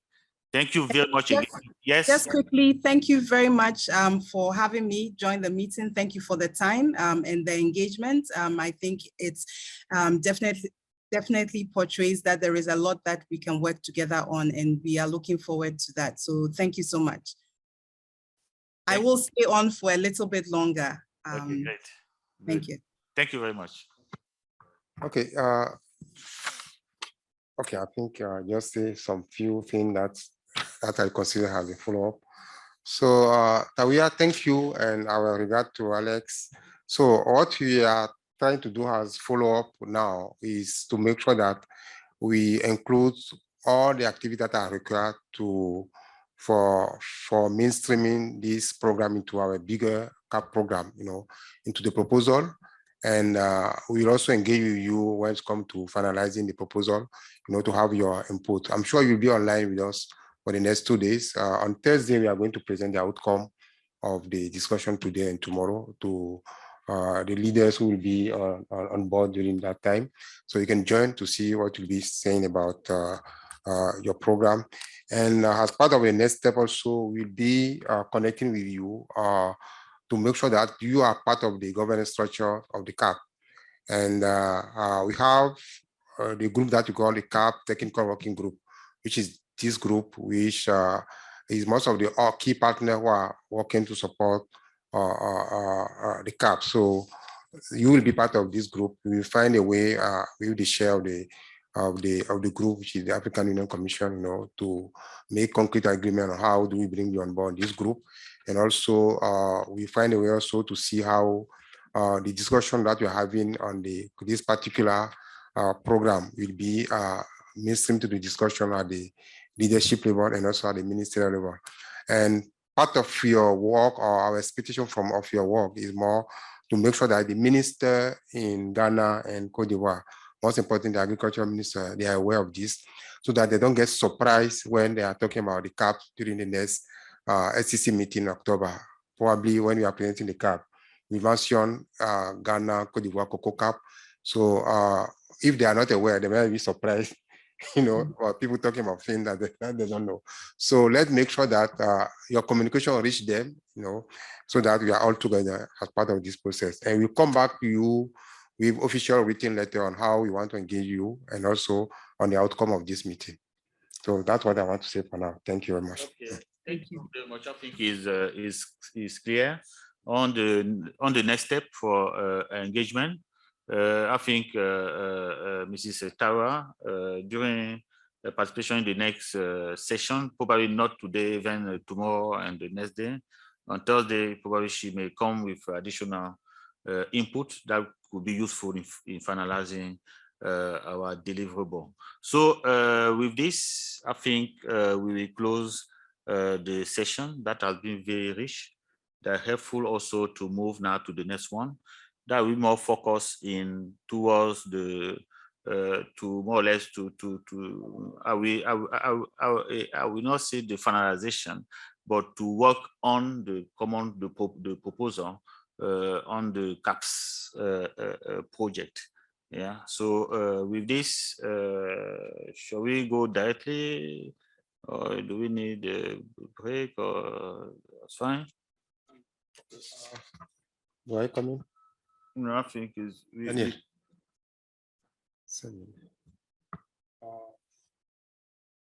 actually, my proposal is for us to take. Let's come back to the discussion that we have been having on the bigger proposal, So if we can share the current draft to everyone, and we will structure our comments. Everyone will take time to read, can give like 15 minutes to everyone to go and read, prepare the comment in structured way, and now we can make a contribution. There's also some reflection that have been shown you on how the phases need to be structured. I asked Daniel to put that on infographic for me. So maybe if it's ready, I can show it, so we can use that as basis also before we go into the reading. And at the same time, if Andrew, you can send to us the draft that you have, your presentation to everyone. You can put it on the chat. The presentation you made. Yeah. The presentation on the proposal. So that everyone take it, read through it, and prepare your comment in small structured way. So we give floor to one by one. We put note, we take note on the comment, and now we decide how we finalize that document. Yeah. The plan is to finalize, let's say not finalize, maybe let's say have a advanced version by the end of today, and the discussion can continue tomorrow And next session tomorrow is more about the part of the program that IFPRI will be working on. And we are deciding now from the discussion that we're having to mainstream that in the same proposal so that you have one big proposal. So those are the elements that we can also start discussing today and finish it tomorrow. By tomorrow, we have one big proposal for the whole, the two programs. Yeah. Okay, so understand that we come more or less back to the discussion we had. Yeah, we had before. On the proposal. So in fact, is what is written.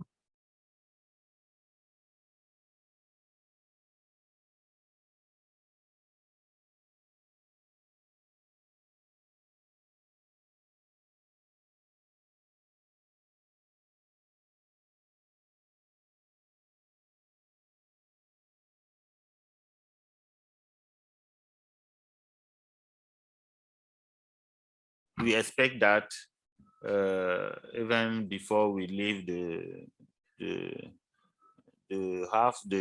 room, we have some discussion around that.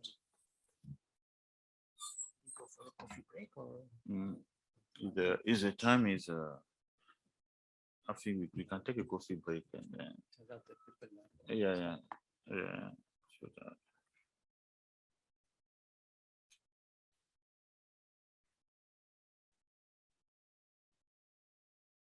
Yeah. In fact, you do the presentation and then we take the coffee break. Our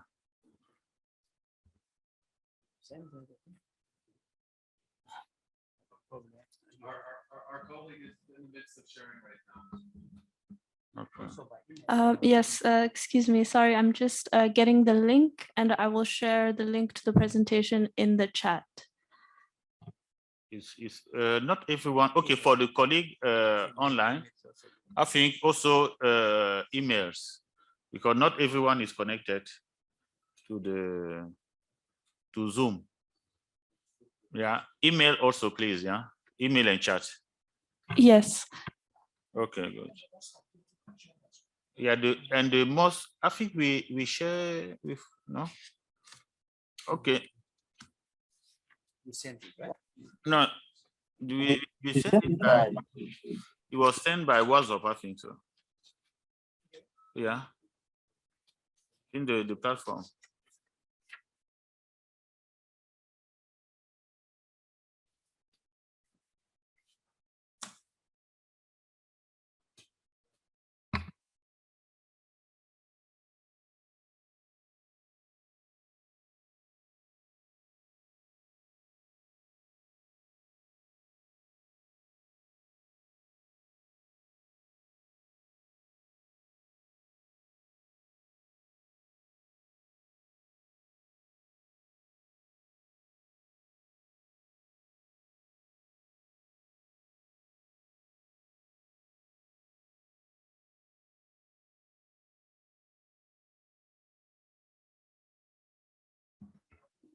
Is ready?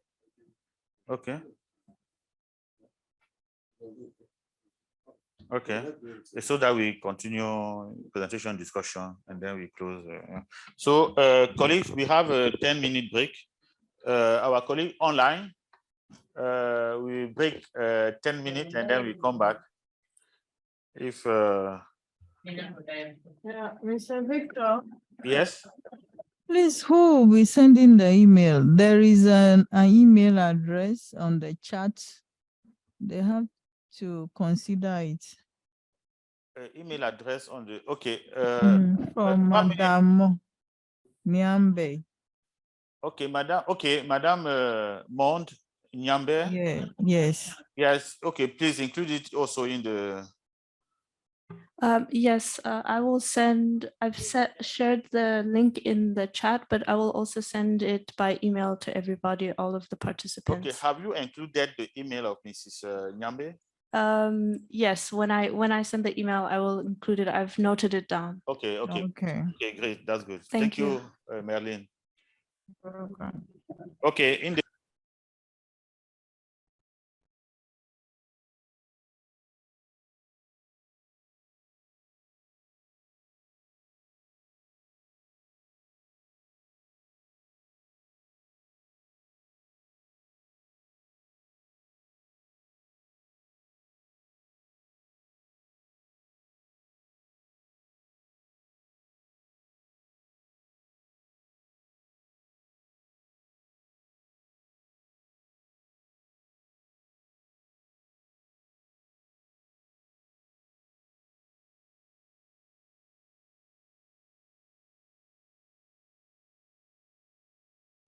okay, we will start.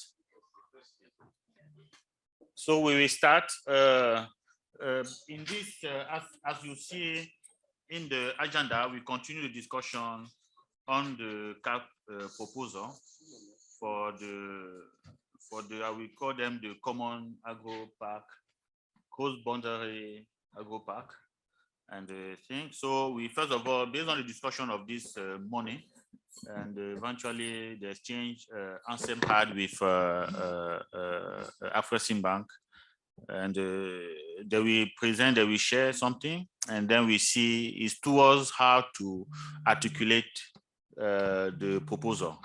Yeah, so I will give the floor to Ansem and his team to make the presentation. Thank you.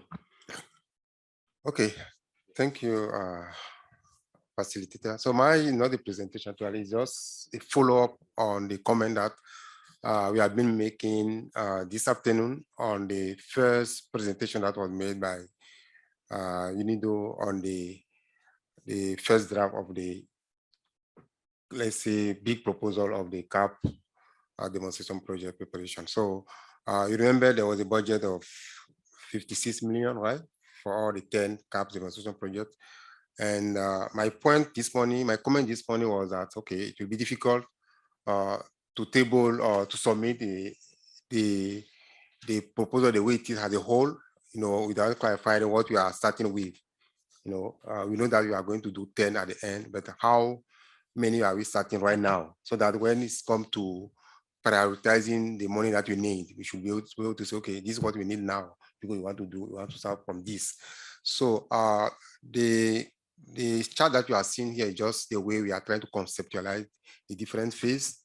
The first phase will be the one that is almost already in terms of intention. ZIM, ZAM is always advanced. The Côte d'Ivoire, Ghana, Cocoa, CAAPs is coming up and also can be prioritized at this phase. So for this first phase, we are having 2 proposals. And if you look at on the top here, actually, we put 2023 S2, meaning that if we agree on this one, we have to start in the next semester, like from July. We know ZimZam is always on, and Cocoa CAAP is coming on, and we should not be exceeding more than 18 months to complete the whole phase. So the whole stage. Yeah. Zim, Zan, CAAP, yes, CAAP, yes, CAAP. Sometimes they call it I, so sometimes it's CAAP, but it's CAAP. Industrial park. But it's actually going to be changed. It's ZIM, Zan, CAAP now, because we are putting that under CAAP, yes. So it will start, if actually we are fast enough in this process, compiling this document time and submit to the donor, we may start, let's say in July, the second semester, and hoping that maximum 18 months after it should be actually going toward the end as the first deliverable under this process. So as I was saying this afternoon, I was saying that during the regional consultation that we are going to undertake, we'll be having chance to engage more with the country and REX to identify the other CAAP demonstration project. So we should be able to come up with 3 more into a second phase to be starting from next year in this first semester, for another 18 months, even if we are able to mobilize the resource. And another phase will be for another 3 more, during the second semester of next year for another 18 months starting from that time. And the last one by 2025, first semester for another 18 months. You remember the commitment that we have in Niamey was to identify at least 10 CAAPs demonstration project by 2025. So if we are able to implement the way it is here, we'll be able to achieve that, to implement that particular commitment. So that's how we see the phasing of the 10 CAAP demonstration project, starting with the Zambia ZIMZAM and also this CIG Cocoa CAAP. Yeah. So now let's come to funding. The presentation that we hear from UNIDO today was coming up with a budget of 56 million. And the approximation of the estimation was based on the fact that the whole phase, like from pre-feasibility to all the necessary study, up to master plan and so on, for every CAAP can take around maximum 5 million. Right? So for the 10 projects, we see something about 50 million, and adding up with other consultations that are needed, that's why we came up with the 56. But now what we did is to come up with the budget per phase. So if you have the budget per phase, it will help us to say, okay, these are our first priority. And if we are able to mobilize that budget, we can start doing the implementation. So for the first phase, if you have this estimation of 5 million per phase, I know ZIMZAM that will be presented tomorrow. I know the figure is already around 5 million, right? Yeah, so if you're able to have 5 million, we target 5 million for ZIMZAM and 5 million for Cocoa CAAP, is about 10 million. Now, in the afternoon also, we are discussing on the fact that we need to consider all the work that IFPRI will be doing under this proposal.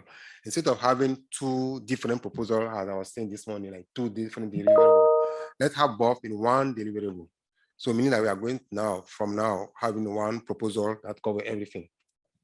So in that case, it's necessary to add up some money, for the work that IFPRI will be leading, and also some money for the coordination activity, that include all the engagement that we'll be having with all the stakeholders, at national, continental, and also regional level. So we are actually estimating something around, considering that consultation and also the IFPRI activity, we are adding up 5 million up to the 10 million. That's why you see 15 million here. For the phase 2, it will be 3 programs, like 15 plus 5 million for everything that I'm talking about, consultation and the other activities. It will be 20. So that's how we estimate, how every phase will be costing along the process. So here you have 15 million, which is our first priority. Like if you get the 15 million right now, from next day, we start this activity as planned. And then when you get more money, we start the second phase. While you get more money, we start the third phase and so on. And total will be targeting, you can see the total here is about 70 million for the whole process of implementing the CAAP demonstration activity. That will be actually extending to a bit more, about 40 months. So that's how we are presenting the phases. So if we are able to have a good agreement on this one, we can see now how to reflect that in revising the proposal that was presented this afternoon by UNIDO. So facilitator, that's what I want to submit at this point. Thank you very much. Okay, thank you very much. It's very much interesting. It captures our concern to make the proposal more explicit towards not only ourselves, also the partner, so that to see concretely where are we moving to So is a discussion, and it's true that in the discussion we said that the mapping is key. So the work of IFPRI in terms of the mapping, the existing, but also the different zone. But I think there's also something we should be embedding, but I think when we work, we have to, this idea of networking that is coming strongly, when even we are doing the studies in countries, we also have to embed all this notion of networking even within the country and across the country. So this has to be reflected from upfront, from the beginning. I think this is like that we will be implementing, constructing like there's this game of the kit where I don't recall the name, where they put elements together to build. I don't recall the name. So more or less the same approach. Yeah. No, it's not the puzzle. Yeah. When there's the constructed vehicle, they have the it's a big like some cube, and then they put them together. Is the name that is escaping. So more or less the approach is there. Now is to have your feedback, your view. What do you think? Personally, I think it may bring more clarity to what we want to promote, and also to facilitate the communication. With this, I will open the floor to take some comments, and then we move on how to integrate that in the document, and also the additional comment on the document. The floor is open. The floor is open. Online in the room, you just raise your name tag if you would like to take the floor. Any comment?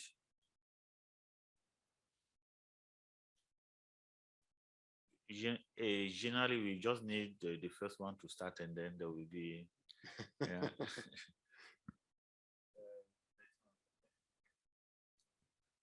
Well, thank you, facilitator. Let me say, well, I'm not taking the floor just to kickstart the conversation, but you know, I actually thought we're coming back to listen also to what is called the ZimZam project. I think it goes back to my concern this morning after the presentation from my good friend.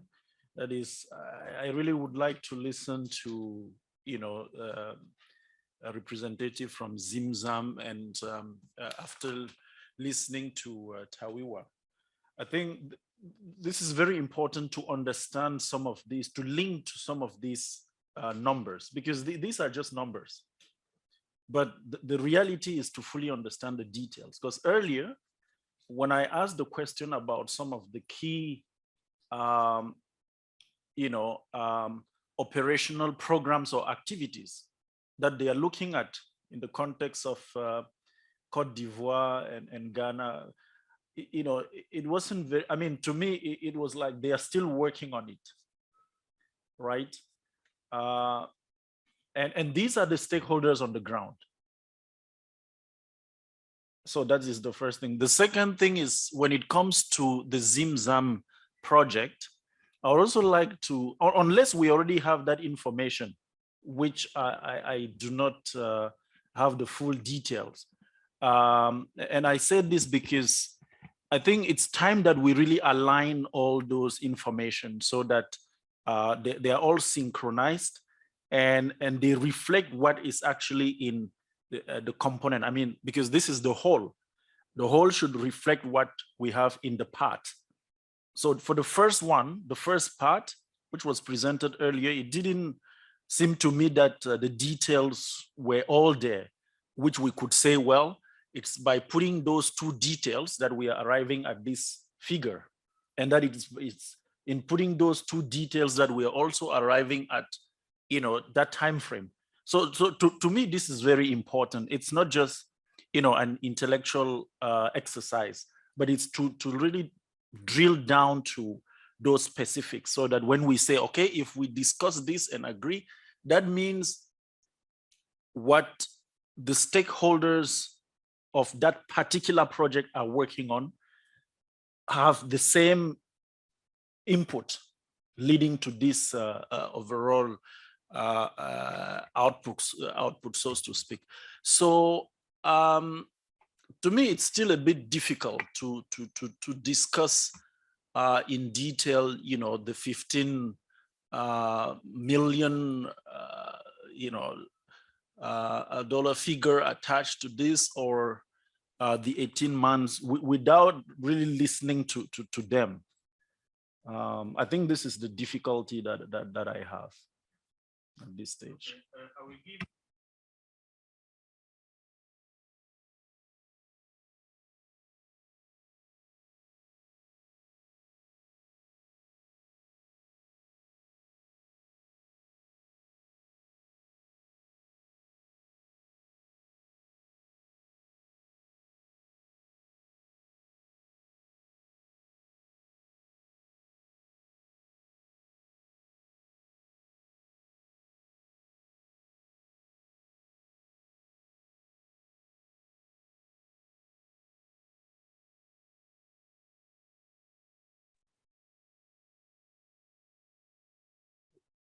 I'm not sure whether you're Sorry. muted, Okay. but we're struggling to hear. Okay, cool. Okay, fine.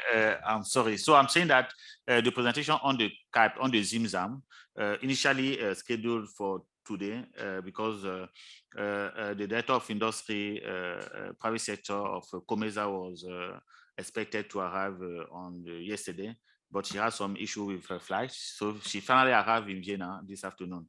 So the presentation will be made tomorrow morning. So we'll address a lot of issues. Those issues of concern raised by Bertrand, they are very understandable.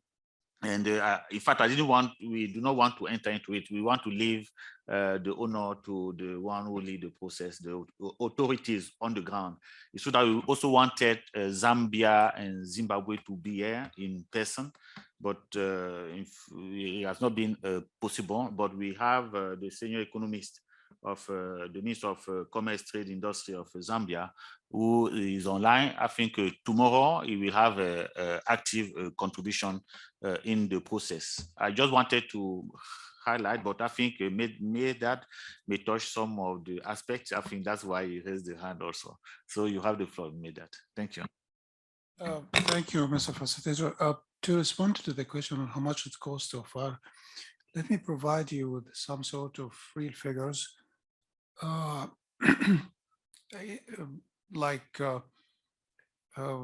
We, like you see, the other partners have so far conducted pre-feasibility study, assessment of harmonization of policy, regulatory, institutional frameworks for the CAAP in the two countries, the regional assessment study for maize and dairy products, value chains, and policy review in support of the regional value chains. So we're talking about 4 studies. We're talking about, so far we had 3 validation workshops, a number of sensitization workshops.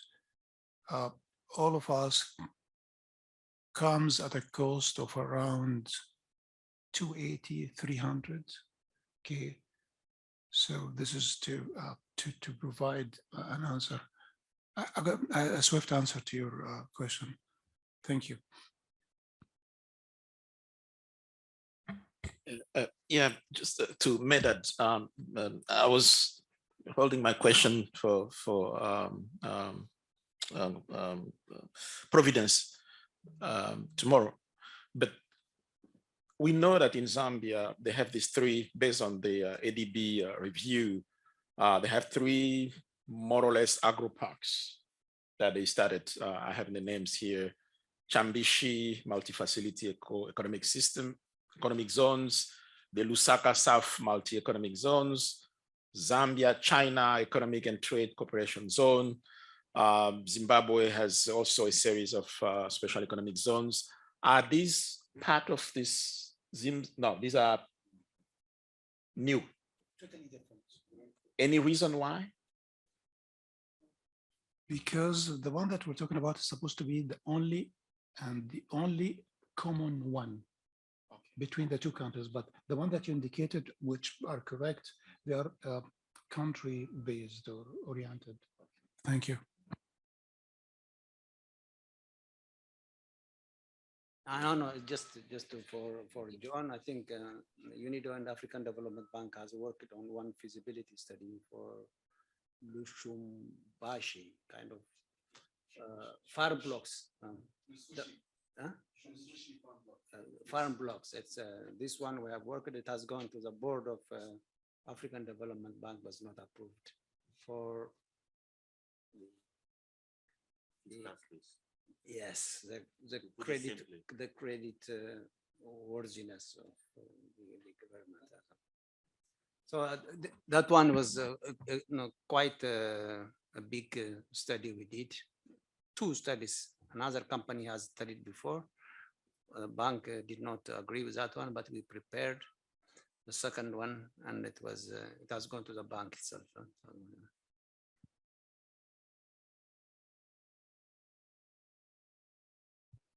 Can I just come in? Yes, yes, I see the hand. Thank you very much, Temba. You have the floor.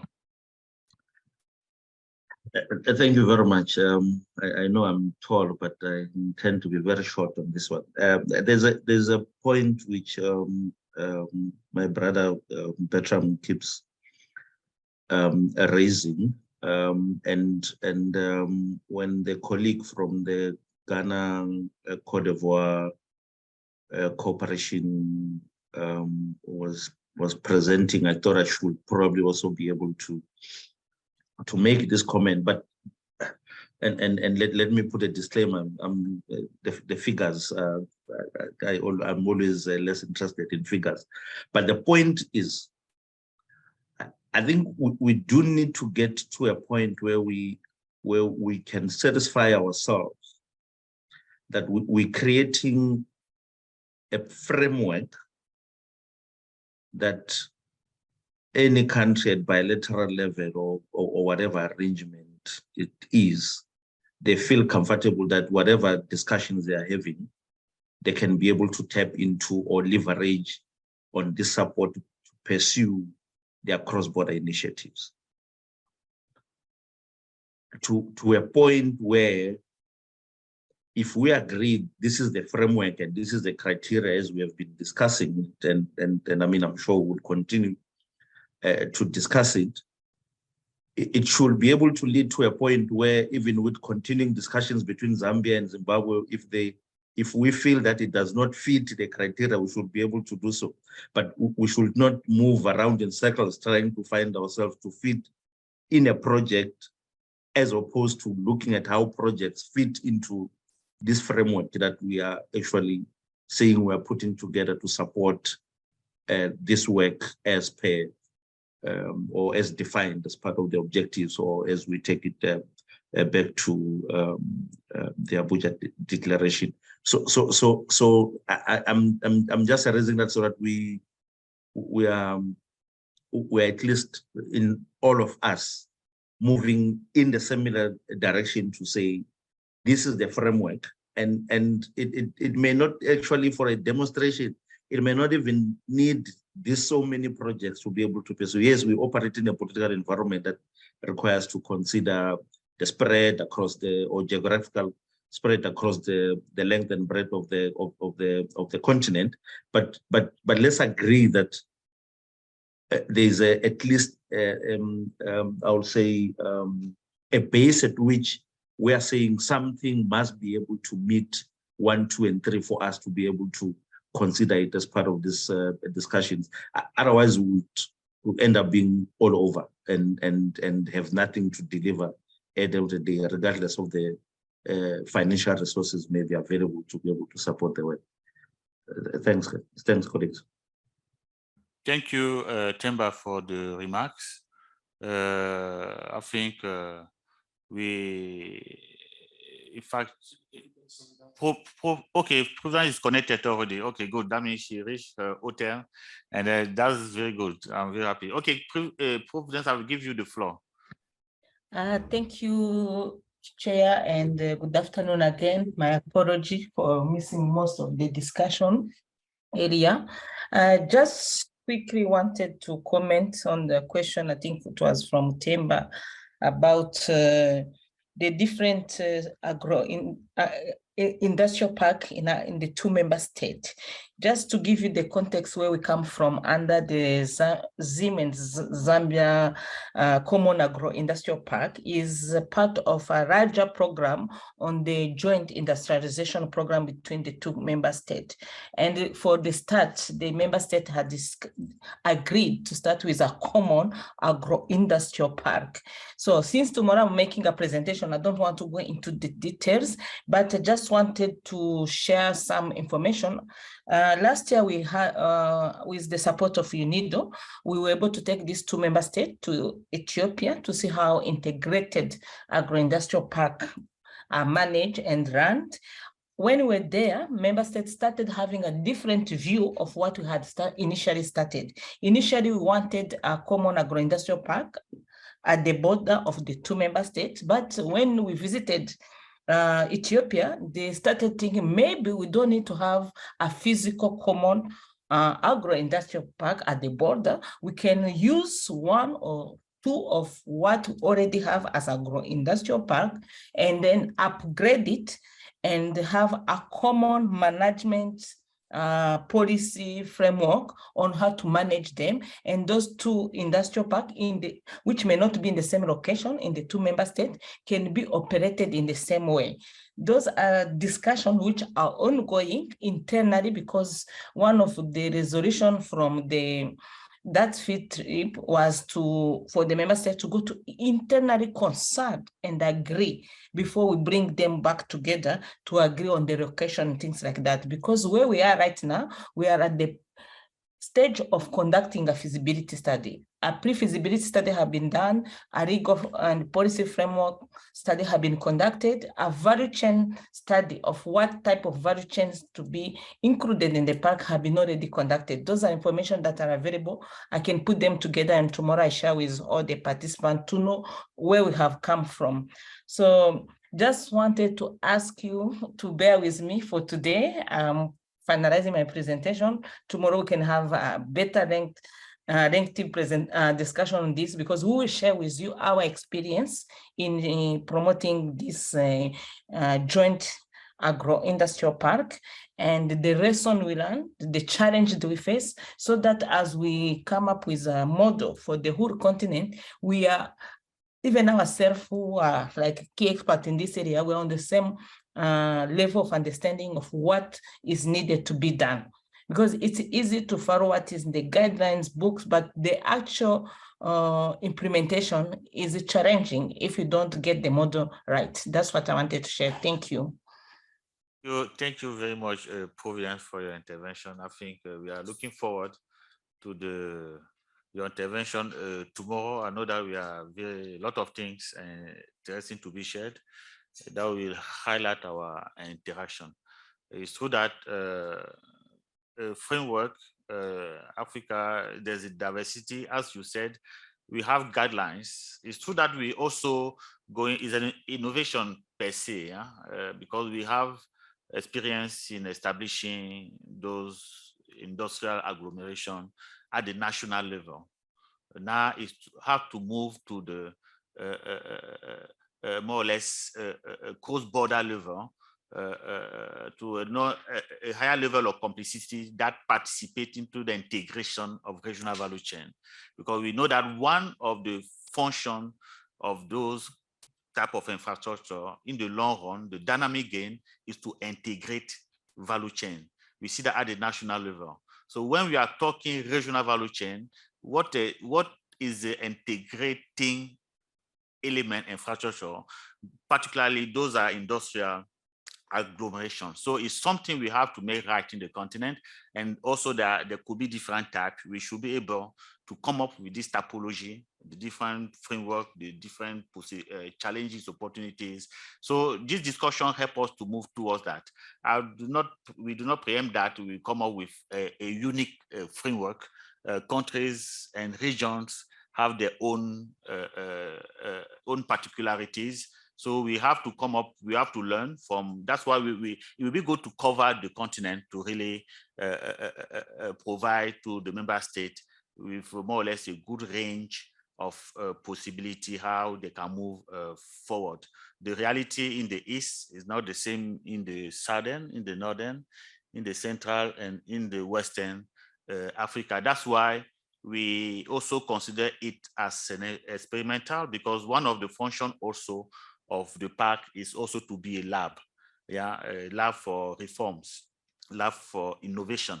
So it's a learning for our continent to upscale and to take advantage of this regional and continental value chain. So with this, if there's any other intervention, we welcome.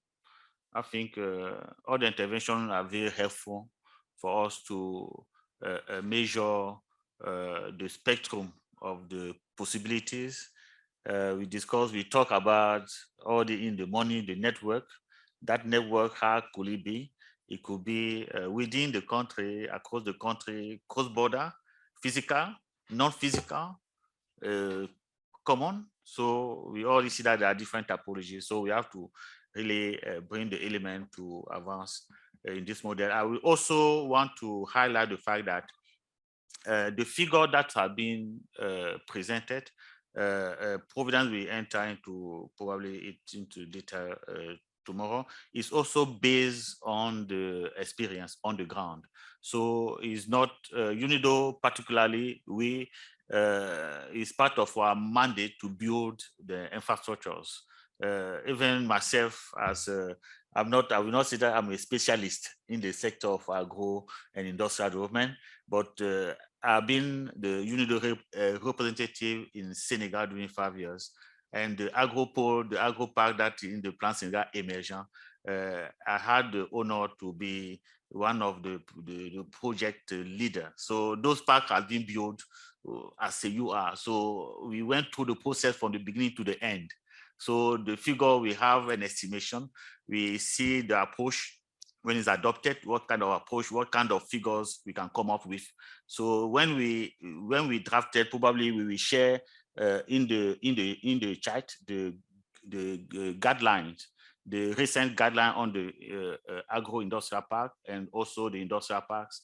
There's a platform, a very useful platform on the sustainable industrial parks. It will be useful for us, for all the members of the technical working group to go through this platform to where you can find experience China here and there. So the figures are based on the experience already. It's so that is experience at the national level.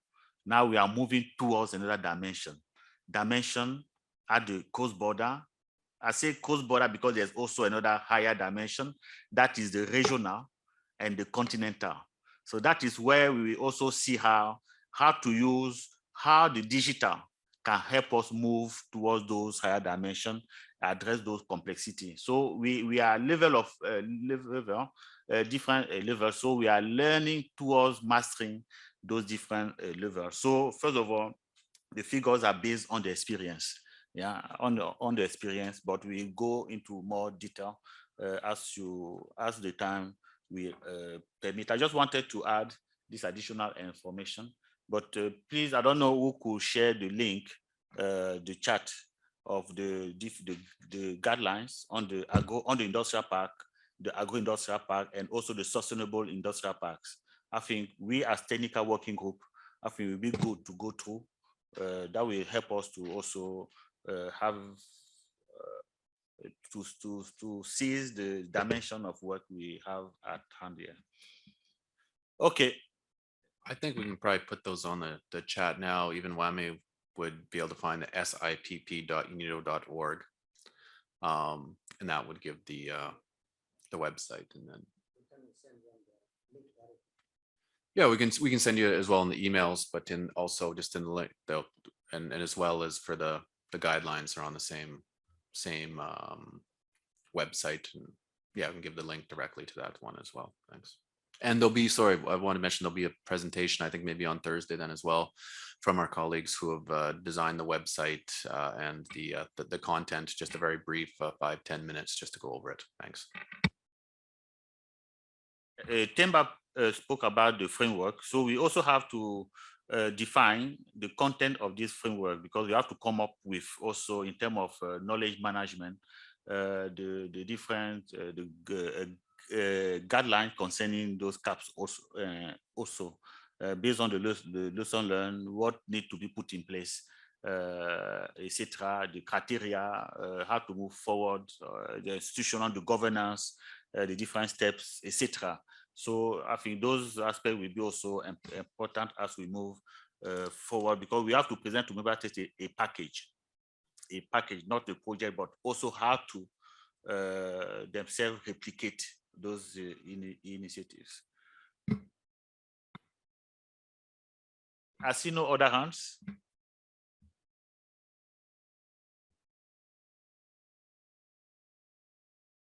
I do not hope that I concluded the conversation. Yeah. I just share the part of the challenge that we may end up having to discuss the presentation tomorrow, because if I think this is the only good example we have in as far as Zambia initiative is concerned, but maybe let's wait for such. But I think it will be a good thing that we give the colleagues an opportunity to do so, and not put them in a position where they have to say, as discussed yesterday when making this presentation.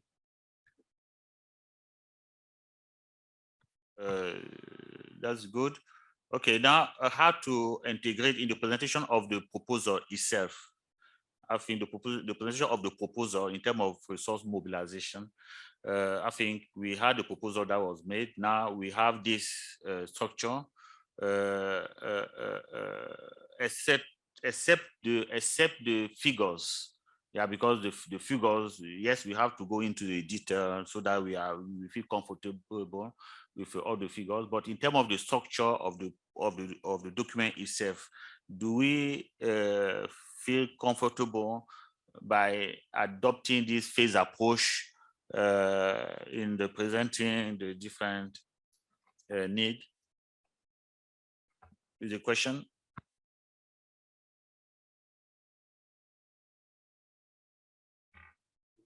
Maybe I should come in. I think we have asked everyone to take time to read the proposal, because during the presentation we could not capture everything, and the proposal has been sent, has been shared on the share folder. Sent already? Yeah, it's put on the share folder. Or sent Right? by email. You can send by email. So I'll advise that everyone download it, take time and read it through, and also remind the comment that you have been making today. I know there were comments on the phasing we have been discussing, and now even to confirm the budget. And we really want to wait for the presentation from Providence tomorrow to know how much the budget can be, whether you can confirm this figure and go more about justifying this figure, so that everyone is comfortable with the figure that you are presenting. So this has to be done like in a proper way, maybe tomorrow. And also any other missing element, because during the discussion today, we are also thinking about there might be some activities that are missing. So let's have a close look to check if there are any missing activity, so that you can actually complement them. So we also discuss the lead institution. Let's revise. Let's look at what is proposed and see whether we can revise the lead institution to make sure that everyone is reflected, based on their respective expertise. There was also discussion on coordination, sensitization, and stakeholder engagement activity. That was something that we need to pay critical attention to, because they are very important in this process. So let's look at the proposal and see whether they are reflected the way we want them to be reflected. Now, the latest development of this discussion was that we need to reflect what the mapping exercise that if will be doing, will be doing. So I will make a proposal that, okay, let if present, the two sessions that they want to present tomorrow, and we'll see whether there are elements that need to take from the presentation and use that to update this proposal, so that you have one proposal for everything. Because the budget that is being proposed now is considering even the work that IFRI is going to do. So we try to weigh them and try to balance to see whether anything that IFRI is committed to do, the budget that you are proposing will be enough, to cover them. So this actually thing that we have been discussing, in terms of revising the proposal, and now I think it's 5 o'clock already. I will advise everyone when we leave here, everyone take time, download it, go through and prepare the comments, so that tomorrow after we go through all the critical presentation from AFDB, IFPRI, and FAO, and also the one from COMESA that we actually will be starting with tomorrow. Now, after we have this series of presentation, we come back again to this proposal and make sure that we capture everything in that proposal based on the comment that we will prepare and finalize that document for tomorrow by the end of the day. So that's what I'm proposing. Thank you. Okay. Probably feedback on what Anselm presented. Yeah, actually, thank you. It's just to confirm that EC, upon request, would like to make a presentation tomorrow on the key conducive policy elements, legal governance, and institutional frameworks. And as we spoke, we can make it in one session with COMESA presentation, like COMESA to start first, and then ECA to come to complement, and then we can have one session for discussion on the two presentations. So this is what I'm proposing. I've already shared with you the name of my colleague who's going to make the presentation. Yeah, thank you. In terms of the time for presentation on Zinzam tomorrow, so is it after the video? I think Providence is here. Yeah, right? she should be here. Yeah, tomorrow so morning. we can start with that as part of our unfinished business. Okay, It's supposed to be done today. We start with COMESA. Yeah. Okay, Between 9 and Providence. 9:10. Yes, please. Okay, so you will have the honor tomorrow morning to start. Right. Yeah. How many minutes is the presentation? We give you all the time that you need. No, we will not be able to achieve the agenda of tomorrow. Okay, but I think something around 20 minutes maximum will be okay to have Okay. a discussion. All right. Yeah. Okay, good. So, okay, great. Now we need to confirmation from Mrs. Nyambe that there will be a presentation from AFDB tomorrow morning as well. Mrs. Nyambe is there. Monday. Hi, Monday. Hello, African Development Bank. I think she's off. Okay, we'll see tomorrow. I'll try to connect her on WhatsApp to confirm that tomorrow, after the presentation of COMESA, we introduce the session 3, the way it is in the agenda, and I can run through all the presentation for session 3. Yeah. Okay. Yeah. Okay, I think that's good.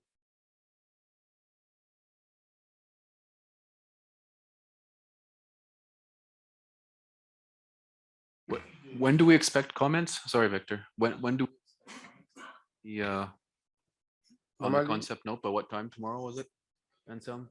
I missed Let's that. do that.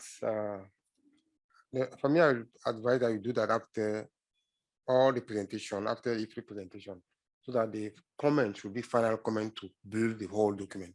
So be a comment discussion Yeah. session later afternoon tomorrow. I think. Exactly. Yeah, that's great. Right. No. Okay. After lunch, in fact, in the agenda is now the work on the proposal. Yeah. So the morning we listen, and then we. At the same time, if you can start doing. At the same time, if you can start doing any kind of review that you can do based on the phasing, it will be much appreciated. There's a number of say comments from the colleagues already this morning that we can probably start looking at incorporating the phasing as well. Maybe if I can work just a little bit with your colleague in terms of a visual, let's say on the phasing. And then I know for our Cote d'Ivoire, Ghana colleagues here, maybe Zimzam, we have quite a bit of information, but maybe the Cote d'Ivoire, Ghana, not as much, but it would be of interest if we're going to do this phased approach to put in some details about those two. So I think those colleagues are online if they're able to share such information directly into the project. This would be of interest. Thanks. Okay, good. Can we have an amended agenda? I mean, with the new developments for tomorrow's program? And that will be amended and then we share a new version. Yeah. The amendment is about Tomorrow morning. We start with Commissar. That's the main amendment. Yeah, and then we follow the whole thing. The thing. This is the main amendment.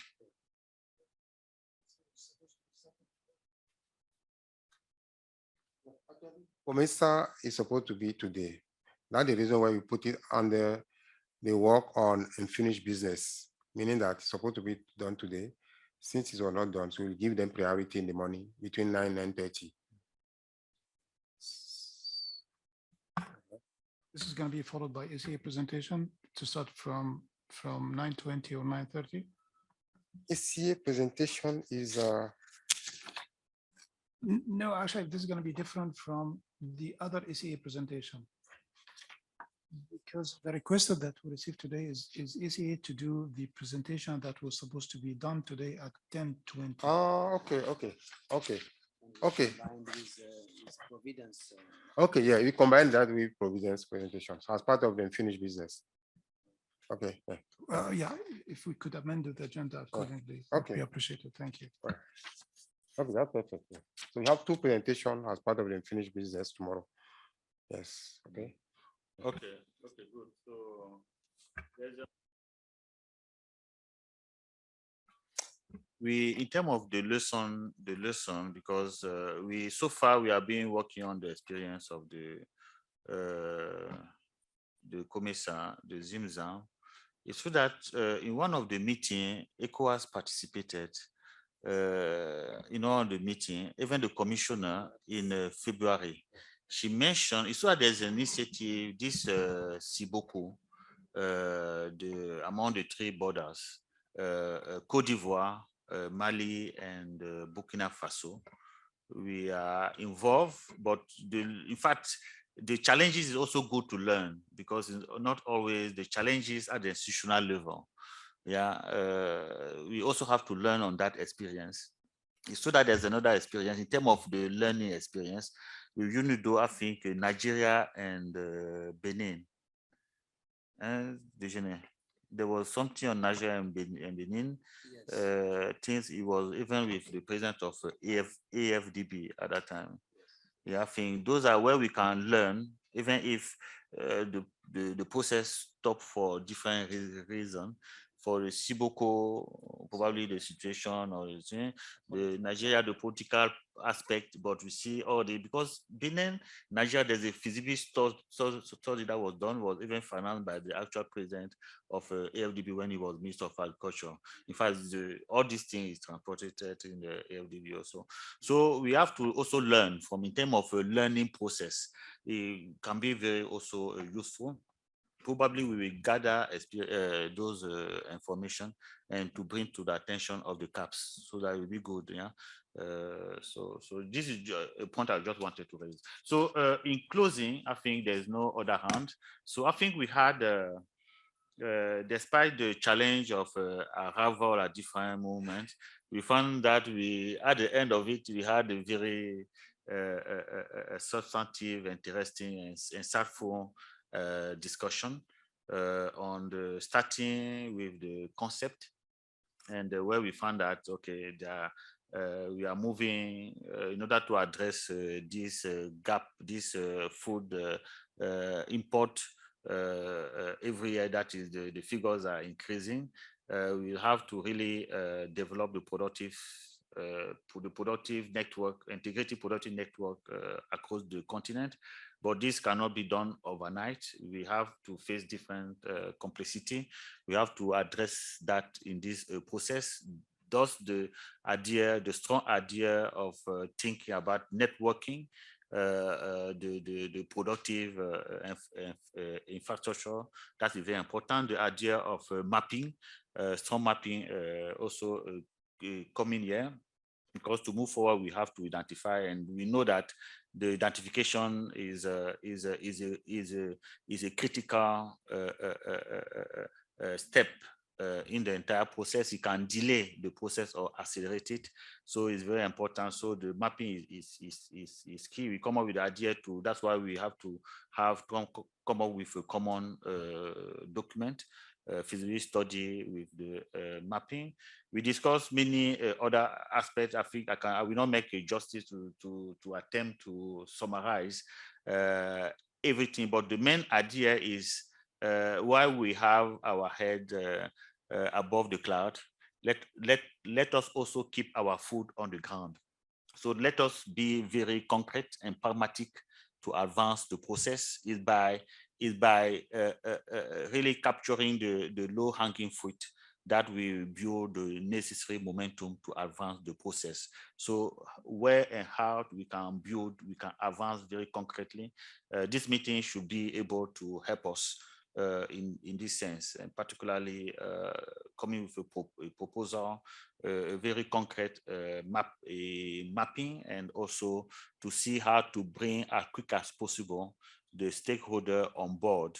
Yeah, because if we have to identify 10 cross-border CAAPs, this cannot be done in the room, even if we apply the latest technology.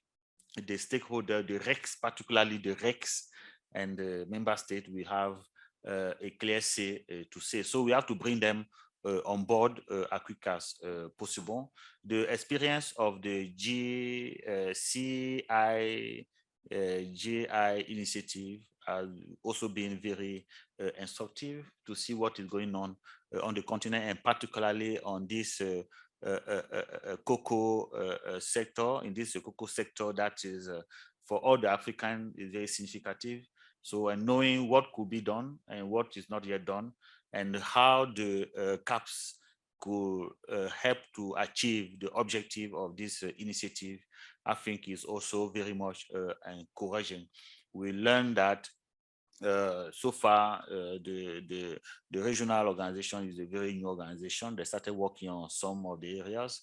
So now they will be moving towards the area of processing, adding value, and the CAF will be very much instrumental. I think with this, the latest comment we had in this session also help us to move forward, that we have to think in terms of Timber talk about the confidence. When we present all this package to the member state, we have to be convinced by ourselves. So our work has to be based on the experience, the concrete figures, things we can really defend, and to present member state a package. Yeah, in the sense, yes, we have the criteria. This is the way to move forward. This is the lesson. This is what to do. This is what not to do, and also to be on board the partner, the financial partner that can help to move forward. Because based on the experience we have seen so far, one of the hurdle, the area, the critical point is a mobilization of resources, particularly to do the public goods, the feasibility, the pre-feasibility, and the feasibility study. If we don't move faster, then it can delay the whole thing by the time we come to the investment project, etc. I think a lot has been done. I think the conversation tomorrow morning will help us to really strengthen our conviction around different points. And then in the afternoon, we really advance in the proposal to submit to the financial institution. I think with this, if not any other, no one else would like to take the floor, I will declare the meeting for this day closed, and look forward to tomorrow morning. So tomorrow morning we start at 9 a.m. Tomorrow we start at 9 a.m. 8:45. So 8:45 tomorrow morning. For those who are already used to the Vienna International Center, that means those who are here, you know what to do. You have the underground, you just come down, you enter gate 1 with your badge. So, and the others, there will be someone tomorrow morning, particularly Providence, to provide the badge, and the colleague from the AUC, Timba, and yes, from the AFCD Secretariat. A colleague will be at the gate 1. So VIC, you just come down the VIC, and then you will see the UN, the lot of flags. So you follow that. So see you looking forward to seeing you tomorrow 8:45 in this room. With this, enjoy after your end of the afternoon. Yeah. Thank you very much. All the best. See you tomorrow. Thank you. Bye. Thank you.